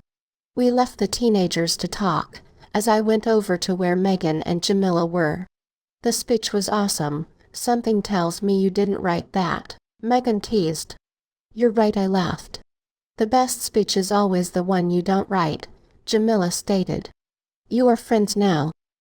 I frowned. "Well, yes, since you're technically sisters and we have to be around each other often, I decided to give it a chance." Megan shrugged. I hugged her. "Can I steal the guest of honor?" Levi interrupted. "Not at all, Your Majesty." The girls curtsied and we left. I looked over to where Jackson was. He was watching me and nodded slightly. "The sky is nice tonight. Let's go outside," Levi suggested, and Ness opened the glass door to the garden. I stepped out first and walked into the garden, looking up at the sky. It was beautiful. We haven't had a one-on-one conversation in a long time. He stood next to me. "Yeah.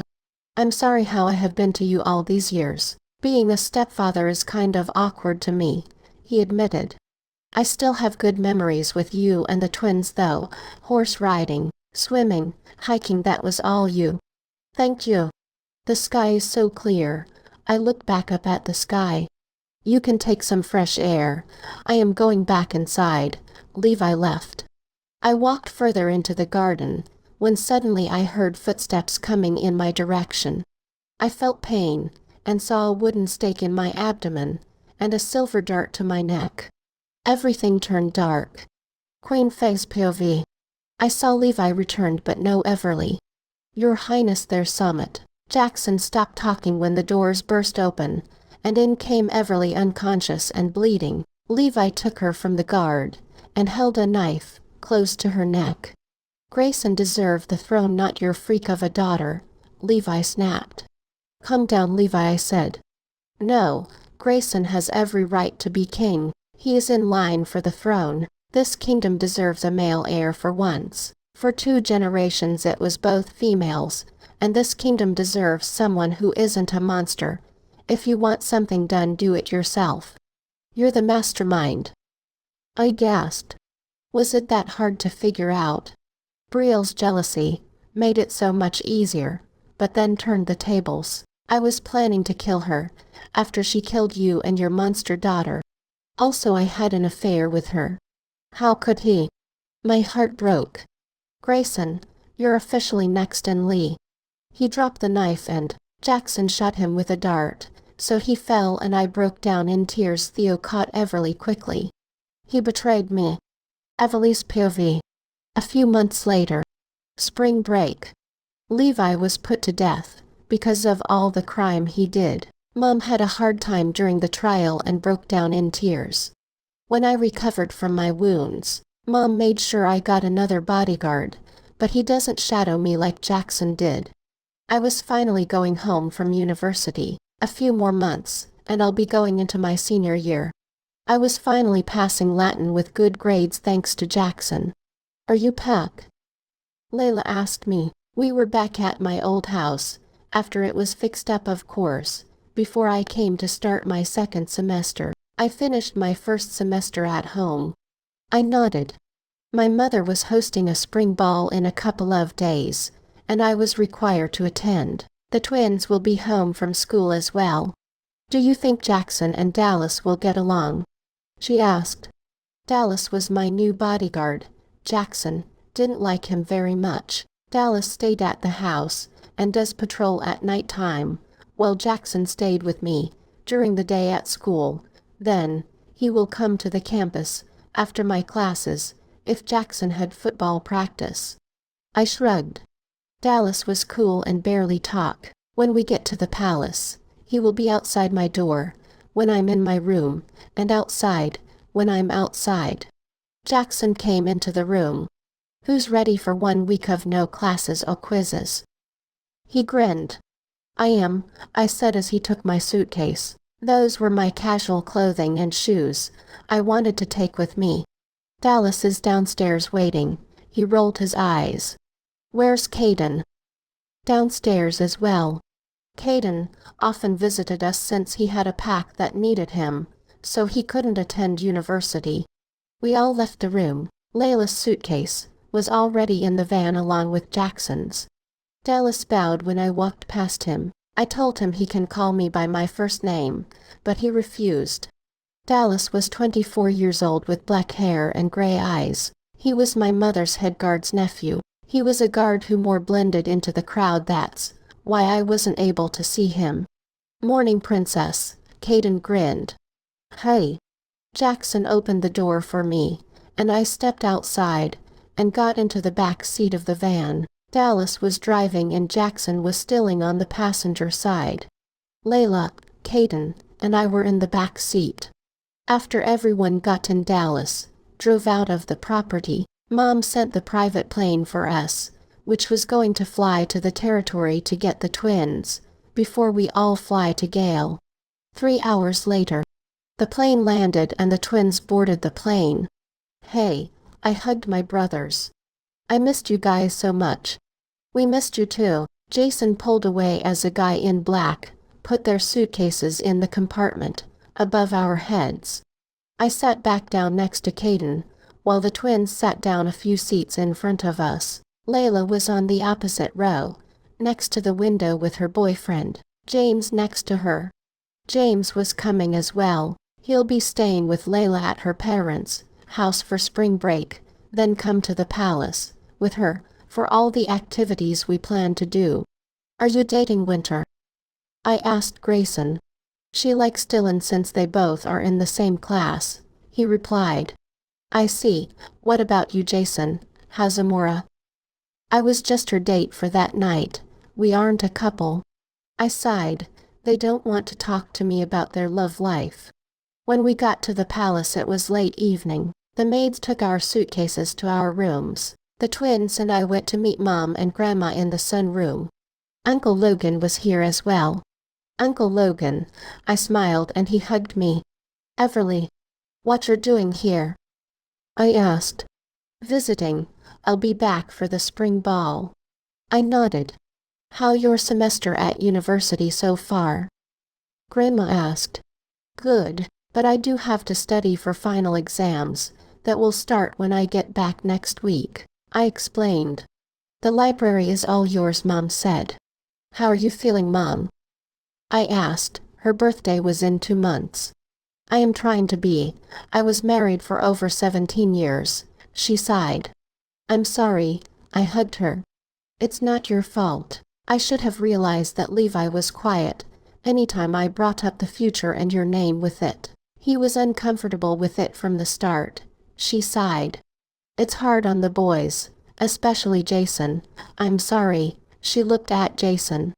He turned away from her. He didn't have to die. Imprisonment for life was a better judgmental call. He left the room. Give him time. Everyone grief in their own way. I forgave my ex-wife for what she did, Logan said. Mom nodded and turned to her other son. Grayson. He intentionally tried to kill Ever, and would have been successful, if it wasn't for Jackson. He deserved whatever punishment he was given, he stated, and she hugged him and cried. I sat down on the sofa and talked to Grandma. She said this summer, I will start my training to prep to be queen. It's better to get an early start. The next day, someone knocked and entered the library. Princess, someone is here to see you. Dallas bowed. Who is it? I was in the library studying Latin for my final exam with Jackson. Princess Winter of Woodfix. Let her in, I said. Winter entered and Dallas closed the door. When we exit the library. Hey, I smiled. Hey, my parents sent this for you. She handed me a gift basket. Thank you. They think that your kingdom still doesn't trust them after what my uncle had done, she sighed. Tell your parents that it wasn't their fault and we do trust them. I am personally inviting them to the spring ball, I said. Really? Yes, I would love for them to attend. I nodded. Thank you. They will be delighted to hear such news, she said. I'll be going now. Before you go, who do you like? She blushed. Grayson. Dylan likes me, but my heart yearns for Grayson. I knew it. Then tell him how you feel at the ball. I think he likes someone else. I shook my head. Just tell him. She nodded and left. I continued to study with Jackson. Hey Eve, Jackson said. Yeah. Meet me at the garden in the gazebo after dinner tonight, he said. I nodded. After dinner, I walked into the garden and saw Jackson waiting for me in the gazebo. He had his back facing me. I lifted up my dress and walked to him, my heart pounding in my chest. Why was I so nervous all of a sudden? I knew Jackson for years. Hey, I said softly, and he turned around. He smiled and handed me the rose. You look beautiful. I blushed. Thank you. Why you wanted to see me? There's a full moon tonight. He looked up at the sky. It was clear as the moon shone, and I heard werewolves howling in the distance. Yeah, it is. Suddenly I felt him held my hand, and I looked at him. Eve, there's something I want to tell you. Yes. My heart skipped a beat. I like you. I like you too. I mean more than a friend. I'm in love with you, he confessed. He was in love with me. Say something, please. You haven't talked in 2 minutes. He chuckled nervously. If this is about your status and mine, I completely und. He was cut off with my lips pressed against his. I love you too. I didn't realize it until the beginning of the year. I blushed. You're in love with me. I nodded. Maybe longer than I noticed. Well, I was in love with you for a long time. What about your cruise? That was all for show to cover up how I really felt about you. So that day you wasn't feeling sad because of Layla. You were because of me. He nodded and I hugged him. I love you. He kissed me again. I love you too. When will we go public about our confession? We'll go slow, but we can tell people that we're in love at the party, I suggested. Good idea. I smiled and we ran to the field holding hands, then laid down in the grass and watched up at the clear sky. I was happy that my best friend, who stuck with me from since the beginning, was in love with me too. If it was one-sided, then I don't know what I would have done. Spring ball. Let's get you ready, Riley said, waking me up from my nap. What? The spring ball. You have 1 hour to get ready for the dinner, she stated. The sun had already set, which meant dinner will be soon. I got off my bed and stretched and yawned.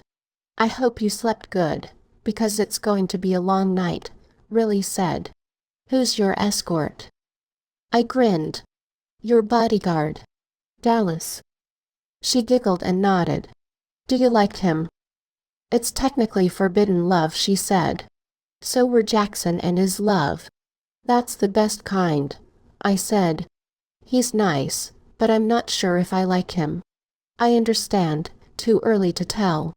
I went and take my shower, while Riley got out my dress for the ball. It was green, as it represent a fresh start, as new leaves grow on the trees and rain falls to flourish the earth. The dress was floor-length with short sleeve and a V neckline. Leave your hair down, Riley asked, and I nodded. She curled the ends of my hair and made a bow with a few strands to hold up in the middle of my hair. I took up my tiara and placed it on my head, then looked in the mirror. I could have sworn I saw a hint of green in my eyes. Someone knocked. Your Highness the Queen is ready, Dallas said. I left the room and he walked with me to where my mother and the twins were waiting. The doors opened to the ballroom. There were only royals here, including special guests like my father, Serena, Jamila, Dylan and Caden. Queen Faye, Princess Everleigh, Princess Grayson, and Jason of Gale, the announcer said. Welcome to our annual spring ball. Please sit for dinner, Mom said. Jackson came to us. Your Majesty, I am Princess Everleigh's date tonight. He bowed. Wonderful, Mom smiled. Jackson led me to our table where our friends were. Hey, I smiled. Are you two dating? Megan smirked and I blushed. It's obvious you're in love, Chad added. So are you and Megan, I retorted, and he blushed, so did Megan. Layla laughed at their red face as James held her hand. 45 minutes later, everyone was finished eating dinner and was on dessert. Jackson nodded his head at me. It was time. I stood up and clinged my fork against my glass to get everyone's attending. They stopped talking and watched me. I will like to say something. It's about my love life. Finally, I heard Jamila said. I'm in love with someone. He's been there for me for basically whole life. He been my rock, my protector, my comforter, and most of all my best friend. I wouldn't trade for anything, I said. Aw, the crowd said. Jackson, I love you. I looked at him and people gasped. He stood up. I love you too, Eve. He hugged me. I will always protect you until I die. That's a promise. Everyone clapped and Jamila's mouth fell open. Mom cried as Ariel handed her a tissue. Years and 5 months later. Happy birthday, my love. Jackson kissed me. Hey, I smiled up at him. I was so in love with this guy. I have a gift for you. No, no gifts. Your gifts are unpredictable. I shook my head and he laughed. I promise it's not as bad as the other one, he stated. Today was my 28th birthday. I was getting old. Just like 7 years ago for my 21st birthday, when I was crowned princess. Today, I would become queen, as Mom was getting old and tired of running a kingdom, so she was handing the throne to me. She has been queen for over 30 years now. Mom was still single. She couldn't move on from Levi, although it's been almost 8 years. Jackson and I got married 3 years ago, just before my 25th birthday, and I got pregnant about 2 months after that. We introduced our first child just over 2 years ago. We named our son Ethan. He had my blonde hair and his father's green eyes. The twins graduated university 2 years ago. Grayson and Winter were together for practically the same length of time as Jackson and I, and got married right after Grayson graduated university. They lived in Woodfix and had a 1-year-old daughter named Summer. Jason left when he graduated university to find his place in this world, as he said. But he was here for my coronation today. Really, and Dallas left the palace. When I graduated university, I didn't need them since I would be living in the palace, and had enough maids and guards. They went back to Riley's hometown, and start a family there. Jackson goes to visit. Caden found his mate 6 years ago, a year after the spring ball. Now, he has 3 kids and they all will be here for my coronation and party. Grandma died last year, due to complication of old age, but she met her first great-grandfather before she passed away. After Asher's imprisonment was up, he was banned from ever stepping foot in Gale, and I haven't heard much about him after that. Winter told me their grandparents had him become a servant at their castle. Mommy. Ethan ran into the room, and climbed up on the bed. Hello, baby. I kissed his forehead. He was half werewolf. Baby brother. He placed his hand on my belly bump. I was 6 months pregnant. Jackson chuckled. He really wishes it's a boy. My instinct is telling me it'll be a girl. I shrugged. Your Highness, your breakfast has arrived. The maid came in with the wheeling tray. She set it up on the table. Thank you. Happy birthday. Your friend sent this for you. She handed me an envelope and left the room. Who is it from? Layla. I grinned and opened it. Layla and James left, after graduation, to live their own lives. I attended their wedding plus gender reveal 5 years ago. It was a girl. I read the letter. Happy birthday and happy coronation. You'll make a brilliant queen. I wish I could be there, but something came up. James and I can't attend, but we will watch the ceremony on television. Tell Jackson and Ethan I said hey, and that Jamie is missing Ethan dearly. With love, Layla. P.S. I send you a present, well, not personally for you, but you know what I mean, winks. I laughed. I bet you're hungry. Jackson helped me off the bed and led me to the small table. Always, I nodded. I ate while Jackson fed Ethan and ate as well. Today was going to be very busy. The entire city and town were coming to the palace courtyard. How's the little one? Mom placed her hand on my bump, and I felt a kick. Active. I laughed. Are you nervous? Nope. I can't wait to take my rightful place. I smiled. I'm so proud of you, and your grandmother would have as well. She hugged me. I know. Have you seen Jason? He was in the garden a while ago with Summer and Ethan, she replied. I nodded. Ethan and Summer were inseparably when they were together. My money is on another boy, Grayson told me.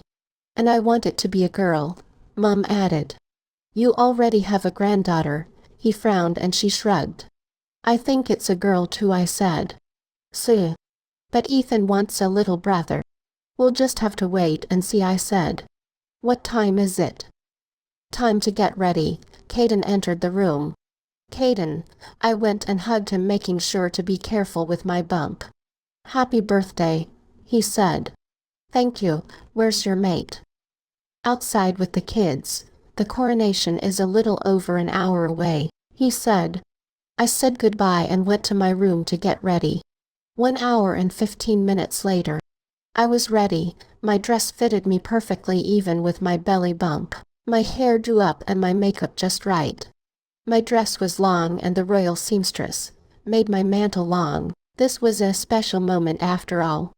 Jackson came in. Wow, you're beautiful. He kissed me. Thank you. I walked over to the balcony and saw the courtyard filled with people. I walked out and waved. The crowd went wild. They're ready. Grayson stood by the door. He was dressed in a tux, with royal accessories same as Jackson. Jackson will be given the title as Duke of Gale, since he married into royalty, and will be my supporter. I walked down the hallway to the stairs, then turned left to go to the throne room. The doors were shut.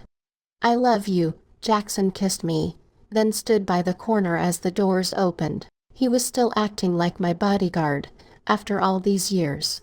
I walked down the aisle, towards the huge chair in front of the throne. It was finally my time. Everyone watched me in silence. Mom was waiting for me at the end with the bishop. I took my seat and faced the crowd. This felt so familiar. I was in this position 8 years ago.